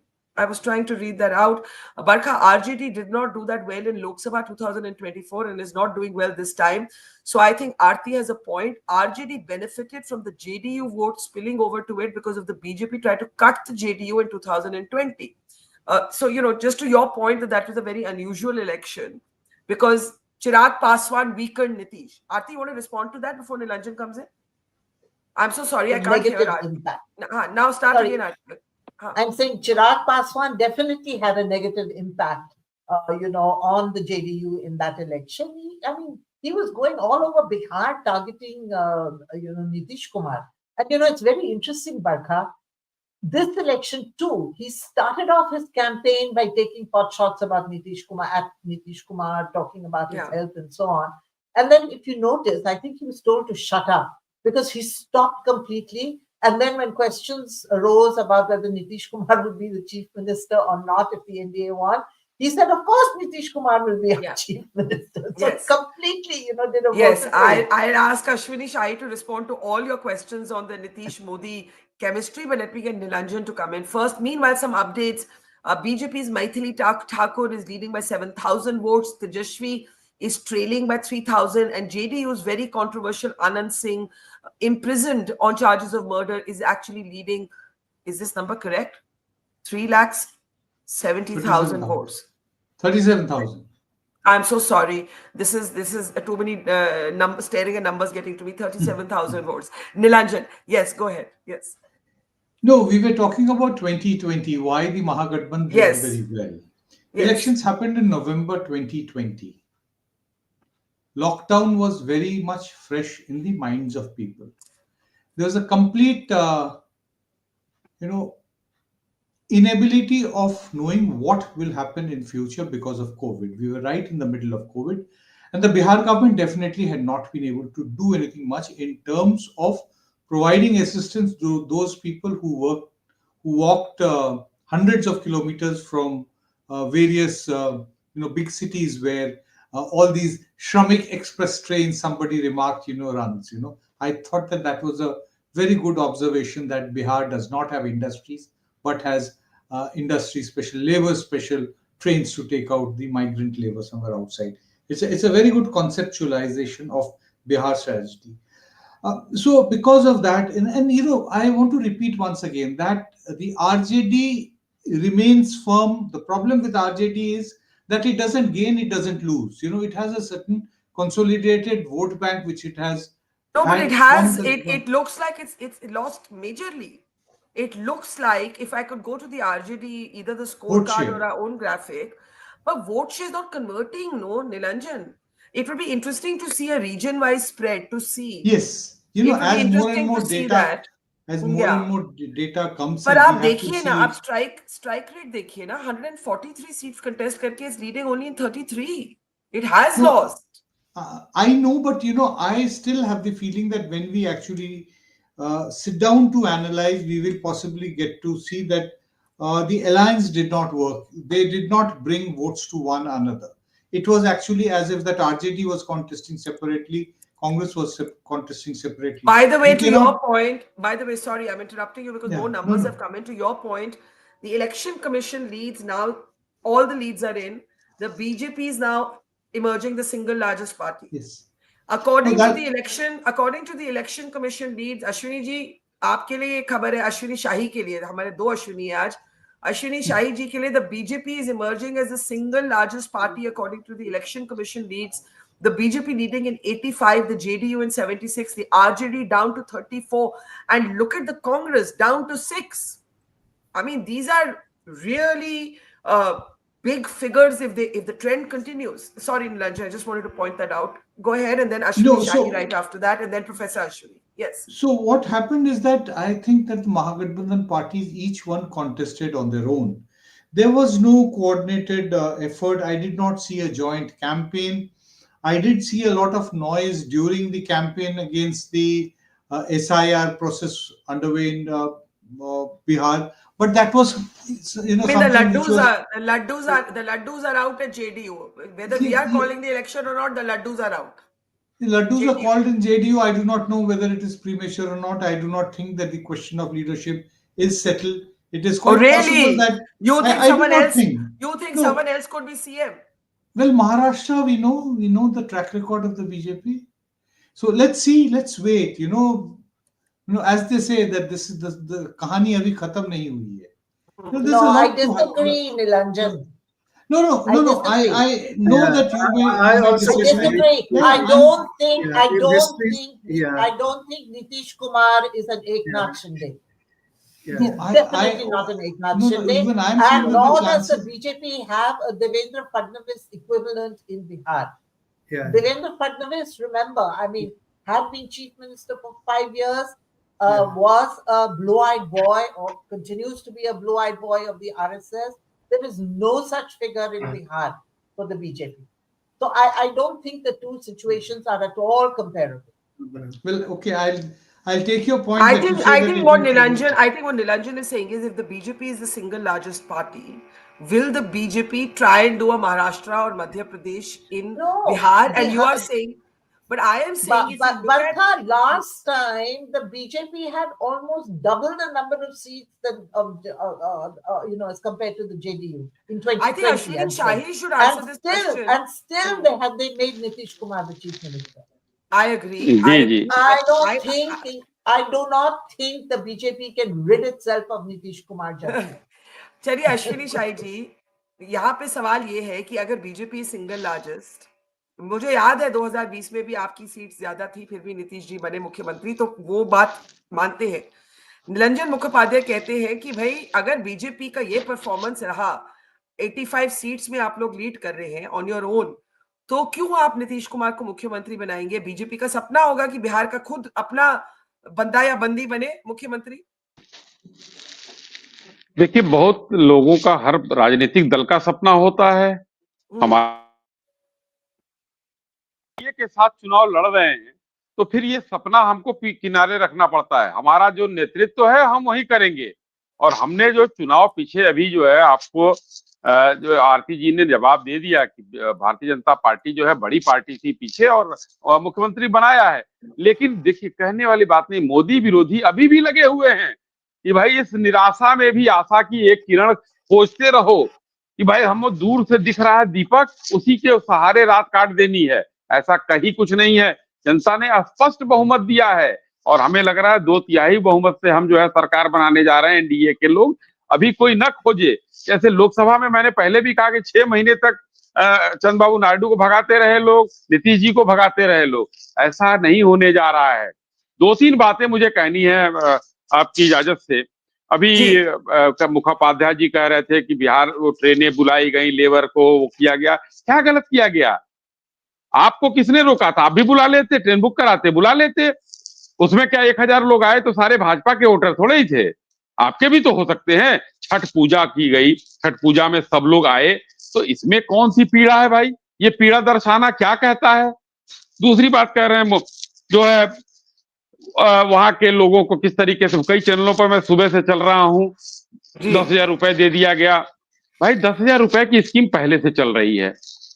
50,000 रुपया महिलाओं को दे दिया गया। अभी वो जन सुराज की नेत्री कह रही थी, पहले से साइकिल और सब कुछ हम देते आ रहे हैं, उन्हीं योजनाओं को हम आगे बढ़ाए हैं। और इन्होंने तो देखिए, हारने की ये हताशा है कि बिहार की प्रबुद्ध जनता को एक प्रबुद्ध दल की नेत्री ने अफीम खाकर सोने का बता दिया। जनता को गाली देना चुनाव हारने के बाद शुरू हो गया इन लोगों का। या अफीम खाकर जेएनयू की है, ये अच्छी बात है। अरे जेएनयू में आप लोग पढ़ते हैं, हम ही लोगों के टैक्स के पैसे पर पढ़ते हैं, कोई ऐसी बात नहीं है। और बिहार में हम काम कर रहे हैं, हम ही लोगों के टैक्स पैसे पे काम कर रहे हैं। तो भारत में काम हो रहा है टैक्स के पैसे पर। तो बिहार में कहीं भी प्रतिभा की कमी नहीं है। सरकार चलती है टैक्स के पैसे। अरे आपकी सरकार नहीं चलती है। आप जेएनयू में आप लोग जो है 25 साल पढ़ती हैं, वो हम ही लोगों के पैसे पर सरकारें। मैं तो मान रहा हूं। आपने कौन सी नई बात बता दी? मैंने कहा हमारी सरकार भी चलती है, चाहे केंद्र की हो चाहे राज्य की हो। नया बात कुछ बताइए ना, तो ज्यादा बेहतर है। आप लोग मेहनत करिए, शुभकामनाएं हैं। नई पार्टी आती है और आम आदमी पार्टी की तरह धाराशायी हो जाती है, धूमकेतु की तरह जो है। अच्छी बात है, धूमकेतु के तो उभरिए और गायब हो जाइए।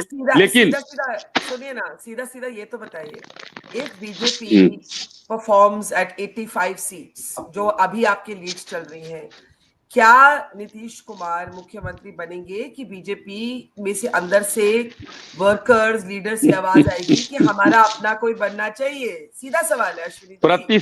प्रतिशत 100 होता है बरखा जी, मगर मैं कह रहा हूं कि 1000% नीतीश जी हमारे मुख्यमंत्री थे, हैं और रहेंगे।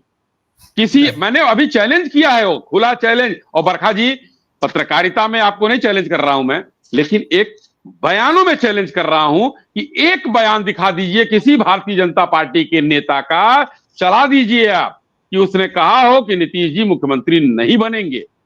माननीय प्रधानमंत्री जी ने कहा कि हम उनके नेतृत्व में चुनाव लड़ रहे हैं। घोषित नहीं किया गया ना, कैंपेन में घोषित। देखिए, घोषित भारतीय जनता पार्टी में बहुत कम जगहों पर घोषित किया जाता है, बहुत कम। अभी 4-5 चुनाव हुए, राजस्थान हुआ, मध्य प्रदेश हुआ, हमारा जो है महाराष्ट्र हुआ। ये कहां घोषित किया गया था, जरा बता दीजिए हमको। हम लोग एक प्रॉपर प्रक्रिया से चलते हैं। उसी में कुछ पत्रकार भाइयों को चूंकि सूत्र से खबर निकालना रहता है, वो दिक्कत होती है। और विरोधियों को तो खैर दिक्कत है ही है हम लोगों से, क्योंकि 56 साल तक उनकी सरकार रही। अब हमने देखिए, अभी कोई समृद्धि की बात कर रहा था कि भारतीय जनता पार्टी समृद्ध है पैसे से, कार्यकर्ताओं से, तो हमने वो मेहनत की है कि अपनी ट्रेन को हम आगे ले गए हैं। कांग्रेस ने 56 साल तक राज किया इस देश पर और वो समृद्ध थे, वो कार्यकर्ता भी उनके थे, सब कुछ थे, लेकिन हमने उनको पीछे किया है और अपने आप को आगे किया है। ये हमारे कार्यकर्ताओं के बदौलत है, हमारे नेतृत्व के आशीर्वचन से, उनके कुशल नेतृत्व से है कि हम लोग आज आगे बढ़ रहे हैं और समृद्धि हमारे पास है। और कार्यकर्ताओं की समृद्धि से तो हम खुश होना चाहिए।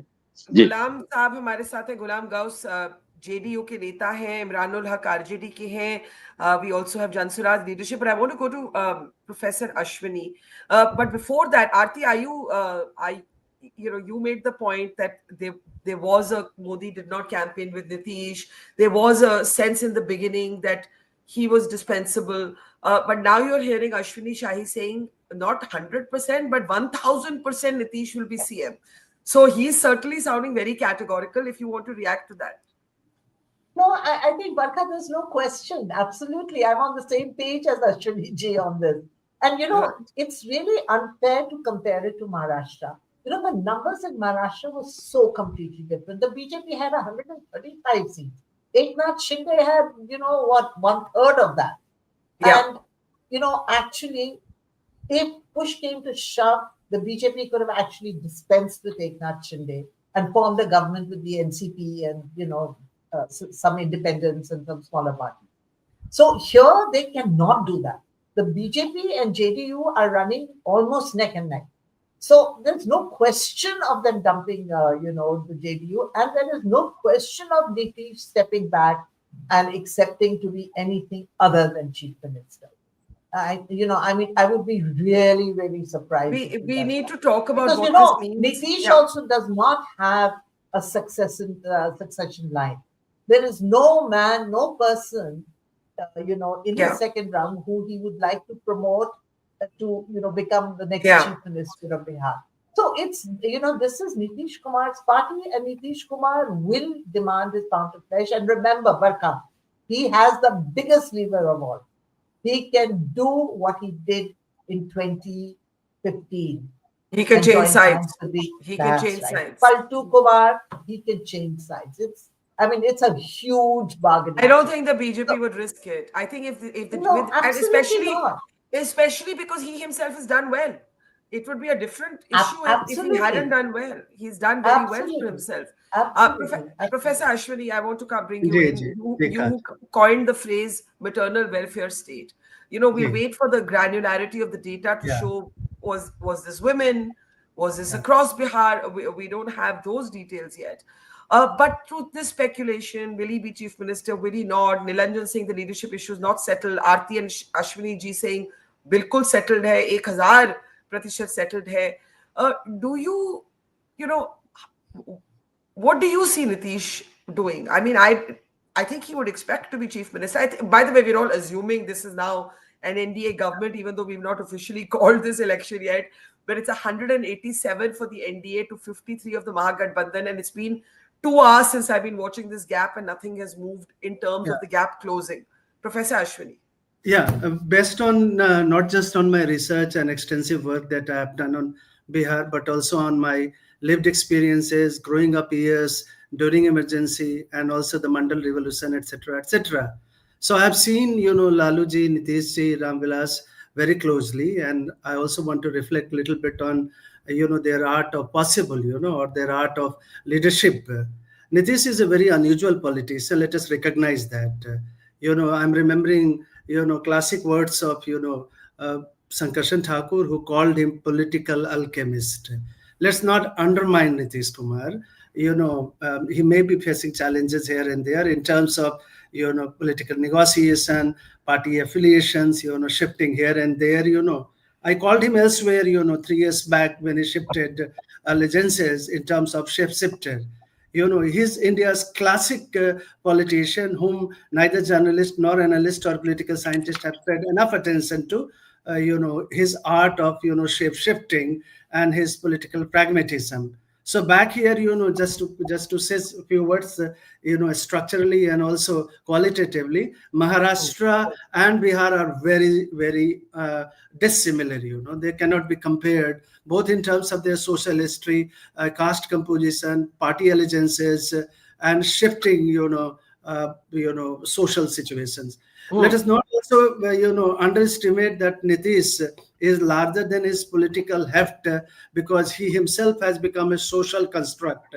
And I call that social construct in terms of encapsulation or symbolizing maternal welfare state. What is this maternal welfare state? It really challenges conventional sociologists and political scientists that this is not coming out of a high economic development as happened elsewhere in the world, or even across India in different states, Kerala, Tamil Nadu, elsewhere in my larger body of work. What Nitish has built, systematically and grounded, civic structure of welfareism led by women. So we have to really look at granular data where 1.7 crore women voted. One thing is very clear from Bihar election early leads, that women are winners. There is no doubt about it. Nitish becomes CM or somebody else becomes CM, perhaps secondary to me as an analyst, as a political theorist, where women are winning.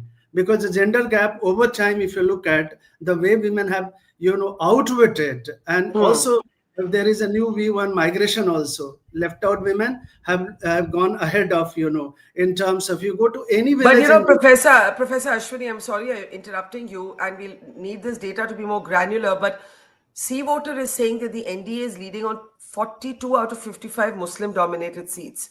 Yeah. Again, we don't know what this actually means in terms of the breakup within these seats, but this is the update that is coming from Sea Voter right now. So I just wanted to share this with you.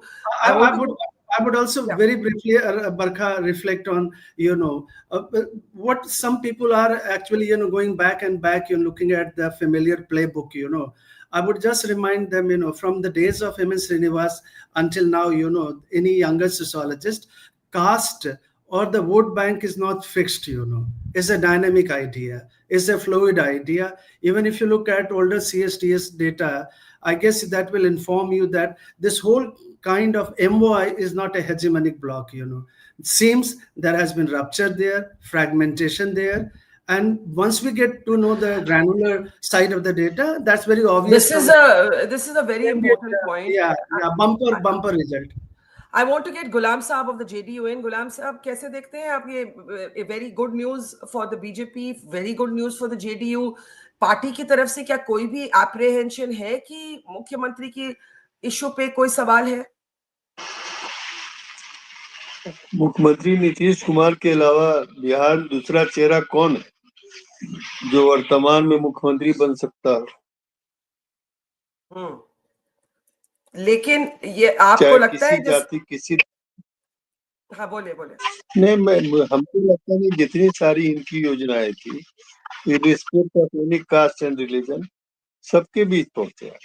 चाहे cycle की राशि हो, प्रोत्साहन राशि हो, चाहे वो हिंदू हो, मुस्लिम हो, सिख हो, ईसाई हो, पारसी हो, बौद्ध हो, जैन हो, कोई घर ऐसा नहीं कर सकता है कि हमारे यहाँ सरकार का पैसा किसी न किसी योजना के माध्यम से नहीं मिला हो। इसीलिए लोगों ने विश्वास किया है नीतीश कुमार के नेतृत्व पर, और जनता ने अपार समर्थन दिया है, और इसको सब लोगों को कबूल करना चाहिए, जनता के निर्णय। ऐसे हारने वालों की तकलीफ तो होती है, लेकिन लोकतंत्र है, लोकतंत्र की यही शोभा है। गुलाम साहब, आपसे पूछना चाहूंगी, आपने कहा नीतीश जी के अलावा कोई मुख्यमंत्री के लिए कोई चेहरा ही नहीं है। आपको लगता है कि इस चुनाव में नीतीश जी को अंडर एस्टिमेट किया था? प्रशांत किशोर ने कहा 25 सीट से ज्यादा आएंगे तो मैं राजनीति छोड़ दूंगा। बीजेपी ने भी मुख्यमंत्री घोषित नहीं किया उनको एज अ कंटेंडर। क्या कहेंगे इसके बारे में? बरखा जी, आप तो बहुत रिप्यूटेड पत्रकार हैं, आपकी शालीनता, आपकी पत्रकारिता से मैं प्रभावित रहा हूँ। तो बस चलता तो गोदी मीडिया के लोग उनको प्रधानमंत्री का उम्मीदवार घोषित कर देते, अपने औकात से आ गए। हुआ खड़ा करना पैसे के बलबूते पर मैनेज करना, मैं नहीं करना चाहता था मैं भी पत्रकारिता के लिए बहुत दिनों तक, लेकिन इस तरह से गिरा हुआ स्तर जो इस बार हुआ कहा नहीं जा सकता। तो प्रधानमंत्री की उम्मीदवार है कौन?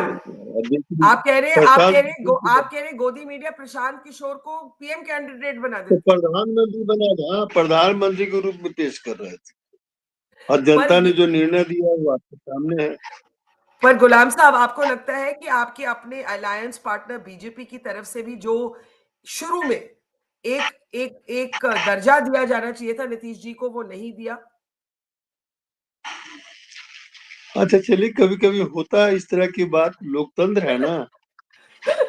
लोकतंत्र में हमेशा हाँ में बात नहीं होनी चाहिए। बरखा जी कब तक आप लोग जो है हम लोगों को लड़ाने की कोशिश करते रहेंगे और वो हम नाकाम करते रहेंगे? जी, लड़ने वाले हम लोग नहीं, लड़ने वाले नहीं है। जनता ने इस गठबंधन को अपार समर्थन दिया है।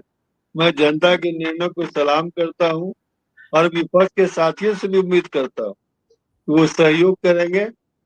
जो भी सरकार बनेगी उसमें उनकी सकारात्मक आलोचना होनी चाहिए, सकारात्मक भूमिका होनी चाहिए।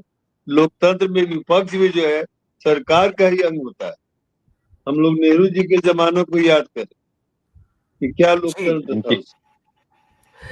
चलिए, आपने बहुत, मैं अश्विनी शाही जी आपको बताना चाहती हूँ, मैं किसी को लड़वाना नहीं चाहती हूँ, मैं चाहती हूँ कि दोस्ती सब में ही बनी रहे। लेकिन गुलाम साहब से पूछना तो मेरा ड्यूटी है कि भाई क्या लग रहा है, क्या भावनाएं है। तो उन्होंने बड़ी अच्छी तरह से बोला ये होता है, कभी कभी होता है, this is natural politics.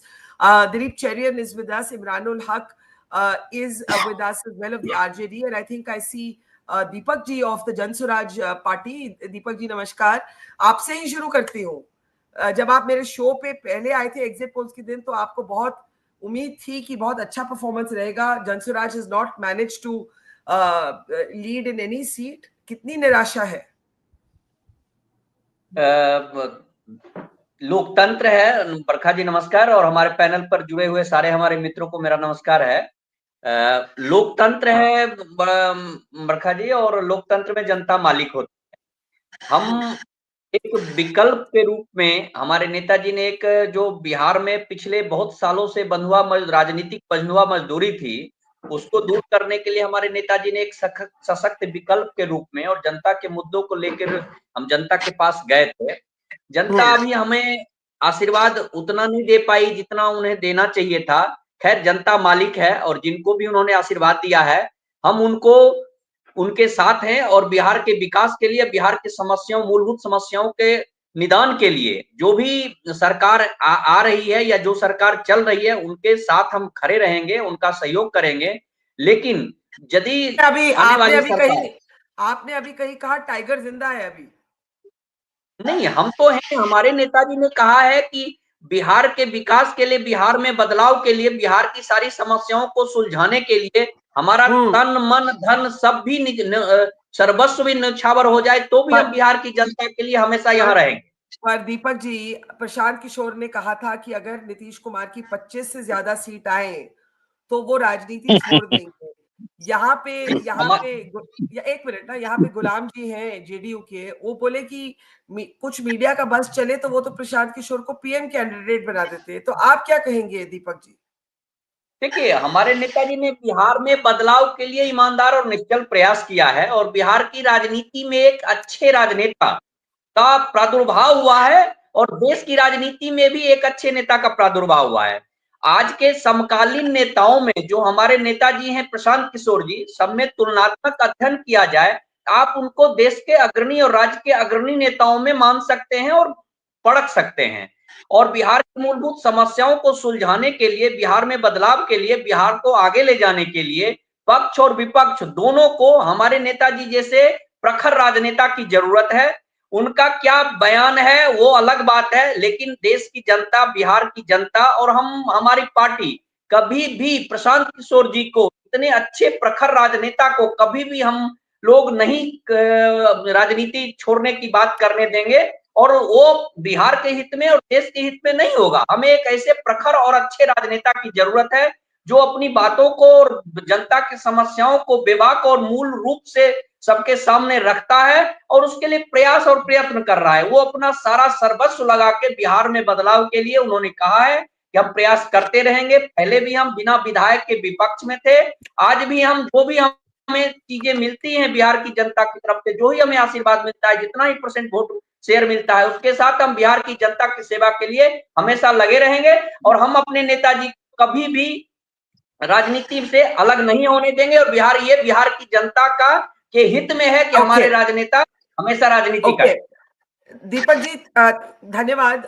I want to welcome also Sandeep Ghosh, political analyst, Dilip Cherian, political analyst, Shashi Shekhar, political commentator, to our program, Imranul Haq of the RJD, Ghulam Saab of the JDU, Ashwini Shahi of the BJP are with us. Nilanjan, I know you have to leave, so we'll take a last word from you. But just to reiterate, C-Voter has a very interesting strike rate scorecard.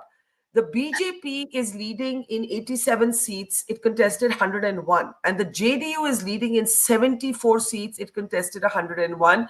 The LJP is leading in 22 seats. I wasn't done with it. Go back to that. The LJP is leading in 22. It contested 28. Now, if we can show the Mahagathbandhan scorecard by comparison, please.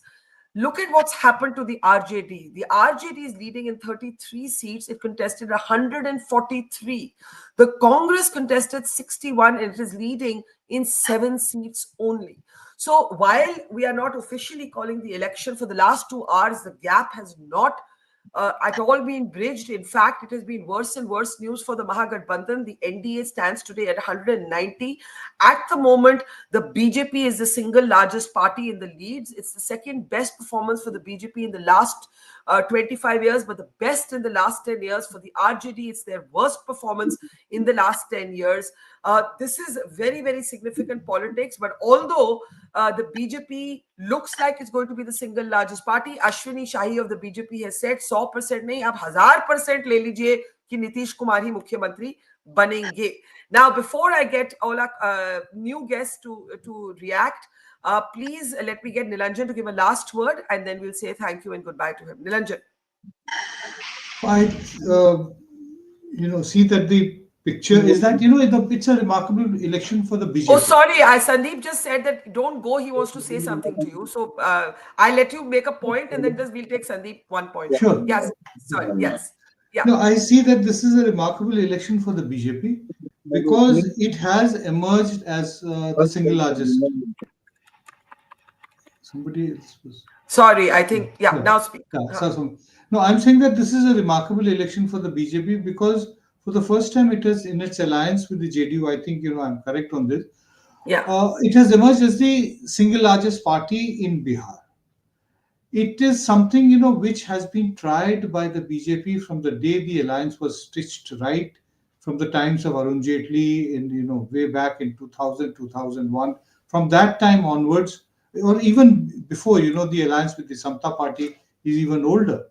So it sees that this is the beginning of the BJP becoming the elder brother in the alliance with the JDU. Yeah.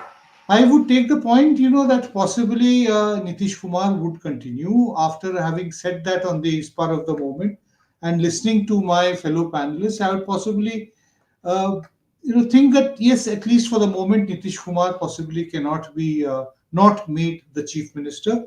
But I definitely do not see him as being a very potent leader for a variety of reasons. 5 years later, the BJP is going to be in a much more dominant position. It would also be able to nurture better local leadership, something that the BJP has completely failed in Bihar. But this is something which they will do now, that continue to try to build more local leadership, because a lot of political landscape of India is going to change in the next 5 years. So I'll leave it here that this is an election where the RJD was able to retain its base, in terms of its vote share. Also, if you compare it with what was there in 2020, it's by and large 0.5% down at the moment, 22.98 and 23.5 as shown on the screen.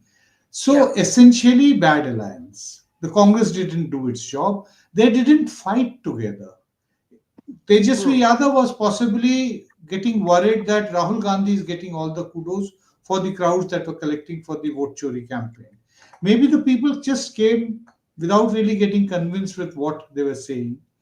Uh, Lots of things have to be there, but as I said again, that we have to look at this election in conjunction with what happened in Maharashtra, Haryana, and now Bihar, to take a look at the larger issues which have also surfaced, which we cannot comment on the spur of the moment today without studying the data. Okay, before you go, I'll get Sandeep Yeah. to react. He specifically had a conversation or a Yeah. comment for you.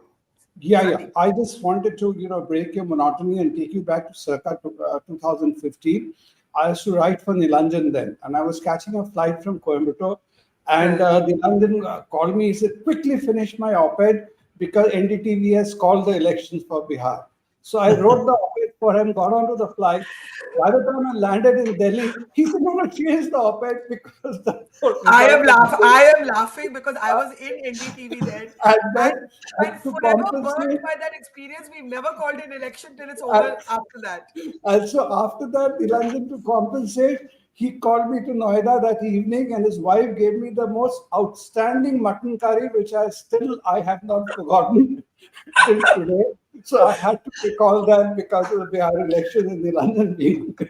No, thank you for sharing that story and reminding us why everybody has become so nervous about calling an election, right? And that is why, while these numbers have not moved for the last 2 hours, we are not calling the election. My last word, I heard somebody saying that, have you heard the latest political joke? I said, what? He said, जो आंकड़े अमित शाह जी चुनाव के पहले बोलते हैं वही नतीजा होगा. अच्छा. He said 160 par to 160 par. Well, it is if these leads hold again. मैं तो बहुत ध्यान से with that 2015 experience. Thank you. Biden Arjun, thank you. So we'll say if these leads hold, it is a superlative performance by the BJP, leading in 85 seats. Its vote share up from 19.8 to 21.9. The RJD, its drop in vote shares is only sort of marginal, but it is leading in 33 compared to 75 seats. Look at the JDU. It is leading in 78 seats with a nearly 3-point increase in vote share. And the Congress has dropped about 1.5 points, but is leading in only 7 seats. Let's open this up. Dilip Cherian, I'll start with you, then Shashi Shekhar, and then come back to Sandeep Ghosh, and then go back to our other guests. Dilip, what's the big picture? We're not calling it. We're being careful, but the gap has not bridged at all. Dilip. Can't hear Dilip. I'm so sorry. I don't think it's about being careful. I think we've had elections which have turned, and therefore caution is a good idea. Whether this shows that the pundits who predicted, as Nilanjan spoke and then vanished, said that the possibility of calling the election only rests with one voice.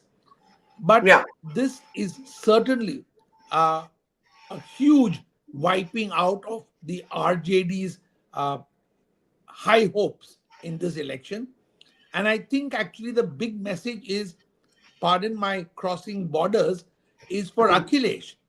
He should recognize that partnering with the Congress is not going to be a very good idea, given the speed at which its organizational incapability is being made visible. This is not about candidates. This is about ground level troop action. And I think that the real message ought to be that Tejasvi must recognize that part of the reason why a lot of his voters probably abandoned him is because they thought he was in the wrong partnership. The shocker, of course, is the rise of Nitish, who was being written off through much of this campaign. And while the BJP may have had substantial increases in its total number of vote shares, but the surprise element. I don't know where Dilip vanished while he was making that big point, and I completely agree with him. Credibility reasons and all that. You're back. Dilip, we lost you briefly, but you were saying rise of Nitish is the story. Dilip? Okay, Dilip Sorry, can't hear us. the story about Nitish and the myths about him as being someone who doesn't have, the ground army or the help to do this campaign, that proved to be false. And it really is caste consolidation of the kind that hasn't been seen before. The overwhelming truth of the matter is that many of the castes that Nitish always has had have stayed with him and only strengthened. Okay, there's something obviously wrong with Dilip Cherian's connection, but let's get other voices in. Shashi, what's the big message? Again, being very careful here, but I do think that we are looking at Nitish Kumar or whatever, the NDA forming the government, Nitish Kumar most likely to be the chief minister. He has shown a very interesting kind of politics. He did not do a single interview with anybody through the campaign. He may have been underestimated, not just by the media, but certainly by the opposition and also maybe by the BJP. The BJP did not declare him a chief ministerial candidate. What do you think, Shashi? Yeah, thanks. I think, first of all, I think you can call this election. I don't see a scenario where, Yeah, I mean, my instinct I'm tempted to call, but I'm being very careful. Yeah. So I think zooming out, I think the big picture is this, right? That if you look at the run up to this election, there was a lot of talk of all kinds of things. Firstly, there were, all these conspiracy theories around vote theory, the election commission, the electoral process, the electoral rules.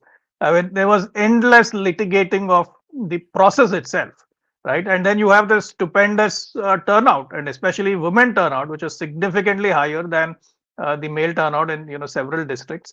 I think there's a very deep message there that you cannot do this kind of politics where if you are unlikely to win, message is not resonating. You can't just keep calling the process as flawed. I think that is the one big picture message that is emerging. The second is, of course, the kind of politics. I think the Indian economy, one of the brightest spots, if you look at the global picture, the global map, especially with all the geopolitical turmoil, the tariffs, all the stuff that has happened. Despite all of that, I think there is a very clear momentum with the overall economy, and that is reflected in the voters' aspirations, that people are voting for the economy of the future. They are not voting for the kind of SOPs that were announced, where thinking of only government jobs, every family getting a government job, and so on. I think the voter today is looking beyond that to be part of the overall aspirational growth story of India, and Bihar wants to play a role there. And Bihar, being historically one of the most economically backward of states, would want to reclaim its spot. History, if you go back to our ancient history, I mean, Bihar was the crucible of the Indian civilization, right? You had Nalanda there, you had the Magad kingdom there, you had all sorts of things that originated from Bihar. I mean, in a sense, it was the cradle of the Indian civilization. And how did it lose its way in the last few decades? So clearly, would you say that the vote chori rhetoric in the end fell completely flat, going by these numbers? Not just flat. I think it is done and dusted. I think if there is anything that between Mr. Rahul Gandhi and his advisors, I think they just need to completely shut shop, because it has become irrelevant. Nobody's bothered about any of this stuff. I mean, it's just that group thing that has been going on between his party, his advisors, and the motley group of activists who have been drumming up these conspiracy theories, which have practically no basis. Let me get Sandeep Ghosh in. The big picture, Dilip Cherian is already saying Akhilesh needs to take a cue. Partnering with the Congress tends to pull parties down. For the RJD, I mean, we know now that Tejashwi had to fight behind the scenes to get declared a CM candidate, and Rahul Gandhi went missing at that time. Shashi Shekhar says the vote chori issue is not just fallen flat, it's done and dusted, it's over. The Congress is still giving statements about how, the election commission, they're still pointing fingers at the election commission. What is the big message? I mean, I think the BJP probably hoped for this performance for itself, but was not necessarily expecting this performance for Nitish Kumar. No, I think before coming there, I'll tell you why I think BJP worked. This is part of the electoral strategy. and very good electoral engineering. I'll come to that theory. But first point, which Dilip mentioned, I have been just tweeted. I say I just want, imagining the scene, what kind of drubbing or lashing Tejasvi is going to receive from Lalu for giving Congress so many seats in this election. I don't think that Lalu would have given a 56 number of seats, and he would be calling him really some choicest names for doing that mistake. And so Akhilesh would obviously take lesson for that, and any other Congress ally. Because who are the, what is Congress's ground strength there, which all of us have been commenting? Who are the people who were the actual few leaders of Congress who still exist in Bihar? You saw what a Tariq Anwar's comment, the other person who has quit, Shakil Ahmed, who quit after the voting date. Everybody, none of the actual leaders were there. You had only Pawan Khera speaking, and the Sunil, whatever is his name, I can pronounce his last name too well. He was coming. Those are the people, and Yogendra Adav sitting there. They are, and Praveen's guy. They are the people who are calling the Congress strategy. So I think that is a grave mistake. Congress is also this whole arrogance to actually come up, be on the driver's seat where they're worse than a minor partner. I think that these are lessons for everybody to draw. Now, when you're coming back to the alliance and the vote share and polarization, I think the Dilip's point has to be seen slightly more nuanced way. Tejasvi has delivered in terms of the Yadav votes. If we were to go by Pratik Gupta and other people's analysis, he has consolidated the Yadav vote, not only of the male votes, also the female votes. What he could not get was a non-Yadav EBC or whatever you call the extreme backward classes vote, which a Congress should have delivered, to some extent got for him. Also the anti-incumbency vote of Nitish. There's no denying there was an anti-incumbency vote of Nitish. How did BJP do that? BJP this time consolidated that, or sort of compensated for Nitish's anti-incumbency by first of all getting Paswan's son into the fold, so that he didn't undercut any of Nitish's votes. Prashant Kishor played that role in kind of sort of acting as a filter for the anti-incumbency vote getting transferred to MJB. So, and as you mentioned earlier, Nitish did not give any interviews. It is the BJP booth workers, booth level management, which contributed also to JDU's win. So they have seen it this time as a holistic thing, and so has Nitish seen. So people were asking, without Nitish, this alliance could not have worked. Again, Nitish could not have won without the BJP machinery at his disposal. That is how I see that. The last point, Barkha, I will make is, I think too much point is made about this people moving out of Bihar for employment. People will go where there is a greater opportunity.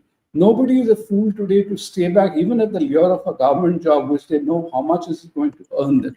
If I am giving perhaps not a correct equivalence, people will say with a comparison with Kerala. The people from Kerala who used to go to work in the Gulf, it is not that they were doing some great job there. They were earning and they're repatriating the money, and they were happy and vote for the LDF or the UDF in Kerala to keep it going. I have seen today, Barkha, with my own eyes, I was talking about Coimbatore, I used to live there, Bihari workmen returning from Coimbatore in hordes on plane. And when I asked them how he said, they say, you see, what is my daily earning here in Tirupur or any other place I'm earning? If I were to go by train, I'd be wasting 5 days. Here I buy a ticket in advance and I'm earning in a day much more than what I'd be earning in a month in staying back in Bihar. So if they see the opportunity, if tomorrow you even get industry into Bihar, these people will still go there.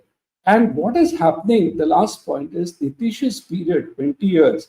Everybody might say, it's a glass half full empty. Even if you say it's 3/4 empty, the 25% development which people have seen is much more than what was the development earlier. And Nitish's development has cut across caste line. It has not been restricted to one community. And Nitish, like to some extent, like Naveen Patnaik, even Chandrababu Naidu, gives the confidence that he can get the center to invest, and which the center has been doing. Here, so the development you see in roads, electricity, water and everything. That is touching. People realize that difference. You and I sitting in Bombay, Delhi or Bombay or wherever, we won't understand this psyche, Gati Shakti, the freight corridor, all these things coming in, people understand rather than getting some Garib Rath and Kullad ki chai. They realize the difference between that and this today. I want to actually talk a little bit about the larger politics that emerges from this situation, right? Dilip, I hope you're steadier now because I want you to pick up on what Sandeep and Shashi Shekhar have said. One of the points that Shashi made was vote chori is not just over, it's done and dusted. There are no takers for it in this. In Bihar, it had zero impact on the result, both in the turnout and the actual numbers. Sandeep, you just heard. I want you to pick up on the ramifications for this in other states. As you said, Akhilesh, what happens now to the Congress? Look at the Congress. The Congress is down to only 7 leads. The RJD is down to only 36. Great question, Barkha. And I think that while Sandeep has looked at some aspects of it, I must say that the thing for regional parties, the big message for them is that this double engine Sarkar theme is actually not as much of a lure if you see how much Nitish has gained. So it is a successful regional party which has the right kind of electoral strategy and obviously its own boots on the ground that makes the difference. I think that while it may be good for a prime minister to campaign, the people of any state, and Bihar is probably one of the most politically literate states there is, can make out who is going to be their leader. And the question out of the past has always been, show me your leader. And that is what worked this time in Bihar. And the public confidence, which will be repeated in other states, that if we can see who's going to be the face of the government that's going to lead us, we will take a informed decision as to whether she or he is someone we can go with. I don't think that they're really concerned about the big issues of investment and I know that Shashi referred to it, of infrastructure or large mega greenfield projects. I don't think that expectations on that are high. Give us social justice, give us the doles we need, give us the 10,000 rupees in the bank, and we will vote for you. But we will vote for the party that has a leader who's going to be here, based here, and working for us, and who we can hold accountable in the years to come. Pooja Tripathi of the Congress is with us. Welcome to the program. How disappointed are you? Would you accept what was just being said here, that all of the issues that Rahul Gandhi tried to raise, particularly vote chori, had zero resonance, zero takers in Bihar? Question 1. Question 2, Dilip Cherin was making the point that this will have ramifications for an Akhilesh Yadav who should and might reconsider tying up with the Congress for UP. What's your response, Dr. Tripathi? And before you respond, let me tell you what the strike rate looks like. The RJD is down to 36, leading in 36. It contested 143 seats. The Congress is only leading in 6 seats. It contested 61. And by comparison, if we could show the NDA scorecard as well, it is a very different scorecard. The BJP is leading in 87 of 101 seats it contested. And the JDU, the big sort of comeback kid story of this election, is leading in 75 in 101 seats that it contested. Dr. Tripathi. Barkha, when you talk about disappointment, very disappointed, because this campaign was run on the pitch of development. We actually brought the issue of Kamai, Sichai, Karwai, Johnson Wai, which was picked up later by Amit Shah ji, who was initially, harboring on monologue of PM ki maa ka apman and then Guspetki and all that, and then he started talking about Kamai Sunwai. But what we see here is it's just the whole India Gathbandhan's tally has been down. You cannot call Congress a big loser because everybody is losing. When you talked about the strike rate of RJD, which is very, very surprising to me, to be first, because I've been in Bihar. I've been there when the campaign heat was going on, and then I saw people actually demanding jobs, people actually demanding reforms in health, education, people demanding, asking questions, but it has not translated to results.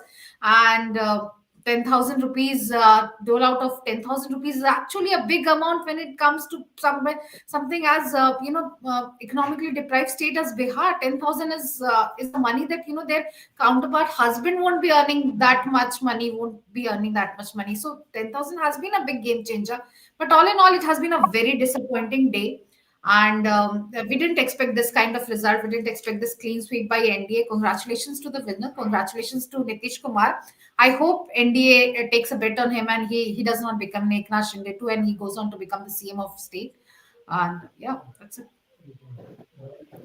I must get Ashwini Shahi to respond कि नीतीश कुमार एकनाथ शिंदे ना बन पाए और हमने election नहीं call किया लेकिन कांग्रेस ने कंसीड कर दिया है. I think it's quite clear now. Ashwini जी.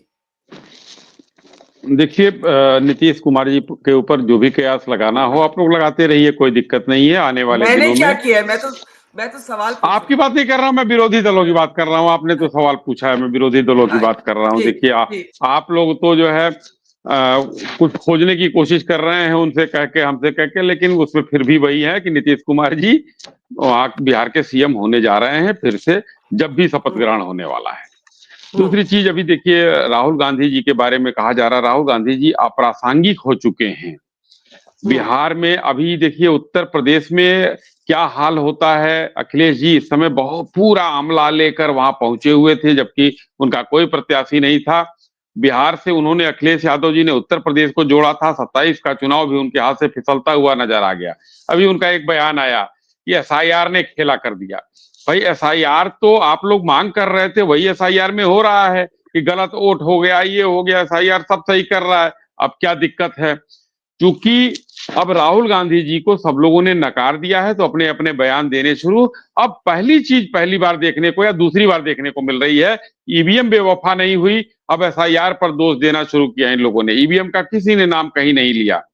वो एसआईआर को भी देखिए धीरे धीरे किस तरीके से कलकत्ता में मोहल्ले के मोहल्ले खाली हो रहे हैं एसआईआर के नाम पर, वोटर नहीं मिल रहे हैं, किसको बीएलओ पर्ची दे. इन लोगों के बीएलए क्या कर रहे थे? इस समय चुनाव आयोग ने निष्पक्षता का पैमाना एकदम समृद्ध रखा है और उसी की वजह से ये सारी चीजें आ रही हैं. वरना फेक वोटर्स के जरिए बिहार हो, बंगाल हो, ये लोग फिर से चुनाव लड़ने की कोशिश कर रहे थे. राहुल गांधी जी ने देखिए किस तरीके से यात्राएं निकाली, ये वोट चोरी वाला मामला, लेकिन कहा जनता, बिहार की प्रबुद्ध जनता के ऊपर कोई असर नहीं पड़ा, कोई असर नहीं पड़ा. बिहार की प्रबुद्ध जनता जानती है कि हम किस गड्ढे से निकल कर आए हैं और अब कहां हम खड़े हैं. आगे नीतीश जी की सरकार हमको कहां ले जाएगी, एनडीए की सरकार हमको कहां पर ले आकर बेहतर डबल इंजन की सरकार का क्या फायदा होता है, ये सारी चीजें बिहार की प्रबुद्ध जनता जानती है. और खास करके हमारी माताएं और बहनें जिन्होंने वहां पर जिस तरीके से अपने हक का, ये वोट उनका अधिकार है, उसका मुजाहिरा किया है, वो काबिले तारीफ है. और इस समय हिंदुस्तान एनडीए को जो है पूरे देश में जनमत मिल रहा है. अब रोने वाले, बिलाप करने वाले कुछ भी कहें, कोई कारण गिनाएं, नीतीश जी को अलग करें, शिंदे बनाएं, हो सकता है कि तेजस्वी जी 30-35 पा रहे हैं, वो लेकर अब उसमें से आधे हमारी तरफ आ जाएं, ये भी देखना होगा. तब कहेंगे ऑपरेशन लोटस चल गया. ऐसा कुछ नहीं है. 2/3 बहुमत से सरकार हमारी बन रही है और कहीं संदेह नहीं है बिहार का जो विकास अब तक हुआ है इससे आगे टेक ऑफ करेगा एक तरह से बिहार का विकास. और डबल इंजन की सरकार जितनी बात हुई है माननीय प्रधान, और एक सबसे महत्वपूर्ण बात है, इस चुनाव में माननीय गृह मंत्री जी ने वहां का पूरा जो है एकदम सब कुछ देख रहे थे. एक तरह से वो इंचार्ज के ऊपर पूरी नजर बनाए हुए थे, वहां पर समय दिया उन्होंने. और ये मानना पड़ेगा कि कितने बढ़िया उन्होंने जो है चुनाव का संचालन किया वहां पर, कि आज एनडीए को, ये देखिए स्ट्राइक रेट हमको लग रहा है 5% है कांग्रेस का स्ट्राइक रेट, और भाजपा और इसमें पांचों दलों का जोड़ लीजिए क्या स्ट्राइक रेट है. हमारा 80% से ऊपर है, लगभग 80% जेडीयू का है. चिराग जी का देखिए क्या है. ये सबने मिलाकर शानदार काम किया है. मैं कहना चाहता हूं अमित शाह जी को, माननीय प्रधानमंत्री जी को, नीतीश जी को धन्यवाद कि उन लोगों ने शानदार तरीके से अपनी बातें जनता तक पहुंचाई और जनता ने उसका सम्मान किया और जनता ने एक उत्साह के रूप में वोट देकर भारतीय जनता पार्टी, जेडीयू और पांचों दलों को हमको विजयी बनाने का काम कर। जी मैं पवन खेड़ा का बयान पढ़ना चाहती हूँ। Doctor Tripathi, you were very gracious, you conceded defeat, but Pavan Khera is making this about the Election Commission, saying this contest is directly between the Election Commission of India and the people of Bihar, and let's see who wins. I'm not even talking about parties, I'm talking about a direct, straight contest between CEC Ganesh Kumar and the people of Bihar. And he was still hoping, of course, that these trends could change. He still said they're early trends, we're still waiting a bit. Sandeep, do you want to react on this? Barkha, there's nothing to react except, as I said, Congress is living in denial, and living in denial, not Congress, I would say, it is the scrutiny of people who are controlling from Delhi, who I call the rootless wonders, the backroom boys of Rahul Gandhi, who are, ex-management consultants, etc., or economists and social workers or activists. These are the people who are ruling, and so their only way of survival would be to make statements like this. But the real congressmen who have any understanding of the ground, so you find Ashok Gehlot has at least conceded, it's disappointing, but that's much to introspect. Correct. They are not going to make statements like this. It is only the Kheras of the world who are going to make this statement. Unfortunately, Rahul Gandhi depends on them rather than anybody else. So what to do? I want to spend now some time because, I think Shashi said you can call this election. We'll wait, chalo, 10-15 minutes more. But I think it's quite clear that the NDA, the leads reflect a landslide win, a massive win for the NDA. Could we please have the graphics where we can see the votes and the seats in comparison to last time? That would be great if we could have that. But I want to spend some time talking about what this means for certain political entities. What does it mean for the future of RJD? What does it mean for the future of Rahul Gandhi? What does it mean for Prashant Kishor's attempts to be a politician? What is the winning formula for the BJP? There's so many bigger issues to talk about because the election numbers seem to have actually settled. According to the EC leads, the BJP is leading in 87. It has emerged as the single largest party. The JDU in 79. The RJD is down to 30. The Congress is down to 6. Dilip, I'll start with you. This is the big picture. The NDA is poised to form the government in Bihar with a massive, big win where the BJP, according to even the Election Commission leads now, is the single largest party, but is likely to make Nitish Kumar the chief minister. This is what we believe.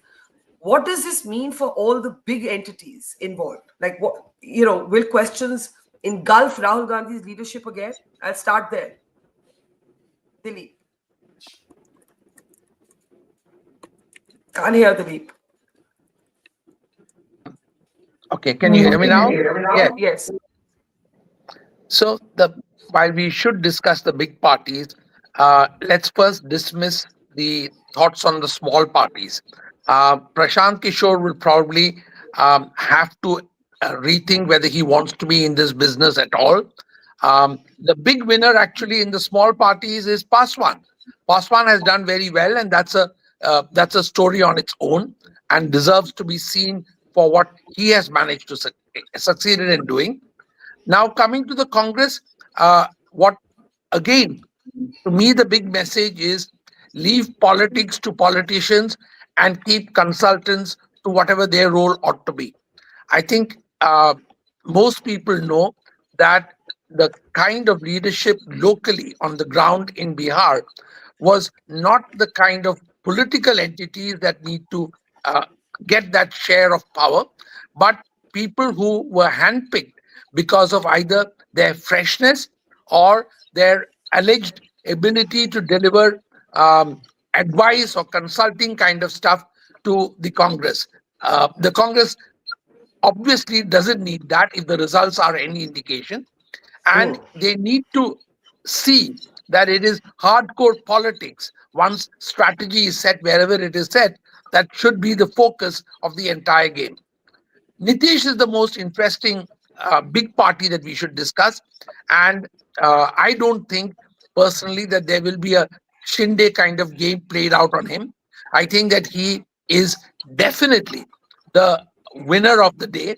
And as I said earlier, he shows once again that a regional party with a powerful satrap at the local level is an unmitigated advantage in any Gathbandhan of any kind. So the fact that the BJP didn't have a face, the fact that the BJP was willing to play the supportive role is also a lesson which the BJP will probably take home.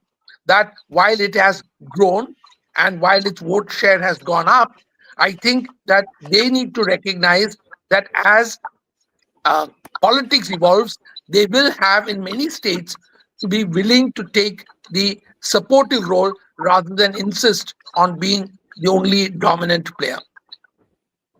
Look at the numbers, Dilip, that we have on the screen. This gives you a comparison of both numbers and vote share. The BJP leading in 86 compared to 74. And if you see the vote share, it's almost a 2-point increase in vote share. The JDU, yes, 75 to 43 and 15.7% vote share the last time to nearly 19%. The RJD, look at what happened to the RJD. The vote share difference isn't that dramatic, but the RJD seats, it's gone from 75, they're the single largest party, to 34. And look at the Congress, from 19 seats in 2020 down to 5 seats, from 9.6% to 8.12. Now, this is an important graphic. It gives you everything in one slide till the leads get updated. I want reactions to this, Shashi. Sorry, Dilip and then Shashi. Yeah, just so that the point is valid in terms of this data, please understand that as far as my information goes from the ground, the Congress spent all its time making sure that it would not look smaller than Tejasvi. And this is the result of that effort. Yeah. That is a very, very important point. Dr. Tripathi, do you want to respond to that before Shashi Shekhar and Sandeep Ghosh come in? No, I don't think that's true, because we were an equal partner alliance and everybody worked hard on their own issue. Everybody worked hard on their own front.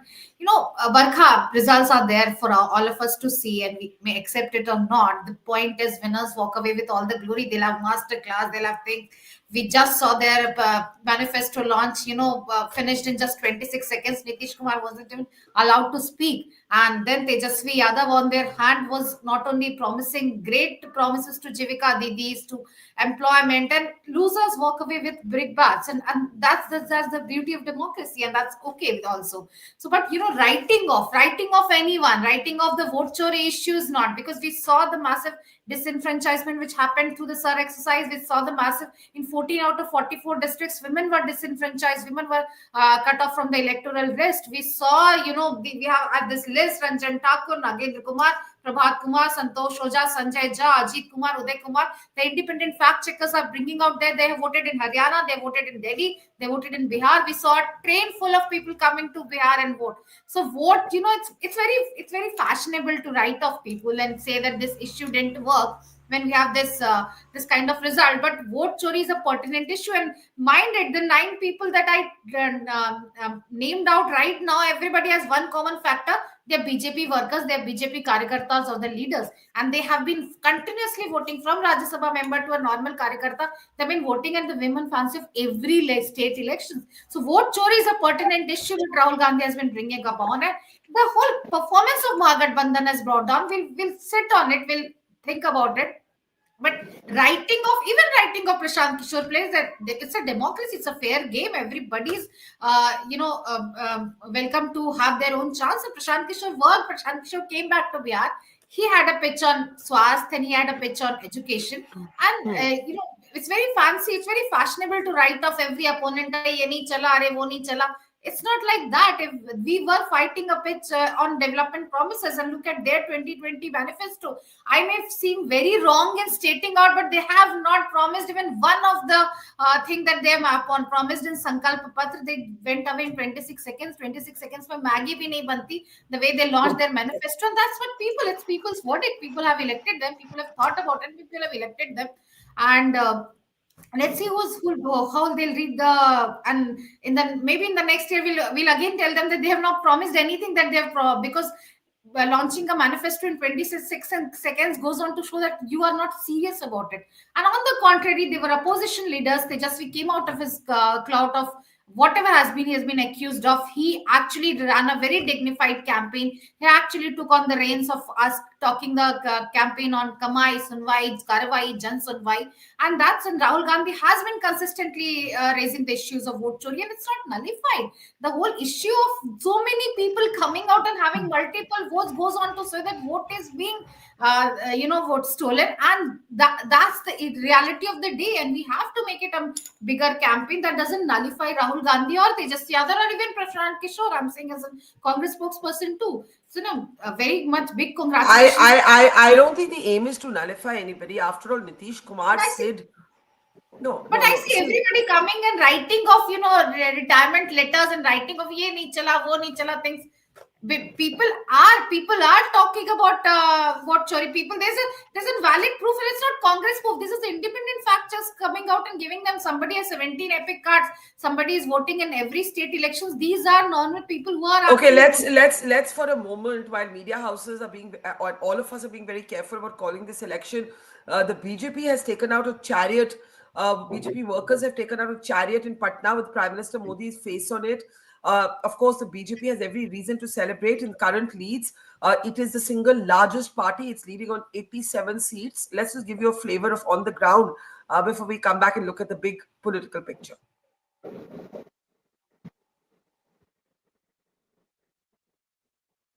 Can we play that? Okay, I don't think the video is playing, so let's keep. Oh. Okay, there seems to be something wrong. Let's move on. It's okay. I think the pictures give us a sense of what's happening there, and the Modi picture behind this BJP leader celebrating. Let's come out and get comments from everybody. So, Sandeep, the celebrations have begun in the BJP. Do you believe that there'll be any surprises on who will be chief minister? I can't hear Sandeep either. Yeah.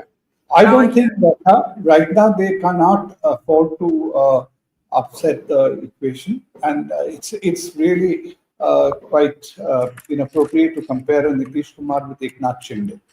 They are totally different propositions, so I don't think anybody should talk about it now. As somebody mentioned earlier, I think Ashwini ji or someone, that equations may change down the line. Nitish Kumar himself may like to take on some other role, whether the center, etc., 1 year, 2 year down the line, but right now nothing is going to happen. And as far as Poojaji's comments are concerned about fashionable, I take her point, you should not write anybody, but it becomes a fashion only when you make it a habit.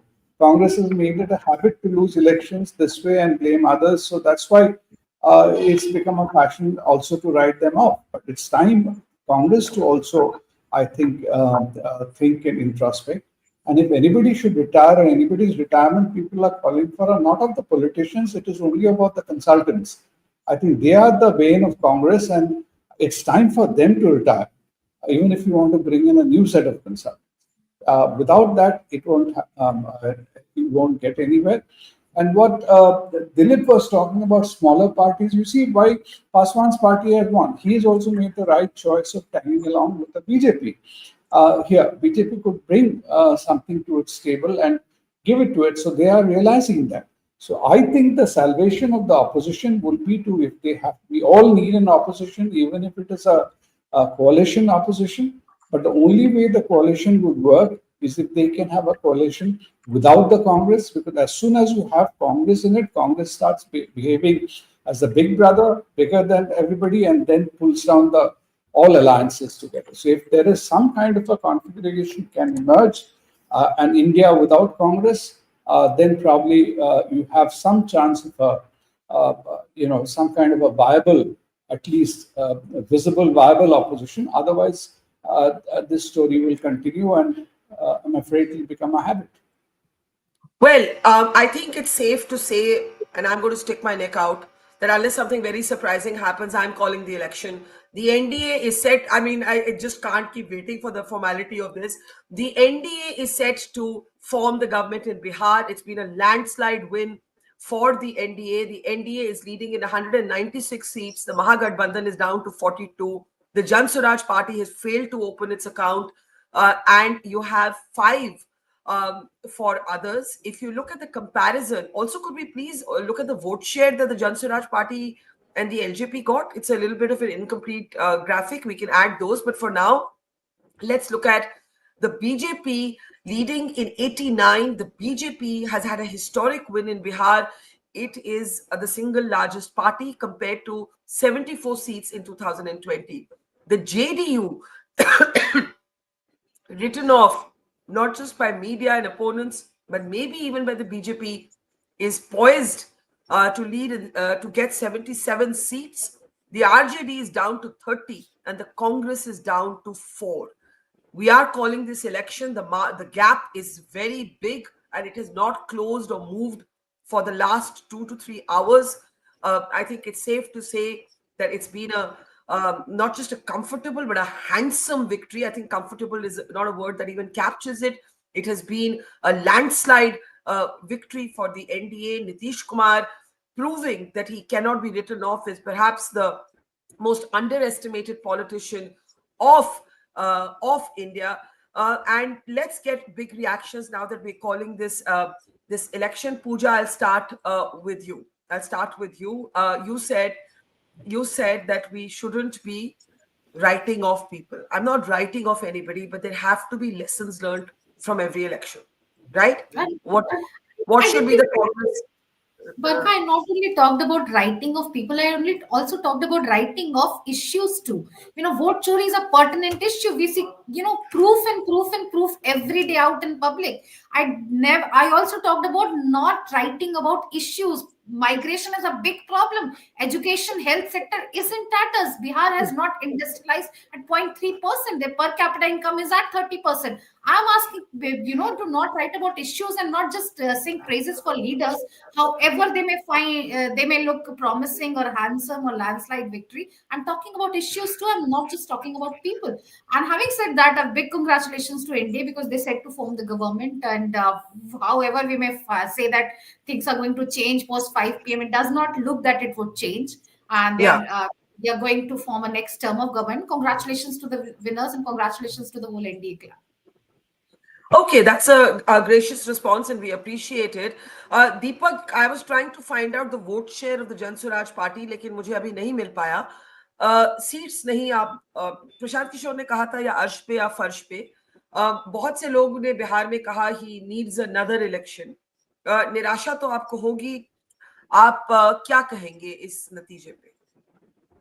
Deepak ji की आवाज नहीं आ रही मुझे. हाँ, अब आ रही है जी.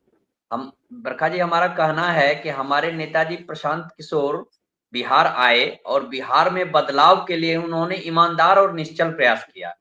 हमने अच्छे कैंडिडेट्स दिए जिसमें शिक्षाविद, न्यायविद, कानूनविद और अच्छे डॉक्टर और चिकित्सक थे. हमने समाज के अच्छे लोगों को लाके आगे खड़ा किया और उनको चुनाव लड़ाने का प्रयास किया. हमारे मुद्दे जितने भी थे बिहार और बिहार की जनता से जुड़े हुए थे और हमारे मुद्दे पर बिहार के चुनाव हुए. पहली बार जन सुराज पार्टी द्वारा उठाए गए सारे बिहार की जनता और बिहार के मुद्दे पर चुनाव हुए. जहां तक सवाल है जनता के विश्वास का, तो जनता ने आज राजन सरकार को मैंडेट दिया है, उनके लिए शुभकामनाएं हैं. लेकिन जब आप वोट परसेंटेज की बात करेंगे तो आप देखेंगे कि वोट परसेंटेज में अभी भी आरजेडी सबसे बड़ी पार्टी है, लेकिन वो सीट के मामले में बहुत कम है. भाजपा और जदयू भी वो 20% के आसपास ही चल रही हैं. बाकी छोटी पार्टियों का गठबंधन है जिनको लेके ये वोट परसेंटेज में अपनी सीट की संख्या बहुत बढ़ा दिए हैं. 2020 में और 2025 के चुनाव के वोट परसेंटेज को देखा जाए तो जदयू के वोट परसेंटेज में अच्छा खासा उछाल आया है लेकिन भाजपा के वोट परसेंटेज में वैसा कोई अच्छा खासा उछाल नहीं है, और लेकिन सीट के मामले में बहुत डिफरेंसेज आ गए हैं। तो बिहार की जनता ने जिनको भी मैंडेट दिया है सीट के मामले में, उनके लिए शुभकामनाएं हैं, सरकार को आगे बढ़ाएं। लेकिन जो हमारे मुद्दे हैं वो मुद्दे ज्वलंत हैं, बिहार की जनता के लिए हैं, बिहार के विकास के लिए हैं। वो मुद्दे आज हैं, वो मुद्दे कभी गौन नहीं हुए हैं, और वो मुद्दे आने वाली सरकार के सामने रहेंगे। और हम उस सरकार को उन मुद्दों पर गौर करने के लिए और उन मुद्दों को ठीक करने के लिए हम हमेशा प्रयत्न करते रहेंगे और सरकार को विवश करेंगे कि बिहार की जनता के मुद्दे को सॉल्व करें और बिहार को अग्रणी राज्यों में आगे बढ़ा के लाएं। मैं इस समय कहना चाहती हूँ Deepak ji, thank you for that. At the moment the CPI-ML is leading in 5 seats, which means it's leading in more seats than the Congress party. I just wanted to make that point, that the CPI-ML leading in 5 seats is leading in 1 more seat than the Congress party. Tavleen Singh is with us. Let's now take and even the Oasis party is leading in more seats than the Congress party. So it's been, if these leads hold, and we have called the election, the NDA is set to form the government in Bihar. It's heading for a landslide win. The BJP has or is emerging as the single largest party, leading in 89 seats to its 74 last time. The JDU is leading in 77. Everybody who had written off Nitish Kumar was wrong, whether it was the Mahila welfare scheme or sympathy for him. He proved that he cannot be written off. The RJD down to 30 from 75, the Congress down to 4. The CPI-ML and Asaduddin Owaisi's party, both as of now leading slightly higher in 5 seats each compared to the Congress party. That's the big picture right now. Tavleen, I'll get first comments from you and then go around the panel. Sorry, Sandeep, you want to come in first and then I'll go to Tavleen. Sandeep, go ahead. No, I thought you told me. No, I think one only other point I'd add is there is an infographics which has come out of the route Rahul Gandhi's Vote Chori Yatra had taken in Bihar. In that entire route, they have been able to convert, not yet converted, probably will convert only 2 seats. So if not only in terms of conversion of 56 to whatever 7 seat, that conversion ratio, look at the ROI of that, campaign and the yatra, which was being really hyped up by media. I think that if people don't recognize that, I think there is a serious, much bigger issue. And Congress is not just doing a disservice to itself, but as the so-called national party, it is doing a big disservice to the nation.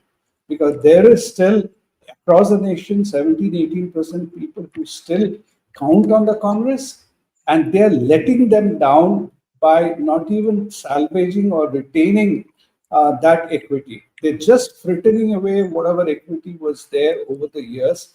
And it's not therefore a matter of Congress party, other people who are there. I think there is also a disservice to the nation at large. Thank you. That's what I. Okay, let's get Tavleen in and let's now look at the big picture. I think we have enough information here. Could we correct the spelling of CPI-ML on the banner? The CPI-ML is ahead of the Congress in Bihar. The Congress is down to 4 leads, the RJD 30. The left collectively is at 7. This is the big picture. The NDA is headed for a landslide win. Shukata Srinivas Raju is also with us. Tavleen, go ahead. This is what we're looking at. Nitish Kumar, who had been written off, didn't do a single interview in this whole election. Well, he released one video. He is set, I think, most likely to be the next chief minister, even though the BJP is the single largest party. And the Congress and the RJD literally find themselves massacred in the leads so far, despite a very high-pitched vote chori campaign by Rahul Gandhi. Tavleen. Yes, I want to look at Bihar in the context of India, right? Because this is not since the Lok Sabha election, the Congress party has lost every election, right? Maharashtra, Delhi, Haryana, and now Bihar.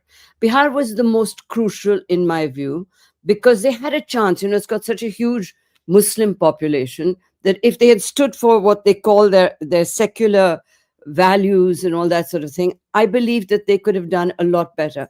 But, much more important than that, for me, I really hope, and it's, I've been writing about this for ages, the Congress party is no longer a political party. It is a collection of courtiers that surround the family. And none of those courtiers have the courage to say to Rahul and Priyanka, can you just step back a little and let people emerge? There is no party structure, and they're up against a formidable electoral fighting machine, and they haven't yet woken up to that. So what are we going to do? We need an opposition. I find it quite dangerous in the national context that we are really, at the mercy of a party that is now, it's become what the Congress once used to be, dominating India. I don't think that's healthy. What do you think the Congress should be doing that it isn't doing? Well, for a start, they need to go back to their drawing board and find out at the level of the panchayats, who are their guys? Where are those Seva Dal people we used to see with the little topis on, Now, instead of them, you see the RSS Karyakartas. Where is the structure of the party gone? Why has it broken down so badly? What can they do to rebuild it from the bottom? But you see, they won't do that. They will go back to the thing. They'll talk about vote chori, and they'll talk, and secondly, I think one of the most losing tactics of the Congress party, particularly of the dynasty, is to attack Modi, just Modi. They don't really go for the BJP. It is Modi, and they belittle him, and they'll do that, and they just hope that that'll work. And, I don't think it works, because some of the language that they've used against him, I think, has gone against him, because he's not just their opponent, but the Prime Minister of India. And, when you're a political party taking on an opponent, you have to respect the fact that, that these are the structures. If you think that the election commission doesn't work, if you think the Prime Minister is nonsense, if you think you have no chance, then, either you retire from contesting elections and, just give up altogether, or you look at where you're going wrong. I don't think they've had one serious report on their failures in any of the elections they've lost since 2014. Yeah. Okay, that's a big statement there. Shashi, let me get a last word in from you. I know you have to go. Coming right to you, Dilip, right after that. Shashi just has to step off, so we'll take a last word from him. Yeah, Shashi, sure. yeah, go ahead. Yeah, so I have 3-4 points that I just wanted to make quickly. First is, I think if there's any kind of chori, it is not vote chori, it is akal ki chori, because there is practically no common sense in the manner in which the Congress has been persisting on this issue. What Tavleen has said is very interesting, that there has been no serious review, because I think if there is a serious review, the entire leadership of the Congress will have to be shown the door, and that is the reason why there is no serious review within the Congress party. But I think there is a bigger issue with the concern from the health of the Indian democracy standpoint, that there is practically a vacuum in the non-BJP space for a non-dynastic, non-caste, non-regional party to emerge. The Aam Aadmi Party was one such hope, but that has lost its way. The Prashant Kishor phenomenon, I think, has been overhyped in the media. So that space is still vacant for waiting for someone to come in. And as far as caste-based, family-run parties are concerned, I think the only ones that have emerged viable are those which have a progressive narrative, like Naidu in Andhra, for example, or even the DMK to some extent has a progressive narrative, irrespective of all the other issues that they dabble in. So I think there is a lesson there as well for the smaller regional outfits which are family-run. The last point that I want to make is the larger narrative. Okay. Hanji, Deepak ji. Thank you, Deepak ji. Thank you. Sorry. The larger narrative that has emerged in the last few weeks in various international media. Why is India not seeing this so-called Gen Z revolution? Why is India stable? I think there is a lesson here that the Indian democracy and the Indian economy are, coming together. I think this is a very unique point in modern Indian history, that there's a convergence between democratic stability and the economic momentum. And I think that is what is really shaping things. And that is what we are seeing in these electoral outcomes. And that is the message that the Rahul Gandhi-led Congress is missing. Thank you. All right, Shashi, thank you for that. We are continuing to analyze the Bihar election results. If by any chance you have just joined us, the NDA is all set to form the government in Bihar. It is heading for a landslide win. The BJP, and oh my God, just when I was speaking, is this actually correct? The BJP is now leading in 91 seats. I was talking a couple of minutes ago, and it was on the Election Commission, it's showing 88, but our other sources showing 91. Would be great if somebody could talk in my ear and confirm to me if this is correct. The BJP is leading in 91 seats, the JDU in 78, the RJD down to 30, the Congress down to 4. At the moment, the left is collectively at 7 seats, and the CPI-ML by itself, as well as the MIM, Asaduddin Owaisi's party, is ahead of the Congress. The BJP just increased and improved its leads. It's an extraordinary result for the party. Vinod Sharma of the BJP is also with us. I just want reactions. Vinod ji, आपको मुबारक. आपने सुबह कहा था, जब लग रहा था कि बहुत टाइट फाइट होने वाली है या क्लोज फाइट होने वाली है, 1 घंटे के लिए लग रहा था, लेकिन बीजेपी 91 सीट्स में लीड में है. अब ये भी चर्चा चल रही है कि इतने सीट्स के बाद क्या नीतीश कुमार ही मुख्यमंत्री बनेंगे या कोई एकनाथ शिंदे टाइप सिचुएशन हो सकता है? देखिए, पहले बिहार की जनता को हम आभार व्यक्त करते हैं, बधाई देते हैं, जिन्होंने हमारे आदरणीय प्रधानमंत्री के विश्वास पर मुहर लगाया, नीतीश कुमार जी के काम पर मुहर लगाया है. और निश्चित रूप से हमारे गठबंधन जो है उनके विश्वास पर खरा उतरेगी. बिहार में और तेजी से काम होगा, बिहार और तेजी से आगे बढ़ेगा. जहां तक मैंने पहले भी कहा था, अभी भी कह रहा हूं कि नीतीश कुमार जी हमारे नेता हैं, और निश्चित रूप से आदरणीय अमित शाह जी, मोदी जी ने कहा कि इनके नेतृत्व में हम चुनाव लड़ रहे हैं, यही नेता है, तो उसमें कहीं कोई इफवट नहीं होगा. निश्चित रूप से नीतीश कुमार के नेतृत्व में सरकार बनेगी और फिर उसी गति से हम आगे बढ़ेंगे. पर आप कहते हैं कि नीतीश कुमार ही मुख्यमंत्री बनेंगे?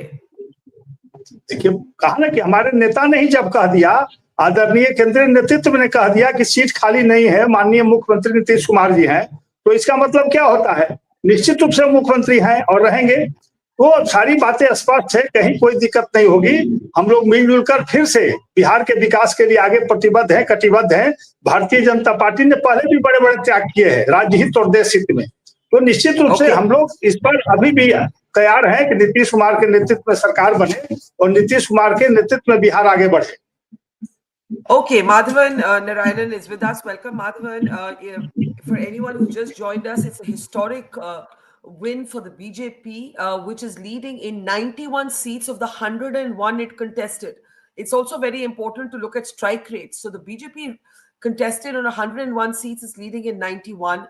Nitish Kumar, written off by almost everybody, makes a stupendous comeback, leading in 78 seats of the 101 it contested. The LJP, Chirag Paswan's party, also pretty good strike rate, 22 leads in 28 seats contested. Can we switch to the Mahagathbandhan scorecard? Look at the RJD. The RJD contested 143 seats. It's down to 30. It had won 75 seats last time.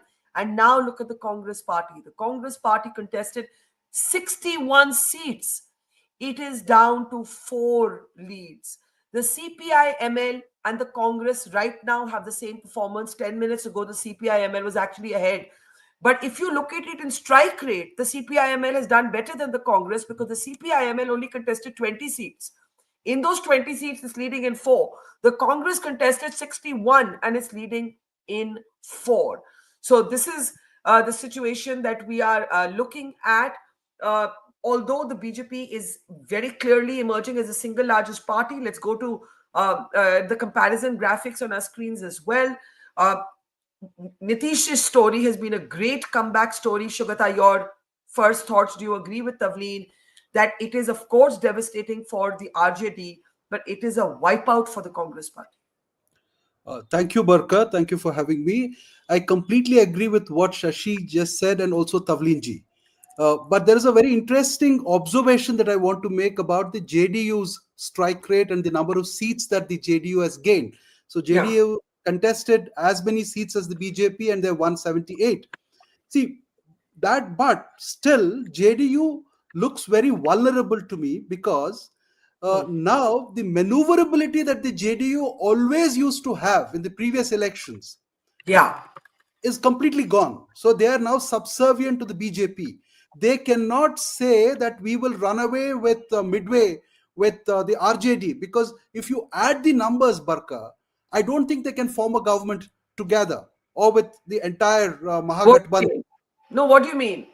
I mean to say that in case you mean if Nitish turns sides?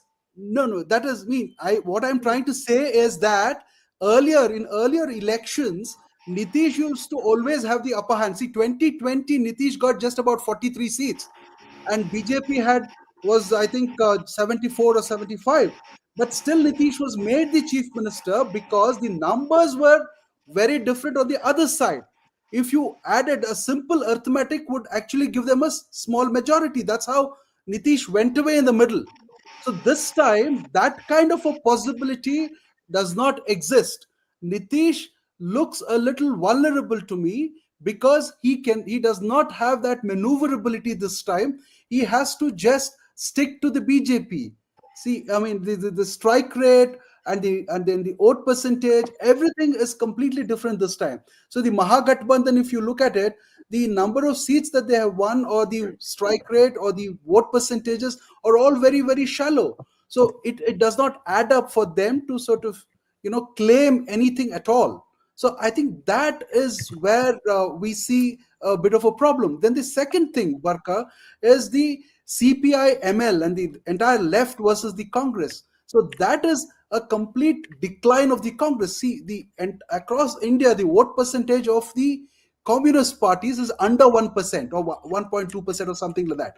But if a small faction of the communist party gets much more than a national party like the Congress, then I mean, I would call it ideological chori, because in the last 5 years or 6 years, Rahul Gandhi has been trying to position the Congress party on the far left.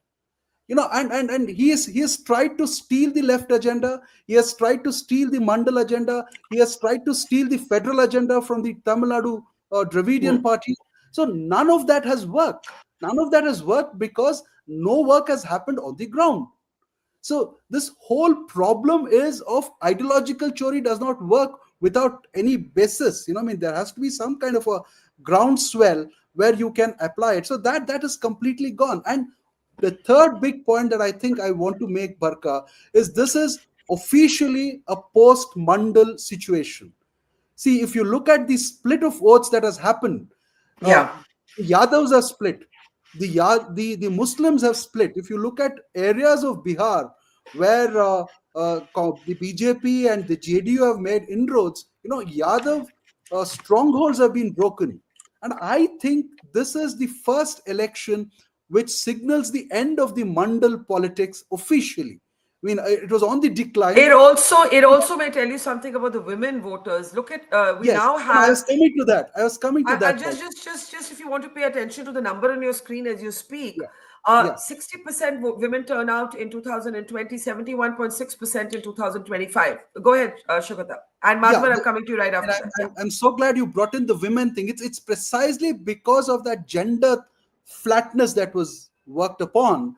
It is through gender that Modi and the BJP and the right wing have completely, broken the caste kind of nexus that used to exist. It could be the extreme backward class or the OBC or the Muslim Yadav combinations. All of that. See, the moment 50% of the electorate is wooed in a certain way and they behave in a certain way, then no caste combination works. So I saw a video becoming viral, Barkha, of a husband beating a wife because she voted for the BJP. Now, this is something not unreal. I really saw that video. So if I think that this is the beginning of the end of the Mandal game. Caste will be relevant. See, nobody should think that caste becomes irrelevant the moment the mandal thing becomes, less significant. Caste and mandal are very, very different. I want to make that point very, very clear.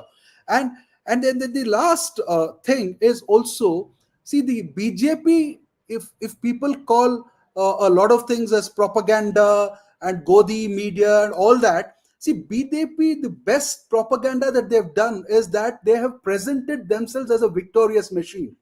After a point of time, the psyche of the people works in such a way that they want to be associated with a winner, not a whining person. Rahul Gandhi in the last 5 years has not put across a single positive line.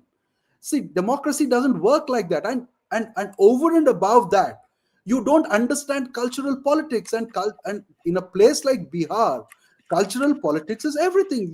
It could be a comment about the Chhat Puja or whatever. So one is ideological chori, two is post-mandal, three is this kind of absence of understanding of cultural politics.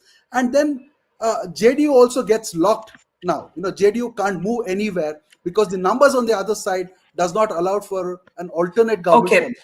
Okay, I think this is a very interesting idea that while this is so much Nitish's comeback moment, he's going to be vulnerable because of how well the BJP has performed. The BJP is now leading in 91 seats. Madhavan, I know you have a point. I'll allow Taveen a quick interjection and come right to you after that. Taveen. Yeah, I just want to make the point. The women thing is astounding. The fact that it's gone up from 25 to 70. I don't remember. But 60 to 71%. All right, but we need to, all of us, think about whether this last minute money that is distributed, as happened in Maharashtra. In Maharashtra, I know because I live in Maharashtra, that changed the election. Did that happen in Bihar? And does it not count to an electoral malpractice? We need to think about that.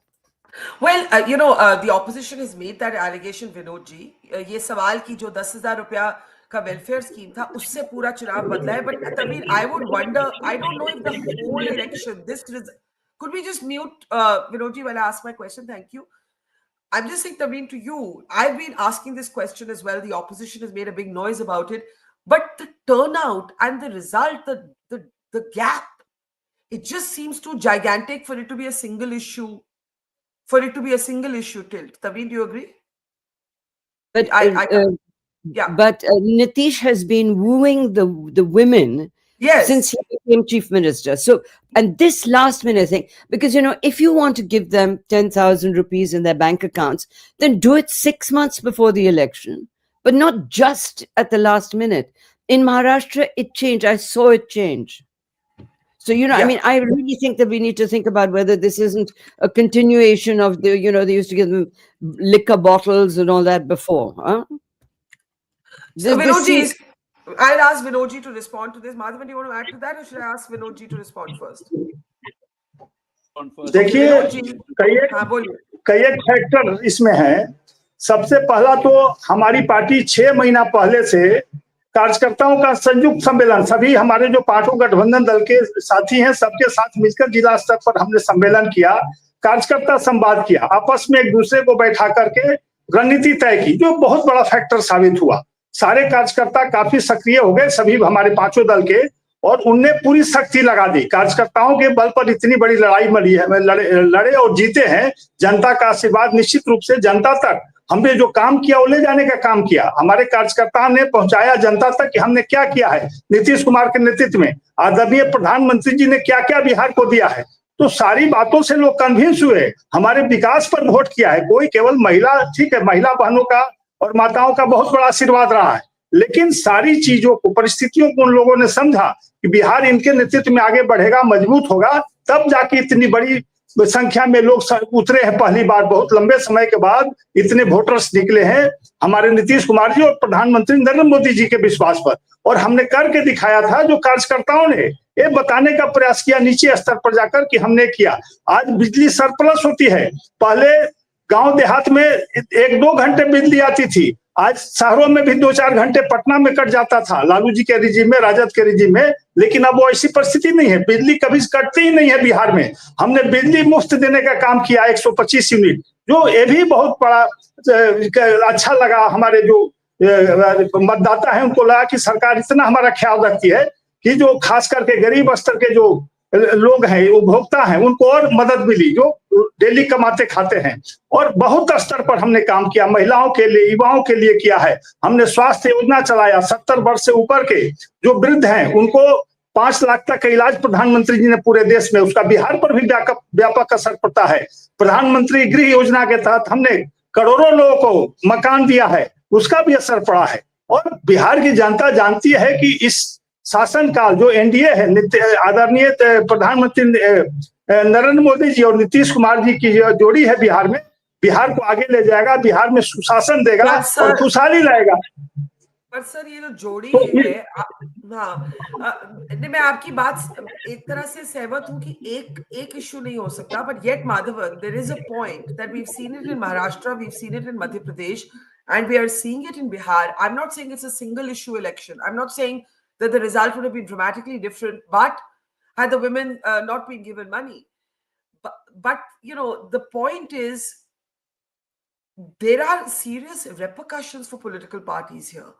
For the Congress, are these updated figures? I don't think these are updated figures. If somebody could confirm to me, I'm not sure they're updated figures. So let's have them. Shirali, I'll need you to confirm to me what these figures are. Madhavan, let's come in with your response. Madhavan. I can't hear Madhavan. Madhavan, I can't hear you. I can't hear you, Madhavan. You might be muted. Can you hear me now? Yeah. Is it better? Yeah. Yeah. See, I want to say something on each of these previous speakers, my fellow panelists. All of them made very good points. But let me begin in reverse order. Vinodji just said about development schemes, and I want to point out that the women were not wooed all of a sudden.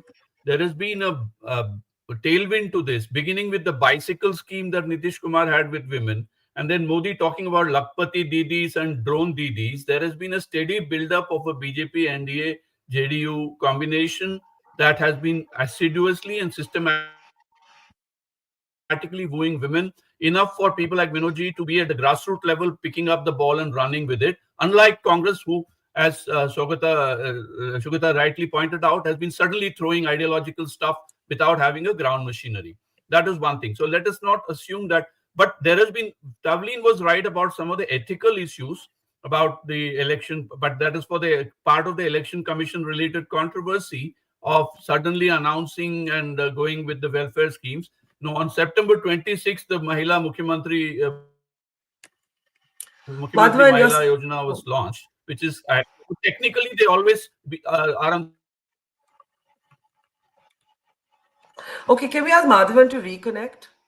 Can we ask Madhavan to I'm just not. BJP. Madhavan, please, thank you. I can't hear you. Shugata, I want to come back to you and to pick up what Tavleen said. You said that one of the things that is, emerging from this election is people don't like a whining politician, and you believe that the Congress is always playing the victim. And that the BJP, everybody likes a winner, and the BJP's great narrative is we are winners. And so therefore you feel they're going to win, so you keep voting for the winner. And I see the psychological play in that. But to Tavleen's point, that the last minute welfare scheme, it seems to work, especially with the female voter. How would you respond to that? No, that's a very valid point, Barkha. I mean, I don't disagree with it at all. Now, there are ethical issues involved, but this is not the first time it's doing it. It's not just the BJP that has done it. You come to my state of Karnataka. How did the Congress win 135 seats, which it did not even imagine it would win, with the 5 guarantees distributed universally to everybody? Cash transfers, free bus rides, pensions to, not pensions, doles, unemployment doles, all of that. So every political party has played that game of, wooing their electorate with certain schemes. And the BJP, I think Madhavan was right with that. It is not that it was done suddenly. There was a tailwind already, and this was an icing on the cake. And by the way, the NDA has touched 200 seats. I was just flagging that. The NDA has crossed 200 seats in Bihar. Go ahead. Yeah. So, since NDA has crossed 200, the Paltu Ram does not think will never work now, because the Mahagathbandhan RJD's numbers are very, very small. So that is the earlier point that I was making about Nitish never being able to sort of do the somersault midway now. Anyway, so as Madhavan rightly said, it was not something that happened overnight. So they had everything running and they saw that there is this thing which may make a difference, because I think midway they realized both the MGB and Mahagathbandhan and NDA had almost an equal vote share, about 42% each. So how do you tilt the balance? So they tilted the balance by offering this. So whether they should have done it right before the election or whether it was a last minute thing, no, I don't think so. It was not a last minute thing. It was a consistent build up, and the BJP has sort of engaged the gender vote much more than any other political party, precisely because they want to break the caste nexus that had been created. That's precisely why I said that the mandal politics seems to be over, because 50% of your electorate is sort of amenable to something else, some other kind of an argument and reason. So that is the most fascinating part of this election for me, because caste remains, the organizing factor will remain. You will not give up your caste identity, but the way you do politics with your caste changes from now on. And that is a big lesson that is going out, especially Bihar, because Bihar is the one where all the caste revolution started, and all the and even the oppositional elections started with Jai Prakash Narayan and all that. And you also know the kind of controversies that these people sort of created, the Congress people, by calling Rahul Gandhi Jananayak. Although of a very small number of people called him that, the BJP made it an issue, because Jananayak was something that was attributed to Karpuri Thakur, the great Karpuri Thakur. So you couldn't have made such blunders. And the other thing, Barkha, the last point that I want to make is, when Mamdani won the New York mayoral election, the entire liberal gangs were up in, euphoric dancing and saying aunties claiming him in Delhi and all that. But the problem is they did not ask the basic question. Mamdani came from outside of the Democratic Party. He was part of the Democratic Socialist Association. Okay. Shifted the agenda of the entire Democratic Party, took it far left, far more left than Bernie Sanders, and that is how he made an impact. Can something like that happen in the Congress Party today? I think it's a great question, but unfortunately, the comments we've seen from the Congress, I'm just going to play out one. Madhavan, I'm hoping your connection is better after that. And Tabeen, just give me a second. Ashok Gehlot is commenting on these elections, and they are talking about the danger to democracy, quote unquote. Let's listen in and then come back and discuss the political implications for national politics. देखिए, जीत हार की बात तो छोड़ दीजिए। अब तो बात कीजिए कि डेमोक्रेसी खतरे में है। जो हालात हरियाणा के बाद में महाराष्ट्र में बने हैं, महाराष्ट्र में जो बने थे ना, वही हालात यहाँ बने हैं। एक तरफा जीत सब पार्टियां साफ ही हो रही है, और जिस रूप में ये धनबल का प्रयोग करते हैं ना, आप हम कल्पना नहीं कर सकते हैं कितने उम्मीदवारों को पैसे देते हैं, कितने पैसे बांटते हैं। कल्पना के बाहर की बात है, कल्पना के बाहर की बात है। और जिस प्रकार चुनाव आयोग इनका साथ दे रहा है, मूक दर्शक है। वोट चोरी की बात जो की, वोट चोरी का मतलब क्या? वोट चोरी का मतलब खाली लिस्टों में गड़बड़ नहीं है। अगर आप निष्पक्ष चुनाव नहीं करवाते, वो भी वोट चोरी है। रिगिंग होती है, आप चुप रहते हो, वो भी वोट चोरी है। कहने का मतलब, जो अगर चुनाव निष्पक्ष करवाने में सक्षम नहीं है इलेक्शन कमीशन, वो वोट चोरी है। भाई, आप चुनाव आयोग का मतलब ही निष्पक्ष चुनाव हो, जीते हारे कोई भी हारे। उसकी बजाय अगर मान लो एक व्यवहार के अंदर भी एक पक्ष लोगे, आप एक सत्ता पक्ष का लोगे, तो वो भी वोट चोरी है। तो मेरी दृष्टि में वोट चोरी का मतलब, आप बेईमानी से चुनाव जितवा रहे हो किसी एक पार्टी को। नंबर एक, जो धनबल का प्रयोग लोग कर रहे हैं, धनबल का, वो तो कमाल के कर रहे हैं। तो डेमोक्रेसी कैसे रहेगी? चुनाव आयोग के रवैया ये हो। सुप्रीम कोर्ट में एफआईआर चल रही है, आप सुप्रीम कोर्ट की बात नहीं मानोगे। आपने एफआईआर शुरू कर दी कई राज्यों में। अरे आप एफआईआर कोई बुरा नहीं है, निष्पक्ष अगर बन जाए, वोटर लिस्ट जो है वो सही बनना आवश्यक है डेमोक्रेसी के लिए। आप यही कहते हो भाई हम उसके लिए कर रहे हैं, तो फिर क्यों नहीं आप जो है तमाम पॉलिटिकल पार्टी बुलाते, बात करते, सुझाव लेते, तो वो खुद आपको कोऑपरेट करते। विश्वास जमा रहता इलेक्शन कमीशन पर, आपने विश्वास को तोड़ दिया, उसको शक पैदा कर दिया, संदेह पैदा कर दिया। अच्छी बात है क्या?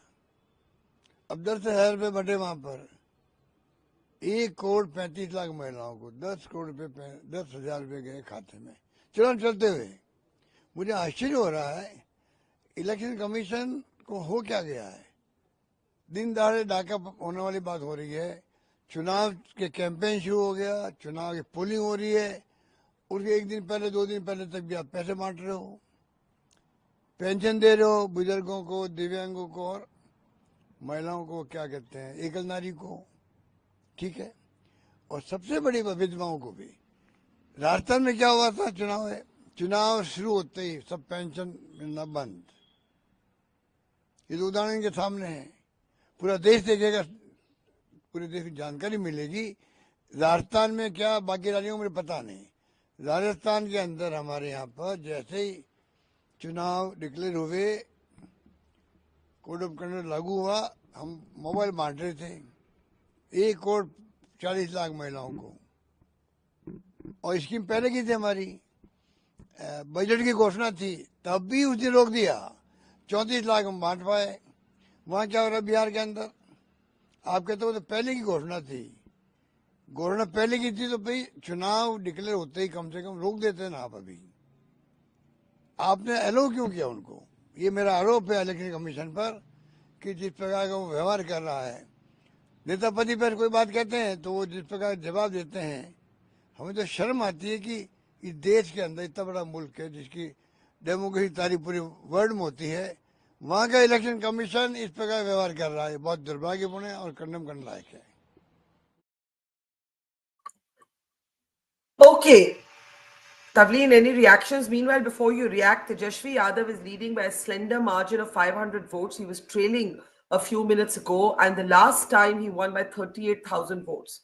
The reason this is important is I do not believe a single welfare scheme can explain this. It is an anti, it's not just a pro-BJP, pro-Nitish vote. It is an anti-RJD vote.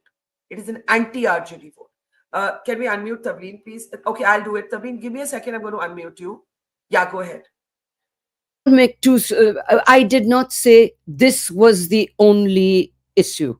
What I do know is that in Maharashtra, there was no consistent viewing of the women voter until the last minute. And women said for the first time in their lives, they had money in their bank accounts and they would vote for the government, right?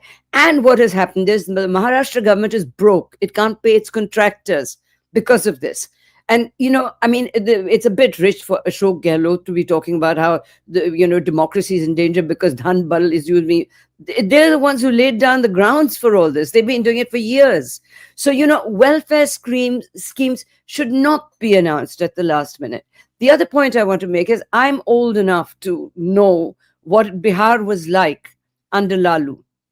And I think that the real issue, you're absolutely right, is a vote against that, because the Biharis I've talked to at the village level all say that they are worried that if Tejasvi comes, he's just going to bring Lalu back. And those horrible years, they were terrible, terrible years.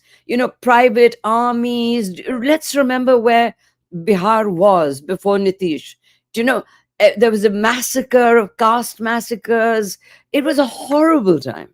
The only reason why anybody went to Bihar was because there was a new massacre under Lalu. It was terrible. And, the family would go into a shop if there was a wedding, close the doors and just steal jewelry and all that sort of thing.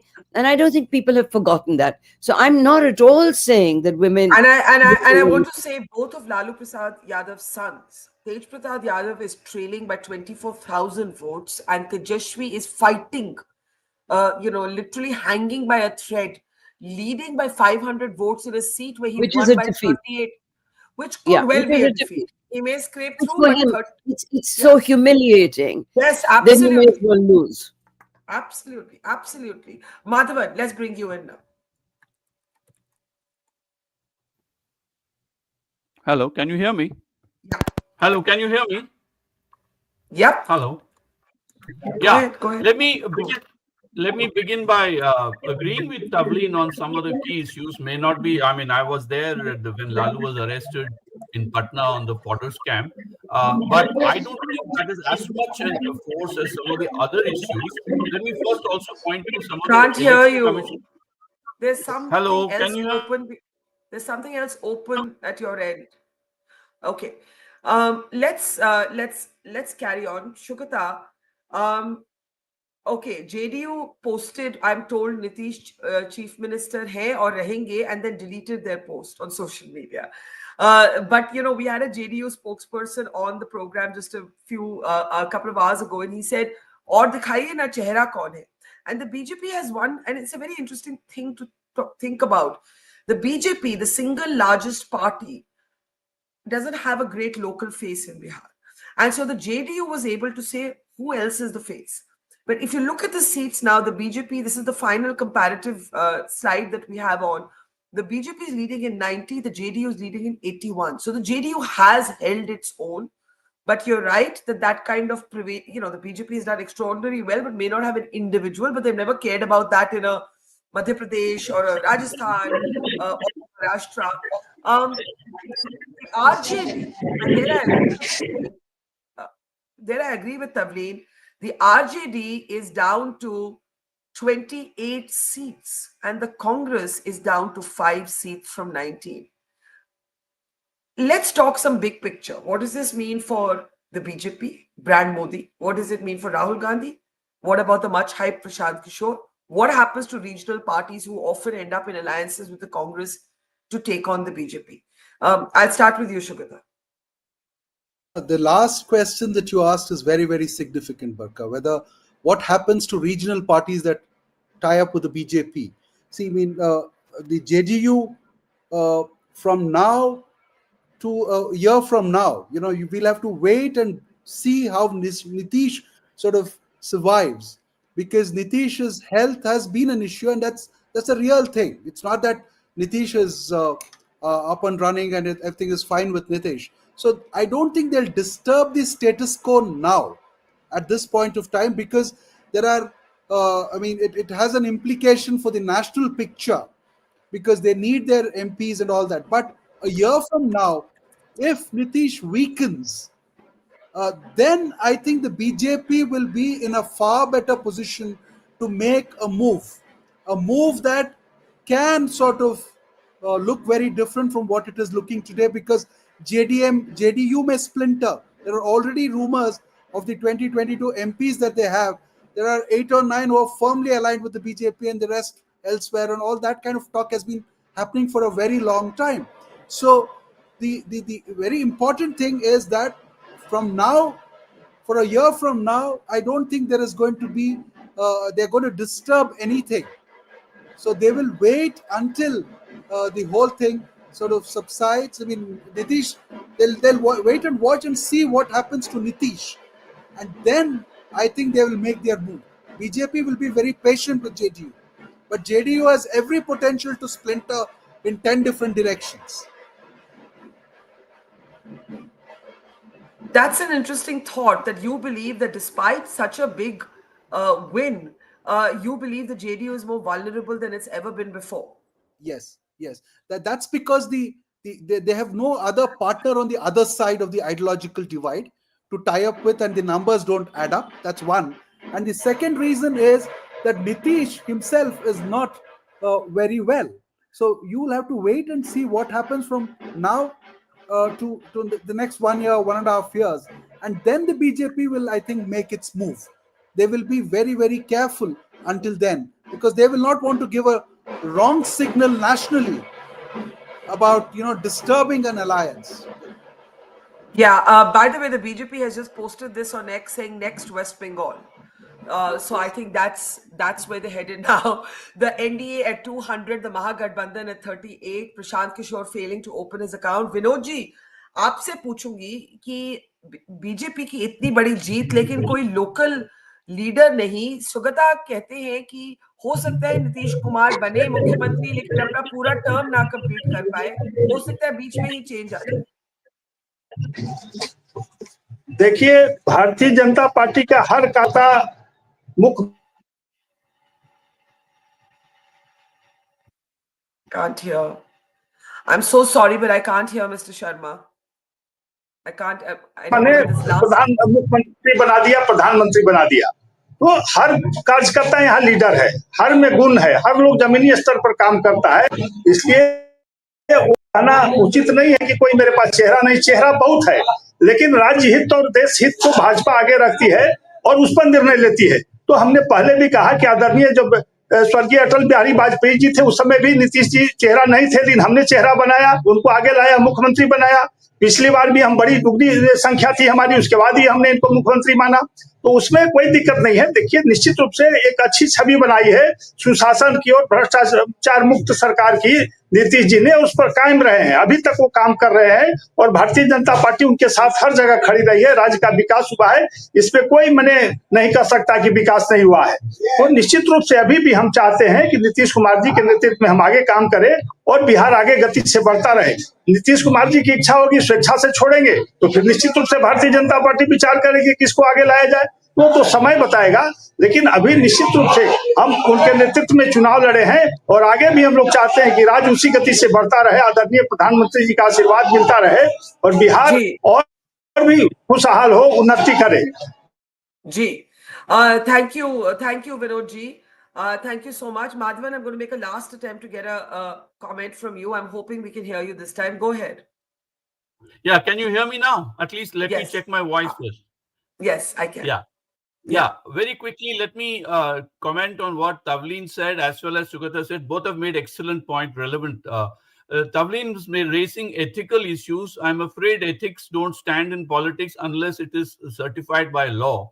A lot of these things will be heard out in the Supreme Court of India because the SIR issue is not going away either in Tamil Nadu or Bengal.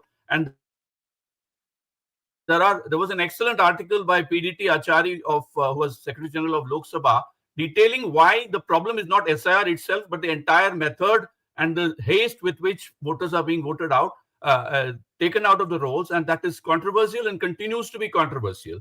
And that is something, along with what Tavleen said about the announcement of free schemes or welfare schemes. We can disagree on ideology, but there are some election-related procedures that need to be followed. That will continue to be a matter of public interest in the courts and as well as political discourse. Let me come to this important point about JDU and Nitish Kumar's role. I want to point out there has been a clear pre-nuptial agreement under which Nitish Kumar will be the chief minister. And his health may be cited to ease him out, but because JDU is important also in the national parliament, nothing can happen in a hurry. Last but not the least, I want to add that this is an oh my election. By oh, I mean the defeat for Mahagathbandhan and especially Congress. My is Muslim Yadav is gone and Mahila Yuva is in. So there is an oh my factor, but the implication is economic and not social. I agree with Sugata that there is a post-Mandal politics, but I have just written an article where I have said it's the economy stupid, taking from Bill Clinton's 92 slogan, but it's not yet time to say it's not caste because there is an intersection of caste and economy under which the interesting point analogy I'm drawing is from the film North by Northwest, where Cary Grant actually takes part in an auction in order to lose it so that he'll be protected by police. So this is similar. Okay, Congress and Madhavan, I'm so Mahagathbandhan have sorry. set for the NDA. Oh, Madhavan, there is an economic agenda that is. I can't. Sorry, then. You. Okay. I'm so sorry. Okay, in that case, I am like Mahagathbandhan today, defeated out of voice. That we heard. So, that we heard. That part we heard. Somehow that part we heard. And there's Yashwant Deshmukh. Thanks, Yashwant. Can you hear me? Yashwant, can you hear me? Yeah, I can hear. Okay. Are you getting? If somebody stops muting you, I might be able to. Yashwant, say something. I can hear you. I wonder if you. Thank you. Yes, thank you. So, all right, we have Tavleen Singh, Shugata Srinivas Raju, and Yashwant Deshmukh of C Voter here. It's C Voters data that you have been seeing all morning, the automated data that they've been feeding us, and it's been so useful. I want to get your sense on this big picture, Yashwant. a historic win for the NDA, 200 to Mahagathbandhan's 38. Could you tell me whether this is as you expected? Well, absolutely. I was expecting, and I mean, in the post-poll data that we shared otherwise with you, and I did tell you that there is a double-digit gap as far as the female voters is concerned, and there is no way it is going to stop at a conservative number. If the female voters do come out, and they did come out, and the kind of gap that they were showing up in that way, it would have been in any case one-way traffic. So the turnout is what I have been telling for the last 100. Just keep an eye on the turnout. Keep an eye on the turnout. If the females are coming out big, and then Nitish Kumar is winning big. And I have used the term Nitish Kumar winning big because it's not NDA. It's Nitish Kumar's mandate. Let's be very honest and upfront. So it's interesting. Yes. It's interesting that you say it's Nitish Kumar's mandate, because actually it's the BJP that is the single largest party, and we have your data on screen which shows how the BJP is leading in 91 of the 101 seats it contested, and the JDU is leading in 81 of the 101 seats. And by the way, at the moment, according to the EC, Tejashwi Yadav, who won his seat by 38,000 votes last time, is trailing by 2,000 votes. You say it is Nitish's mandate. Can you elaborate on that? It is Nitish's mandate simply because of the female voters whose connection with Nitish Kumar is of the generational policy that we have discussed in the previous time. Last time when we were discussing the second phase and the first phase turnout, and yes, BJP is important part of that thing, because Prime Minister Modi's own popularity has only helped propel this victory, and BJP's infrastructure, rank and file, and an organization on the ground that has helped. I get it, but make no mistake, in the two engines, the first engine was Nitish Kumar in Bihar election. It was always going to be an election where remember, Barkha, I did say this to you, that this is going to be a watershed election, because if at all females decide that they are going to turn this election on its head, then no politician worth the salt in the future will be only and only looking into the caste and religion and other those kind of arithmetic and a very temporary solution. What Nitish Kumar has done, that he has shown to all the future politicians of India, that even in a state like Bihar, which is like arguably most constrained by the caste and religion arithmetics, if you can come up with the long-term generational policy and have a patience to let it fructify, you are going to reap the political benefit out of it. So I believe all the girls, school going girls 20 years back, who got the bicycles and the poshaks and the scholarships, they have repaid that fixed deposit in multitude, because they have become housewives, they have become mothers of other kids, they have become entrepreneurs now by courtesy the 10,000 bucks which has been given. So I don't treat, first of all, we have discussed this, Barkha, that I don't treat any scheme aimed at female vote bank as Labharti scheme, because money given to males, we know where it goes. Money given to females, we know comes back to the society in terms of healthcare, in terms of education, in terms of taking care of the family and society at large. And if they are now becoming entrepreneurs, this is a different ball game. So Nitish Kumar has done a great service to this country purely by showing that if you have a vision to invest in the future in generational policy, you can win elections. You can win election on your own with your alliance partners, and you can see something which breaks the entire thing of shackle of caste and religion driven politics. Okay, I want you to I want Shugata and Tavleen to come in, Yashwant, but first I want to show you what the JDU has just posted on social media. It's very actually interesting. The JDU has said the trust of Bihar's women has triumphed. The NDA has triumphed. Bihar has triumphed. Now, you said this is Nitish Kumar's mandate, and even I felt that. But Shugata, I want you to repeat your argument on why you think that while this is Nitish's moment, you believe Nitish Kumar will be vulnerable in a way that he hasn't been before. Could we unmute Shugata? Shugata, could you unmute yourself? Yeah, first of all, I would like to respond to what Yashwantji said. This is indeed Nitish Kumar's mandate, but Nitish Kumar could not have been believed by the Bihari masses, because the 10,000 scheme that was done, it is actually going to cost 9% of the GDP, and I don't think anybody in Bihar would have believed that without Modi's backing, that 9% of that, the cost part of it could have been managed. So the believability in the announcement of the scheme was created by the support that Modi gave Nitish. So it's a kind of combinational thing is what I would like to read. While I agree the larger point that Nitish has been the face, Nitish has done to women voters or women electorate consistently for the last 10-15 years is what is, as he rightly said, fixed deposit and a huge kind of return. But the other point that I was making earlier, which is that, see, this is something that is very interesting because it breaks the caste thing. The gender thing is, if 50% of your electorate is looking only at economic and welfare measures and voting outside their caste kind of preferences, then I think the caste becomes extremely irrelevant. And Nitish did something very, very interesting, Barkha, over the last 2 decades, which is, if there was an OBC, Nitish created something, he made it more dominant, the extreme backward class. So he splintered the OBC vote so that Lallu does not get the entire advantage of it. If there was Dalit, he made it Mahadalit. So, this kind of splintering has indirectly benefited the BJP is what I'm trying to say. Because BJP was never on a caste vote. BJP, even to this day, I don't think believes in a caste argument, because it creates a pan-India nationalist kind of argument, and they were also against caste census.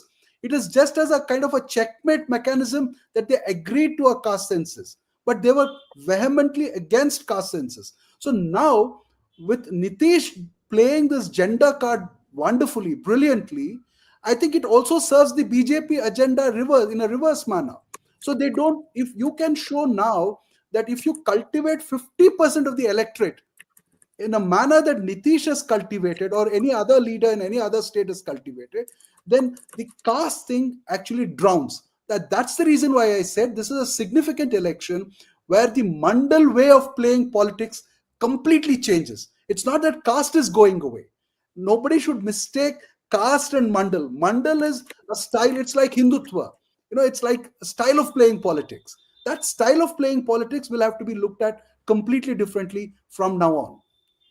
Okay, that's very interesting. Yashwant, do you want to respond? And then I want to bring in Taveen also. No, just the one-liner. Yeah. I've got only 10 minutes. Okay. I want to finish I've just got 2 points. I've got solemn deadlines today. So I have to start writing. Okay. Last comment. Yeah. All right. Okay. I very rarely disagree with Yashwant, but I'm going to this time. Don't speak of this women thing as a vision for Bihar. That is wrong. Just wander around the villages of Bihar and just see how desperate that state is. A vision would be that you would really be able to uplift that state. Now, every time you divert money into welfare schemes instead of into creating jobs, what is the biggest problem of Bihar? It is the economy. The Biharis have to leave that state because there are no jobs in the state. So, Jan Suraaj, who I endorse, and I really hope one day they win, but they have a vision. They are talking about building Bihar up into the first 10. Like Naveen Patnaik, he is a friend, let me make it clear, but he did that in Orissa. That can be done in Bihar, but it cannot be done with welfare schemes and prohibition and that kind of thing. What it needs is a really clear idea that this is what we're going to do. We're going to create jobs in the following way. So it's not a vision. It is Chunavi Goose, actually. And when you do that, whenever you do this, you're taking away from something to give women a salve. It'll keep them happy. You will get their vote. But what about Bihar? You look at Bihar. Just look at, he's lifted it up to some extent, but it's still the poorest state in India. And it's the poorest state because his vision is not as good of a vision as it should be for Bihar. On that happy note, I have to leave. Barkha, I've got deadlines. I'll lose my job. Okay. Thank you, Taveen. Thank you. We'll keep the conversation going. Thanks for your time. Yashwant, I'm sure you want to respond to that. So I partially agree in that way. I hope you are getting my voice. Yes. Okay. I kind of agree with her on the vision of Bihar, but I just wanted to underline the point that the 10,000 scheme was actually aimed directly at the female entrepreneurship. And when we interviewed female, almost 60%, 6 out of 10 females said that they will use money to do something for earning something, in terms of doing something for their livelihood. They are going to utilize that money, not for anything else. Rest of them did say, पुराना कर्जा है कुछ उसको चुकाएंगे. Some said that बीमारी में कुछ something else घर में खर्च करेंगे. But I mean, even if 6 out of 10, forget about 6 out of 10, I would consider even 1 or 2 out of 10 actually uses that money to become an entrepreneur or generate job, that would itself bring out a big change. But what the point which I wanted to make, and I'm not entirely disagreeing with Tavlinji in that way. Basically, see, what exactly has been the problem of not just Bihar, but most of the India at large has been that the politics of India has been played on the identity cards way too much. All right. Not that a female identity card is different. It is different. I mean, in more ways than one, but religion or the caste, which kind of overwhelmed or overlooked the real issues on the ground. With females, I have just found in so many data sets all these years, they think differently. The first time I recorded a different kind of female voting was way back in 1998 Delhi Assembly election when Sheila Dikshit ji won.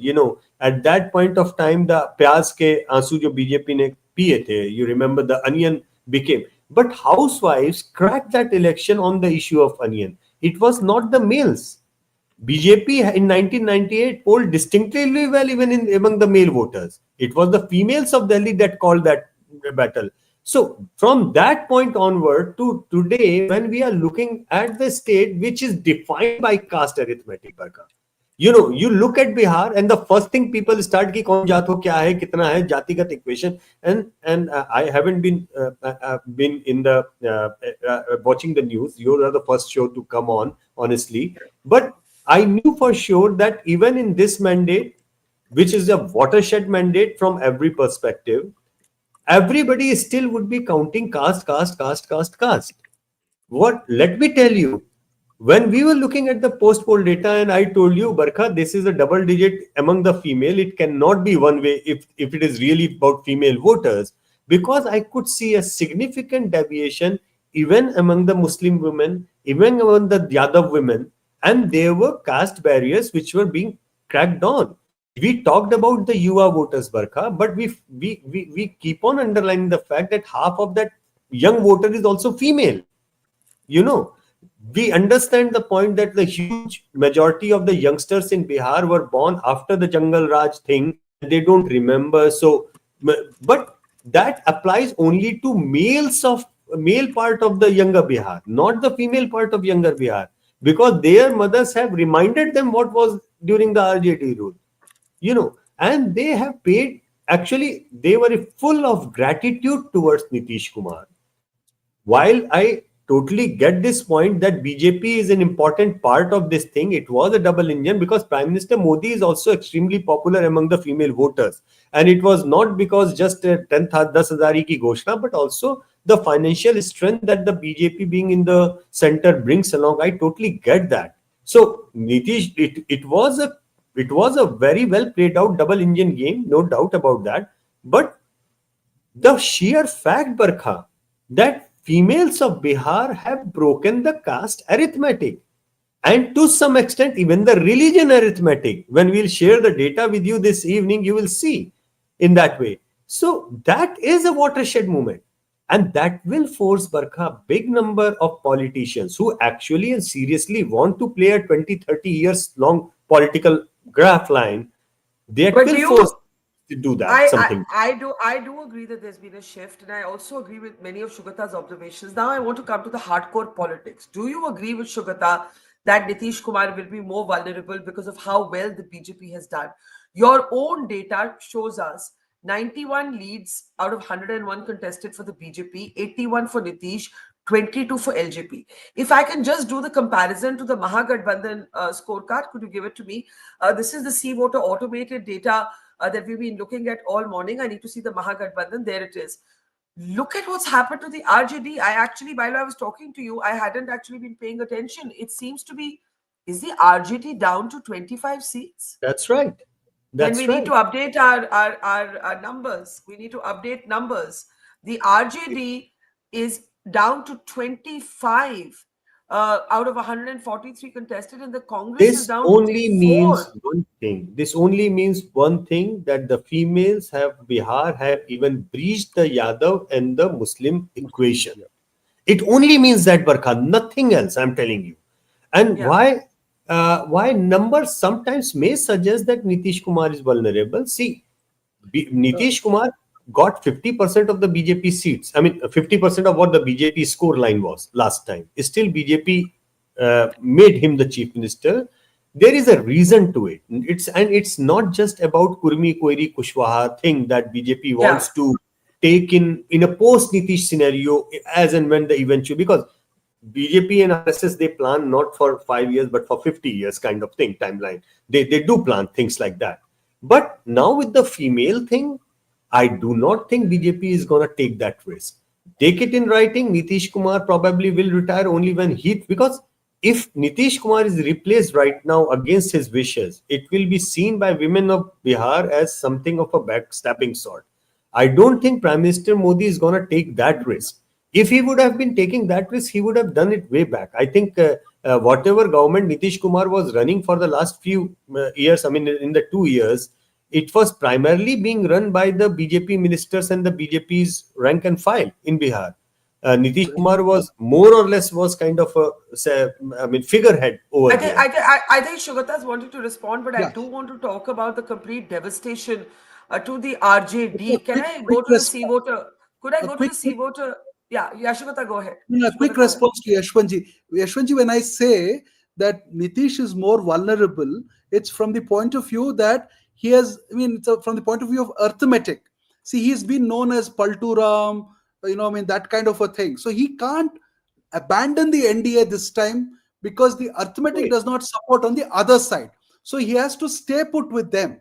So he is that way completely locked with the NDA is what I'm trying to say. It's vulnerability. That point is well taken. I think you are absolutely. But you don't, Shugata, you don't mean that they could play around with him. And they can play around with him, as I said earlier. It will only happen a year later when they see. It depends on his health. So they'll see the progression of his health, and then I think after a year they may sort of make a certain move. But they'll be very, very careful for now. They will not touch him for now because I think, as Yashwantji said, the women vote plus nobody and see the biggest propaganda item of the Mahagathbandhan was Nitish is not the CM. He is somebody. He's being controlled by somebody else. Nobody likes somebody who is down to be poo-pooed like that. Culturally, basically the Hindu cultural. If you look at it through that prism, if you're old and vulnerable, nobody would like to, like you to beat him furthermore. I think that generated a lot of sympathy for Nitish as well, because there was memory of him doing a lot of good work for the last 2 decades. So I think that sentiment also went against the Mahagathbandhan, because you heard Tejasvi Yadav and Rahul Gandhi call him all kinds of things. They did not name his ailment, that's all. They said everything else. So that was a bad move. Yeah, I agree. I agree. Can we talk for a moment about the Congress? It is extraordinary at this point that the Congress, the Congress is down to 4 seats. And if I may go to the C voter data, I want to show the scorecard on the C voter data on how it actually compares with the CPI-ML and other parties. JDU's Anand Singh, by the way, in prison on charges of murder, has won from Mokama. But Yashwant, the Congress contested, as your own data shows, 61 seats and is leading only in 4. The CPI-ML contested 20 and is leading in 4. So the CPI-ML strike rate today is better than the Congress strike rate.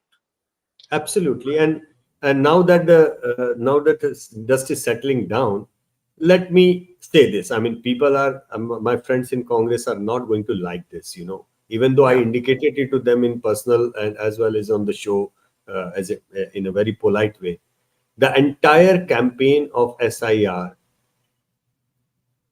I mean, it was backfired. It just backfired. Let's accept that. I mean, and I was sensing that, and I did tell them that you did nothing, but you wasted 1.5 months of Tejasvi Yadav's campaign. That's the only thing you did. And while the people on the ground, which were coming to your rallies, were all coming from the anti-BJP camp, largely due to Tejasvi, you took so much of time even to declare him as the chief ministerial candidate, basically just opening up the fact or the lines that not everything was as seamless as one would have liked to see from the opposition's point of view. Right. Now, while one has wasted Tejasvi Yadav's campaign, Tejasvi Yadav could have otherwise focused purely on Rozgar. Somebody might have liked to advise him, don't go to say har ghar mein sarkari naukri, but say naukri, say naukri. Because I think he came up with sarkari naukri thing as a last ditch effort because he could sense that SIR campaign failed and he had to do something out of the box so drastic that it could just, roll over everything else. So Tejasvi did whatever he could do. It was Congress which pulled Tejasvi down and Mahagathbandhan down. It was the SIR campaign against the Election Commission which wasted the time and the effort and the resources, everything one can think of.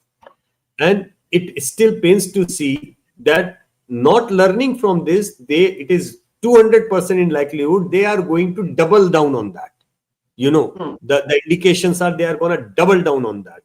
And even the vote share to seat conversion, if you look at this slide on your screen, MIM has only about 1.86% in the leads, but is leading in 5 seats. CPI-ML has about 3.1, but is leading in 4 seats. The Congress has 8.15% vote share, but is also leading in 4 seats. So the conversion of vote share to 8% is coming from the fact that they contested 62 or 64 seats. That's right. That's right. That's right. Otherwise, what exactly is the ground zero situation of Congress? They need to reflect on that. They need to reflect on that. Priyanka Gandhi, you remember, worked wonderfully during the Beti Ladki Hu Lad Sakti Hu campaign, which actually benefited them in the Lok Sabha election. But this brings them down. Now imagine what kind of power they will have on the negotiation table when they are talking about seats with Samajwadi Party in Uttar Pradesh for that matter. That power is taken away. So I think something is drastically wrong, and you will know very quickly within 24 hours.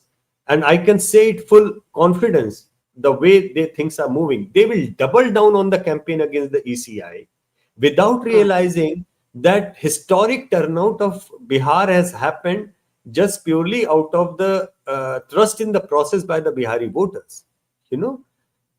Living in denial is not something which is a right thing to do. I fear they will not only double on the campaign, they might even pressurize Tejasvi Yadav to reject this offer results, do something as stupid as it can be by kind of boycotting the ceremony and not going to the assembly or not accept.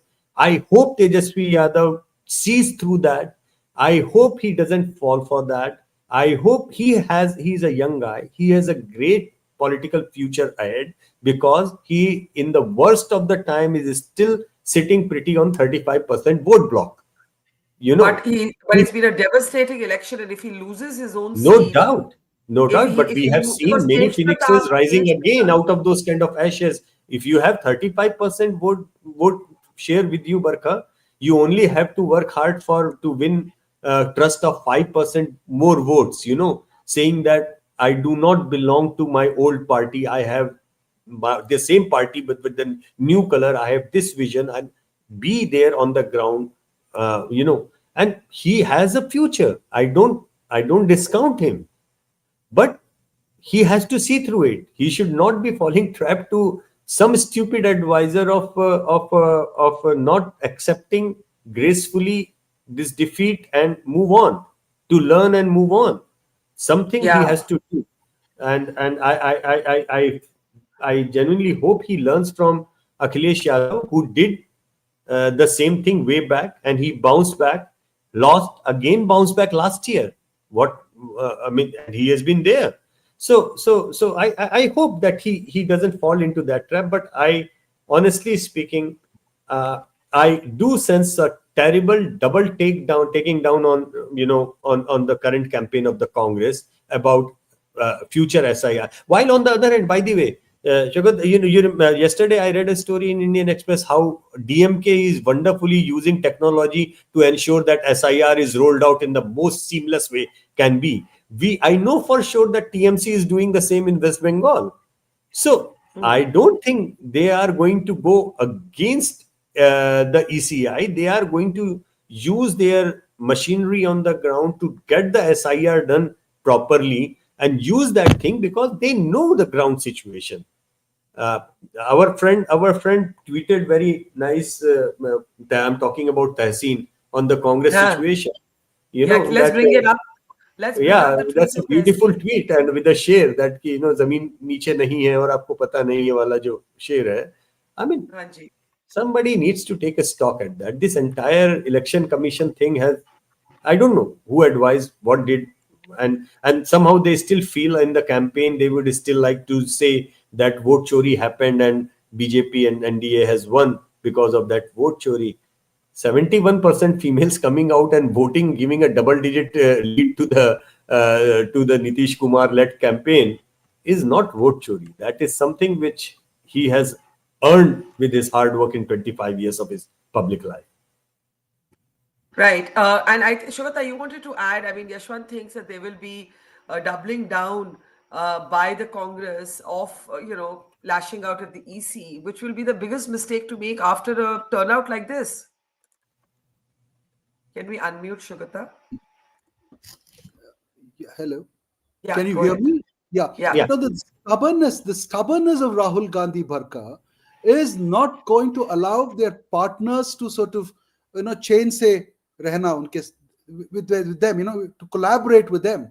So the stubbornness is going to drive away the partners, in the coalition that the Congress has built across the nation. You will see that happening in Tamil Nadu next.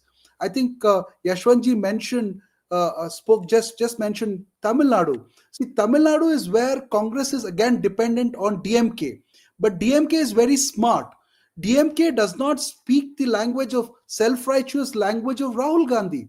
As a political party, you cannot speak a self-righteous language. But Rahul Gandhi seems to have created a kind of, a rhetoric where he tries to see ghosts everywhere. He does not trust the Supreme Court. He does not trust the Election Commission. He may have reasons to say so. But, if you want to remain a political party, then you have to institutionally engage. So when they asked him for an affidavit, you should have given an affidavit. Exactly. When there were no objections. Absolutely. When the SIR was released, there was not a single objection raised in the list. Exactly. If you had a institutional or a party organizational mechanism, you should have punched holes into it. Now, when you don't do that, you better give up that argument and move on. See, the most important thing for Congress, Barkha, is to say that, yes, we have lost. I think telling themselves that we have lost is the biggest service that they can do to themselves. So, exactly. And the last point, Barkha, the vote chori is something that they will never be able to prove, because vote chori happens in several forms, not the kind of presentations that they make. But the other thing which their allies will not tolerate is their ideological chori. See, Rahul Gandhi has sometimes tried to be Rahul Yechuri and sometimes tried to be Rahul Yadav. Yogendra. That's so funny. That's so funny. So he has tried to take away the agenda of the left by moving left. He has tried to take away the agenda of the DMK by speaking a federalist kind of language and a linguistic pride kind of a language, which he can't sustain because people don't see him that way. And then he has tried to take the caste agenda from Yadavs. And Barkha, you asked me this question in 2024 on the day of results, and I said the 100 seats that they have won is not theirs. They're actually trying to, they're dancing with borrowed plumes, and those plumes were that of Akhilesh. So they thought that it was theirs. It was never theirs. So they have made a huge mistake, Barkha, and they should tell themselves that we have been defeated. We have to work our way up. That is the only simple thing. Yeah. And Barkha, one more thing just to add to this point, Yes. Katihar Yatra was more important than Columbia Yatra. Yeah. I mean, what the hell? Yeah. I mean, seriously, what the hell, Barkha?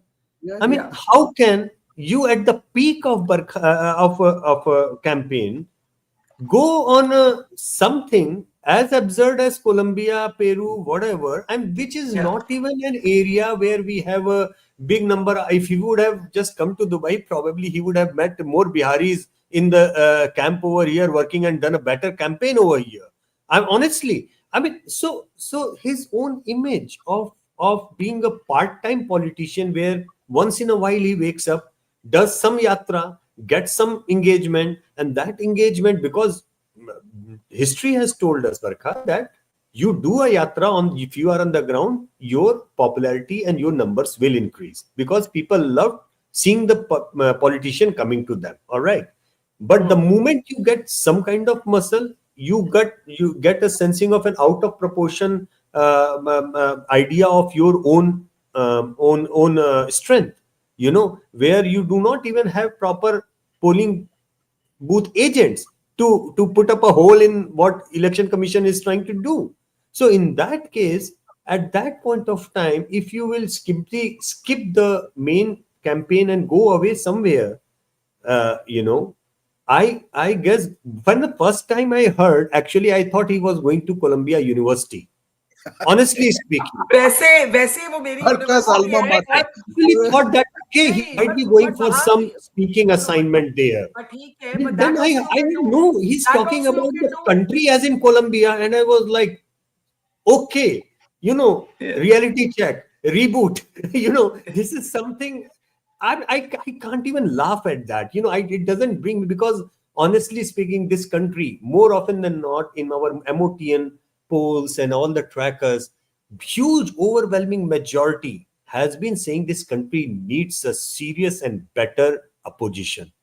Absolutely. Nobody wants unhindered power to be given to anybody.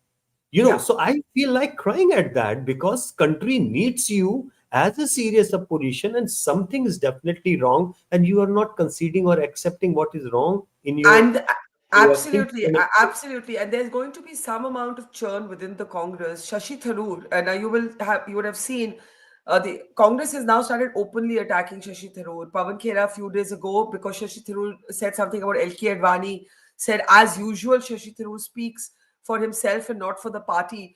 Could we correct the spelling of Shashi Tharoor on the banner? And in the meantime, let's play out Shashi Tharoor's reaction. For the final official results, but it's very clear that the lead is overwhelmingly with the NDA. Do you think the Congress, I think only 4 seats are right now leading in Bihar? It's obviously seriously disappointing, and if that turns out to be the final result, remember it is not yet the final declared result, but if it turns out to be that, then I think there will have to be some very serious introspection.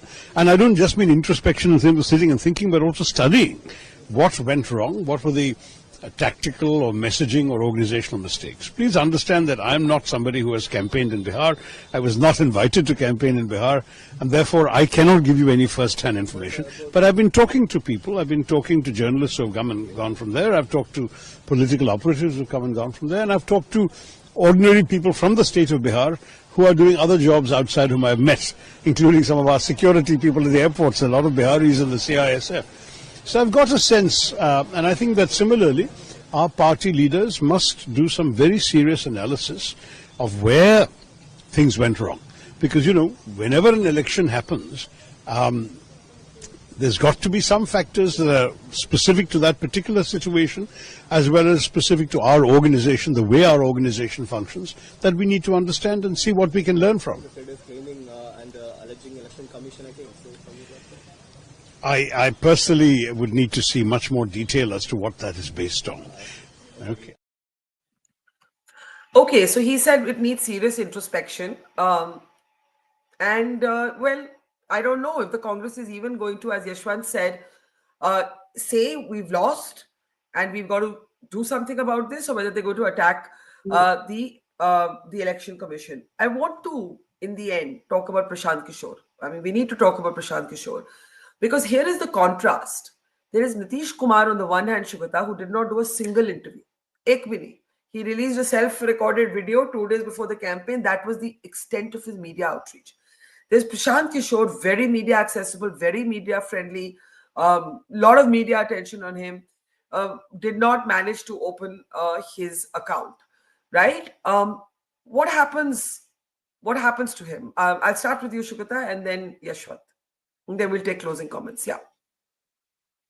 Shugata, can you unmute yourself, please, Shugata? Yeah. I think, to be fair to him, I think he has just created a name recognition, created a base, created some kind of an organizational structure, which I think will pay off in the future. I don't think, if he was a practical person, I don't think he was looking for results in this election. Having said that, see, the other thing is about the hype that he creates around himself. See, in 2014, he said Modi won because of me. Then all the other state elections, he said they won because of me. At least even if he did not say that, that was the kind of messaging that happened, that he makes people win. And now that whole thing is slayed, one shot, that a person who can't even get 2% vote share, what did they do? He was dealing with big brands, and those people were well entrenched in Indian politics for a very long time.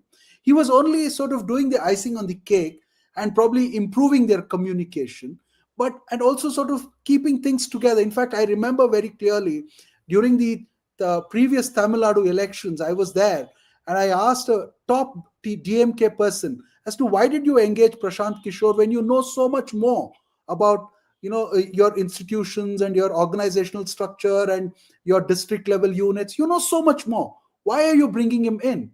So he said something fantastic. He said, see, we want to deny a lot of people a lot of things, and we cannot say that on their face. So we want to make an excuse keeping this man in the front. So, lots of political parties used Prashant Kishor for a lot of reasons.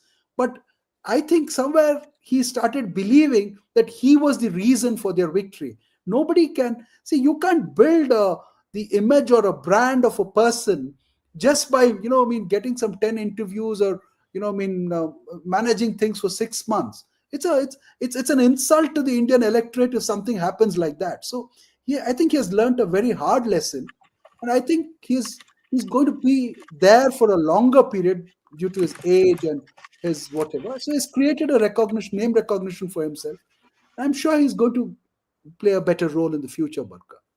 Right. Let's not sort of write him off right now. I'd be very interested in seeing the vote share of Prashant Kishor, Yashwant, because you had said that if he manages to get as much as Chirag Paswan got in vote share last time, you'd consider it a good start or a good.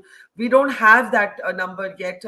Just asking my producers to also check. But Yashwant, let me unmute you, Yashwant. Yeah, go ahead. Yeah, we don't have that because he is not a recognized party yet. So we'll have to actually add up final results and then look into what kind of vote share he's eventually managing. But he created a buzz, no doubt about that. And he created a buzz for change.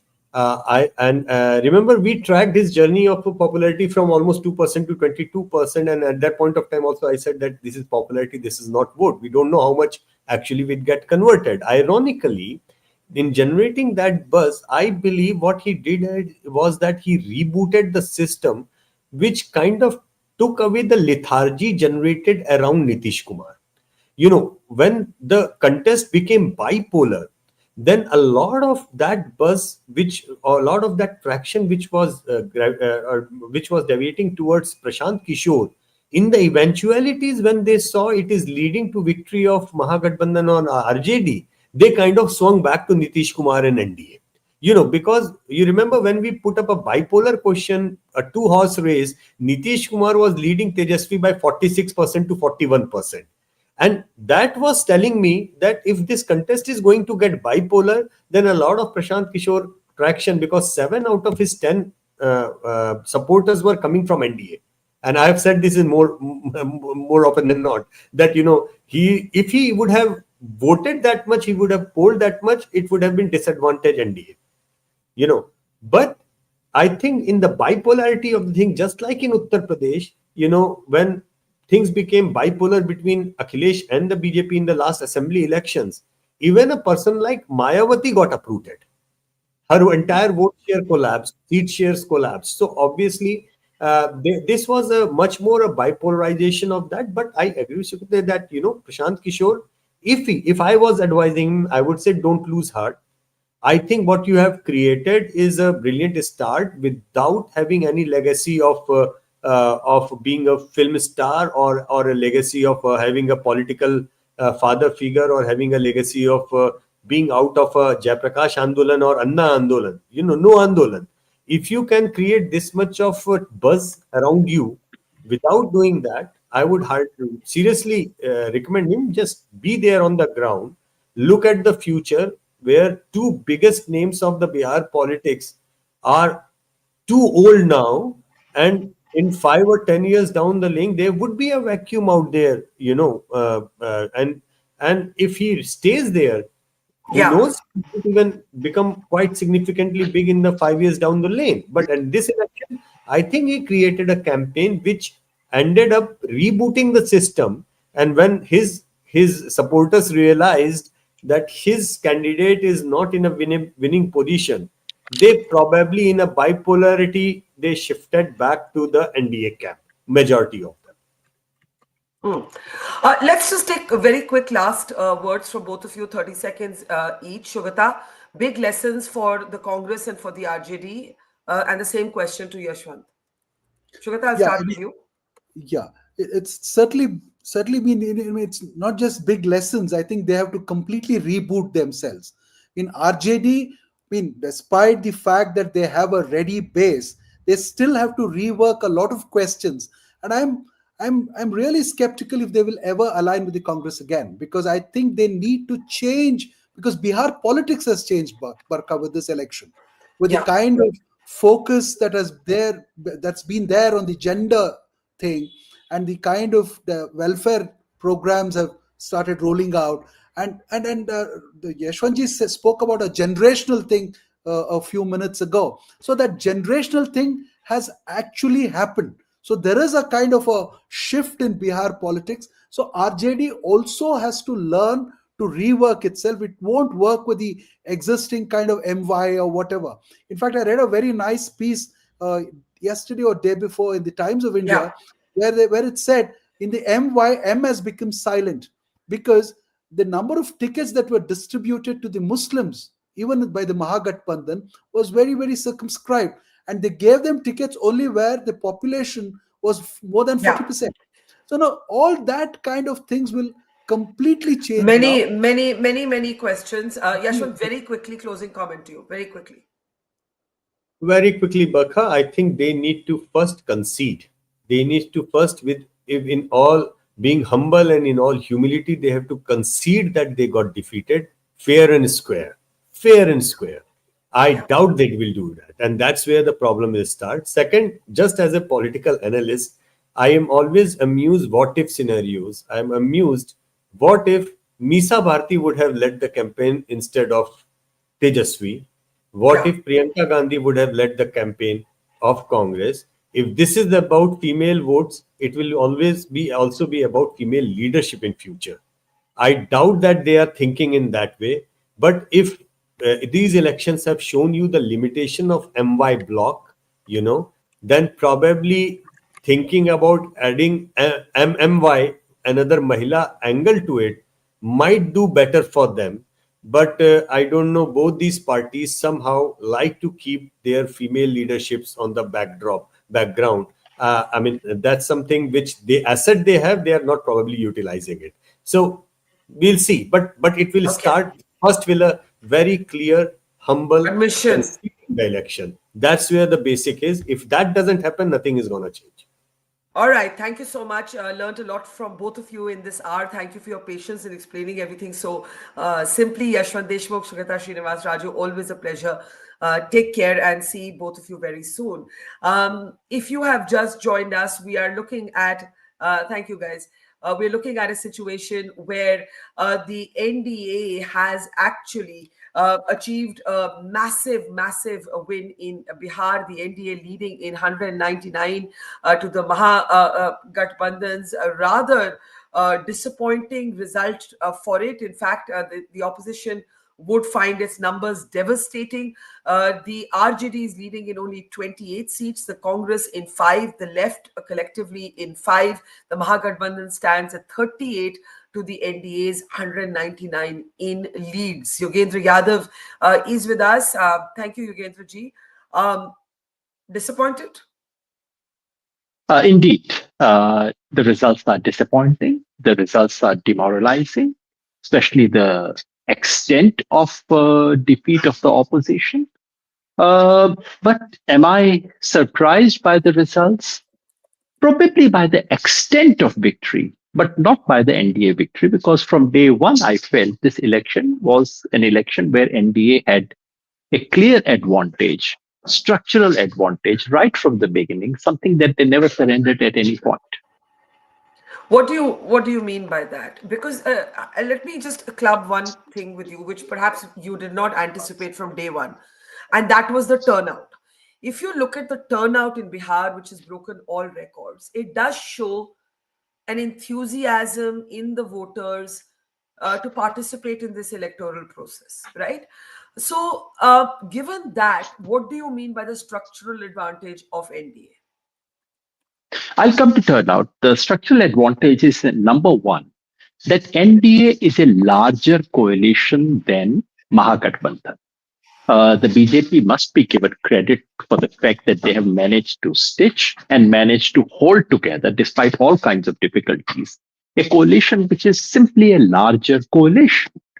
In 2020, it appeared as if both the coalitions were of the same stature, but that was not true because Chirag Paswan was outside. Once you account for his inclusion, then NDA is always sort of at least 5% bigger than the MGP. In the Lok Sabha, their advantage was 8%. Now it looks like a 10-point advantage. That's the first thing.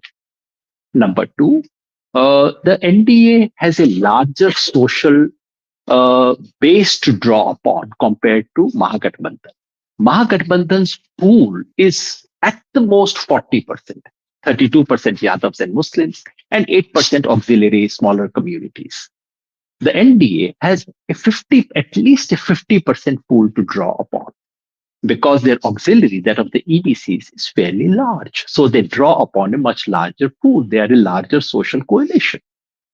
Number three, over the years, and not just in this election, NDA, specifically Nitish Kumar, has very successfully, very deftly cultivated, targeted, and secured the support from women, which can neutralize almost anything else. These three political advantages, plus fourth, and I'm not going to say fourth is the only factor. I'm not going to say fourth is the predominant factor. But the fourth is systemic support, which is administrative structure, the entire governmental system, money, media, and unfortunately, the election commission. All these which work in a fairly one-sided way. So because of all this, but even if the fourth factor was not there, I would have imagined the first three factors were enough to give NDA a clear advantage in the election. Many friends focused over much, as we tend to do in the campaign days, smaller moves, this statement, that particular candidature, ticket distribution, etc. I thought these were of minor significance. The In basic terms, as you speak of the fundamentals of economy, if you were to look at the fundamentals of Bihar's politics, this election was for NDA to lose right from day one. They had an advantage, they kept the advantage, and therefore their victory does not surprise me. The margin of victory does surprise me, though. Talking about the margin of victory, and when you say there were structural advantages, social base, I understand, money, media coverage, fair enough. But look at the fact that Tejashwi Yadav is at the moment, at the hour that I'm talking to you, trailing by 4,000 votes. This is a seat which he won the last time by a 38,000 margin. What I'm trying to suggest, Yugendraji, is that the BJP may be a richer party, the BJP may get more media coverage. You as a, you may not be happy with the election commission, but the overwhelming mandate A to the BJP, to Nitish Kumar's great comeback moment, and B, it seems a vote against the RJD. Why would Tejashwi Yadav, the face of the Mahagathbandhan, be trailing in his own seat? He might scrape through, but he's having to scrape through. Yes, of course, that would be very demoralizing for the opposition, for Tejaswi, because in all the opinion polls, Tejaswi Yadav has been actually slightly ahead of Nitish Kumar as a person considered for Bihar's CM's post. So I wouldn't know of the seat exactly, but do look at the fact that actually Mahagathbandhan's vote share has not gone down compared to what it was in 2020. But what has happened is that it is marginally gone down, but the seat conversion has been absolutely decimated. The seat because the change may have been less than 1 percentage point. I don't know the exact figures as of this moment. We have the figure. But broadly, their vote share is where it was. NDA has made two big changes. Number one, they have regained the coalition. And because they regained the coalition, that gave them 5-point advantage straight away.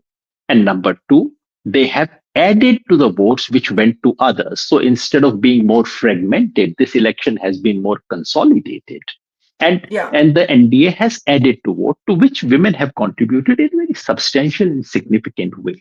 So these things have happened. If I may, because I wanted to see the figure, the RJD had 23.5% of the vote share in 2020, and in the leads right now it is 22.95%. So very marginal drop. Drop. It's about the same.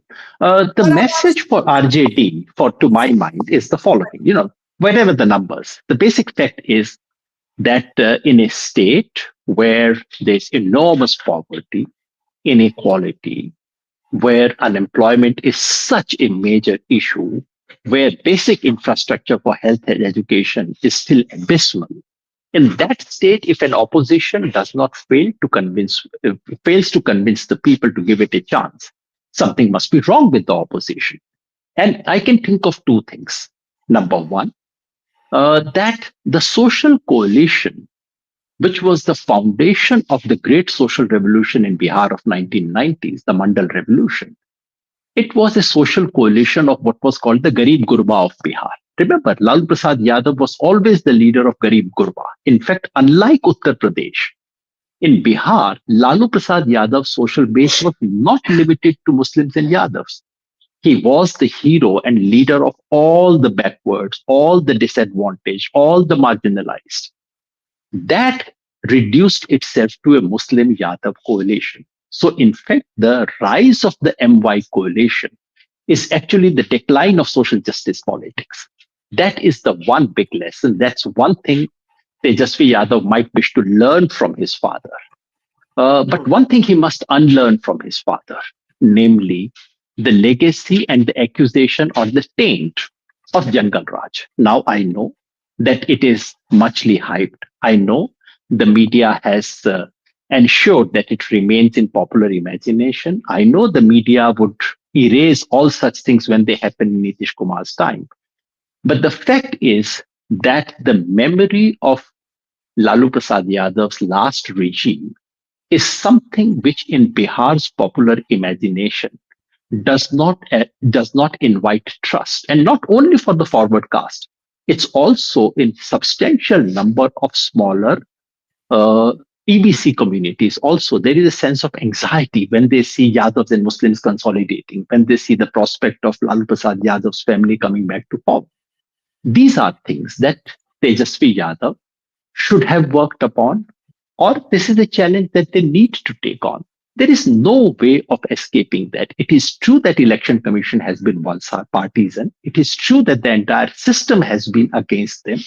It is true that it's becoming almost impossible for an opposition to win an election unless there is a popular wave in favor of them. Despite all this, here is something that Lalu Prasad Yadav's family, that Tejasvi Yadav, should have done, which was not done.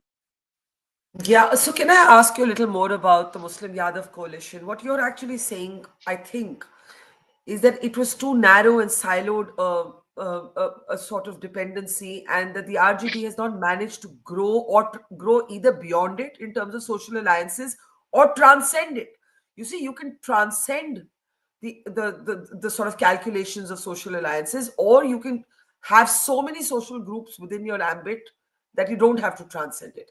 I think what you're saying is that Tejasvi Yadav has been limited by his dependency on the Muslim Yadav coalition. Yeah, that's certainly one way of putting it, because, I mean, there's no doubt that they tried to go beyond the inclusion of VIP, and through that of the Mallah community, the inclusion of IIP, etc. But even that does not reach even the level that Akhilesh Yadav achieved. Akhilesh Yadav's PDA is still not the alliance of all the disadvantaged communities, but at least it's no longer only MY. In Tejasvi Yadav's attempts, that could not be achieved. So that's certainly a limit. And do remember that while Muslims and Yadavs have voted for Mahagathbandhan, may have voted for higher proportion that compared to the past. But that actually invites a reaction. Muslims and Yadavs put together are 32% of Bihar's population. Fine, you got used to get 70% out of that. You may get 80% out of that now. 80% would give you only, what about 1.5 to 2% of Bihar's vote? But when people see Muslims mobilizing in greater numbers behind RJD or Mahagathbandhan, it has a counter-mobilizing effect, and it gives BJP a space to do Hindu polarization. And when people see Yadavs on the street with certain kind of confidence that we are going to come back to power, then it recoils on the party, because large number of communities then say, oh my God, we need to do something about it. That's one. So that in terms of social coalition needed to be expanded. Number two, you have to go beyond just the social coalition in the social arithmetic. The point is, here is a state which has one of the worst records of human development. Here is a state which is crying out for improvement in its educational health infrastructure. Here is a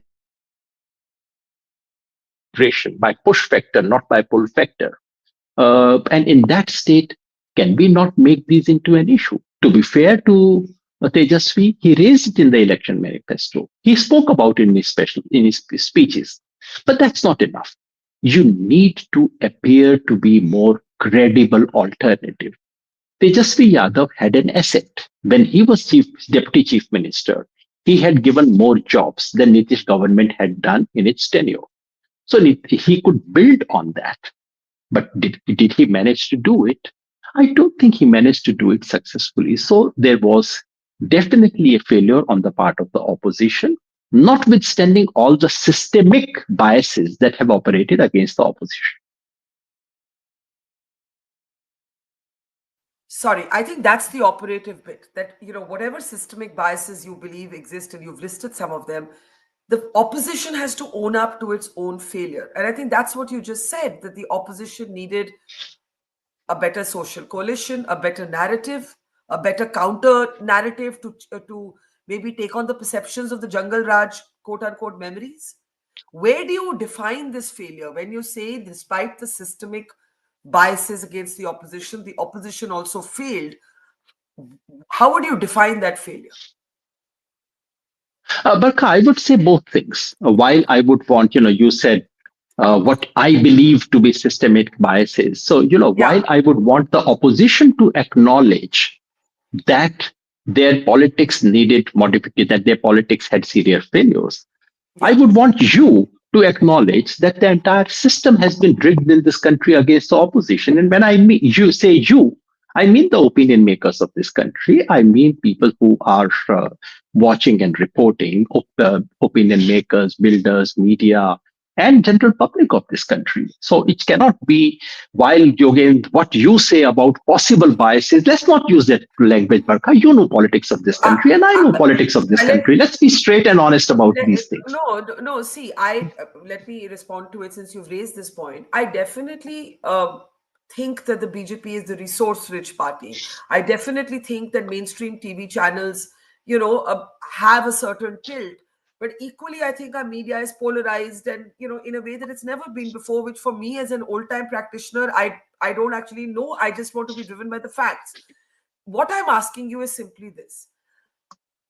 Where do you define, in any election, unless Yogendraji, you are questioning the fairness of this election result, which I don't think you're doing. You're talking about structural biases, not the process. Unless you're questioning that, there is something the opposition did wrong, or the people of Bihar were not convinced that they did right. And all I'm asking you to do is to identify that. What do you think that is? But I thought that's exactly what I was doing for the last 5-7 minutes. No, let me repeat it once again. Okay, go ahead. Yeah, let me again repeat it. You want me to say it for the third time? Let me say it.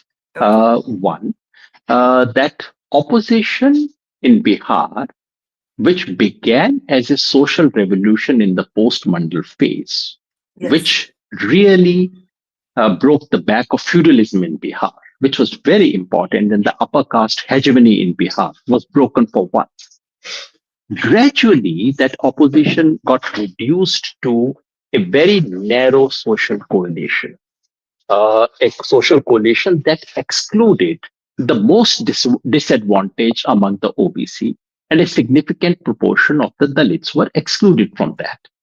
So the opposition's challenge is to rebuild that alliance of the bottom of the pyramid. Because what Nitish Kumar has done is that he has become the very strategic position that he occupies in Bihar's social hierarchy. He has used that to reinstate the upper caste hegemony in Bihar by making large number of EBCs partners in this coalition. That needs to be broken, and the onus of that lies with the opposition. Who else would do that? Opposition has to do it, clearly. That opposition must appear to be a credible alternative. There are issues in Bihar. There are issues crying for attention. There are issues that in any other state of this country, people would have thrown such a government out 10 years ago. I mean, I can't imagine people in Punjab suffering this kind of a government. They would have thrown it out 10 years ago.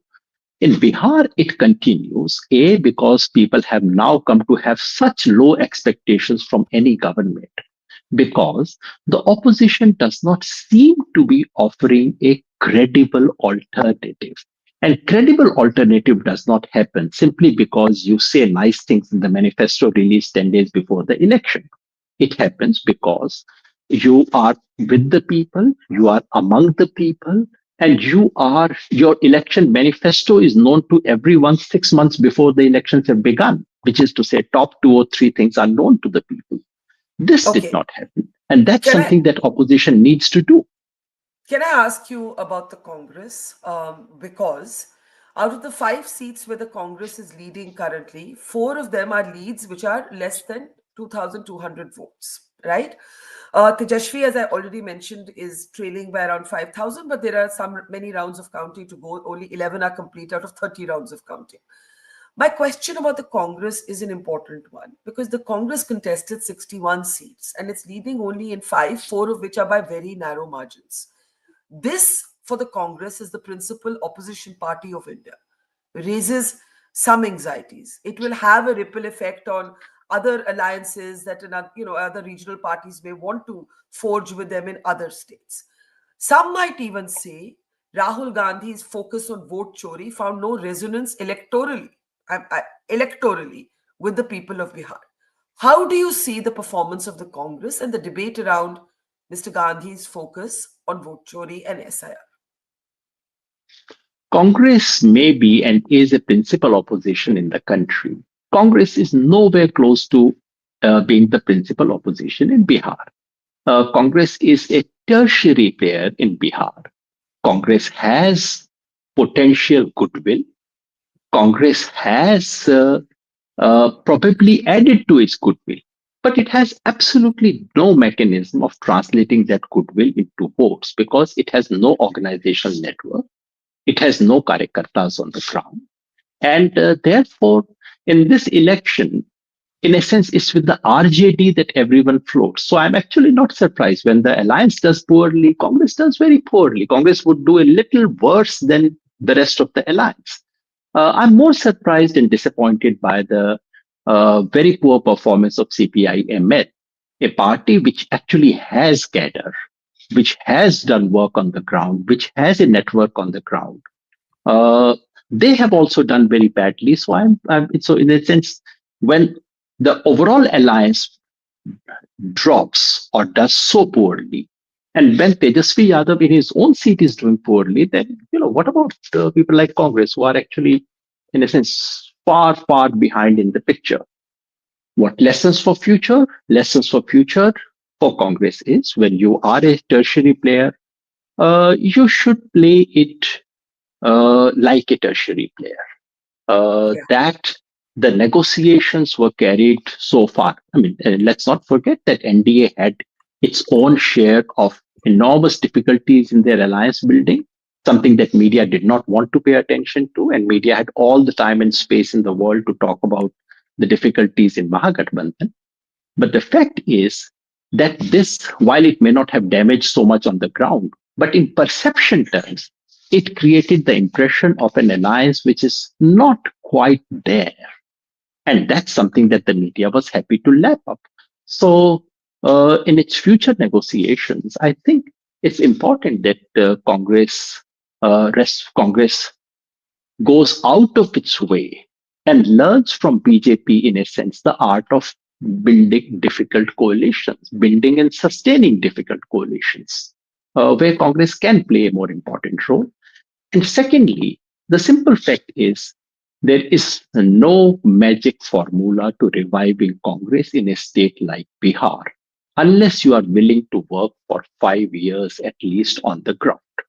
No amount of, you change your state president, which is a good move. They made the right move. You bring in someone like Krishna Aluveru, nice move. Today, unfortunately, in India's political analysis, once you lose the match, then your captain was wrong, your fielding was wrong, your batting was wrong, your catching was wrong, everything was wrong. That's the usual Indian political analysis. I would say that those things Congress did right, but there's simply no. I mean, if your overall coalition is not up to the task, then no matter what you do in 1 month, you're going to win this election. You have to be prepared to work for 5 years. The real question is, does Congress have it in them to work on the ground for 5 years? Does Congress have those kinds of leaders who would work for 5 years? If they do, they still have. I mean, even today, when I look at a figure of 4 or 5 for Congress, even now I'm willing to say Congress has much greater potential goodwill in Bihar than any of its votes and seats might suggest. But they have to really work for a very long term and work on the ground, which has been very difficult for the Congress. Finally, on the vote chori issue, I'm not saying all issues are electoral issues alone. I'm not saying that. But electorally, it didn't yield the kind of response from the public that perhaps you would have hoped for. 2 things. One, I can respond probably more about myself. Yes. The SIR campaign that we launched, anti-SIR campaign that we launched, that we have continued. We did it, Barkha, because we believe that SIR is a dilution of universal adult franchise, which it is. And I'm proud of the fact that we did it. I'm proud of the fact that because of that campaign and because of the vote adhikar yatra that the opposition took, Election Commission got frightened and stopped halfway through this disenfranchisement exercise, that the original target of 1.5 to 2 crore was reduced finally only to 40 lakh people who were names that were struck. So in that sense, SIR, anti-SIR campaign was legitimate, correct? Even if I realize tomorrow that opposing SIR and ensuring universal adult franchise favors the BJP, I will still do it. Because for me, this is not about ensuring that this party wins or that party wins. It's about ensuring universal adult franchise. As for the vote chori campaign of Congress, which is not only about SIR, it's a different kind of a campaign. Look, vote chori campaigns are not election campaigns. Please see the difference. Vote chori campaign success or failure lies in the fact of whether people accept the fact, people accept your charge, whether people believe that the electoral system is being unfair and doing things that are illegitimate. I would suggest go on the ground, ask people, do they believe in it?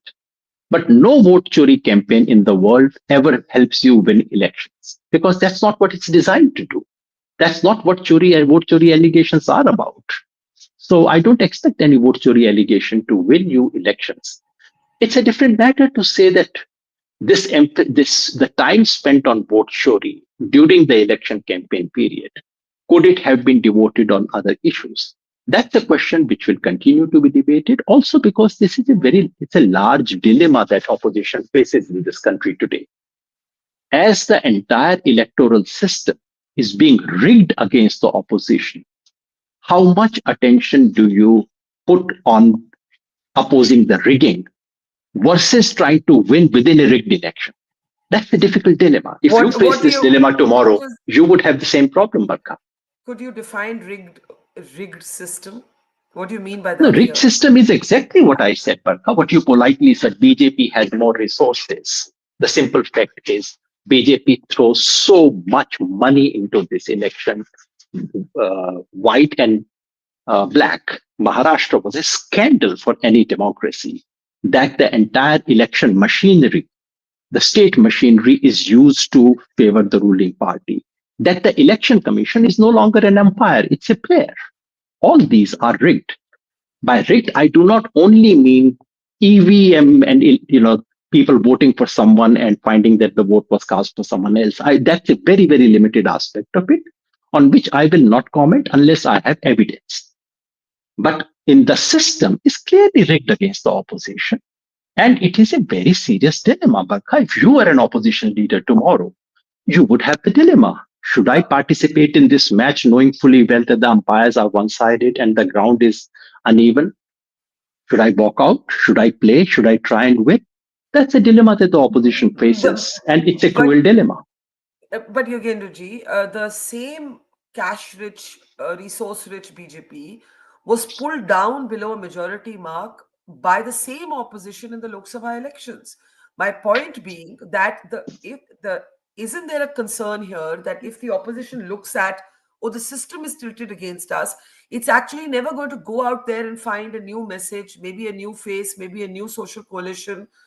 There has to be, to win, you have to first acknowledge defeat. To win, you have to first say, okay, there's also something wrong with me. Barkha, that I thought is exactly what I was saying for the last 20 minutes or so. That there is something very seriously wrong with the opposition. But in political science, there is a term called competitive authoritarianism. And the term is about those regimes where there's authoritarian regime, where elections are lopsided, but the possibility of the ruling party losing an election is not zero. So when you say the ground is uneven, the ground is tilted against me, doesn't mean I would always lose the race. But I would win the race only when I'm 10 steps ahead of someone else. Then only I would win it by 1 step. That's exactly what the logic does. That's exactly what happened in Lok Sabha. So I'm not saying opposition can never win any election in this country. No, that's not going to be the case. And that's exactly why the dilemma. If that were to be the case, then there's no dilemma after that. Once it's clear that opposition cannot win any election in this country, of course they should boycott it thereafter, if that is the situation. The dilemma is precisely because we are in a competitive authoritarian system where element of competition is still real. However, it's tilted. And that's the thing you have to understand and see, okay, is it so tilted that it's pointless to run the race? Or is it tilted, but I should still work very hard to somehow win the race? That's the dilemma the opposition faces. And I don't envy them for the cruel choice that they have to make.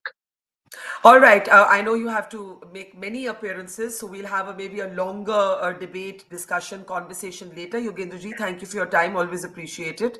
And we will get, I hope, the opportunity to decode these results with more granular data in the next few days. Thank you so much. Namaskar. Thank you. See you. Thank you. Thank you, sir.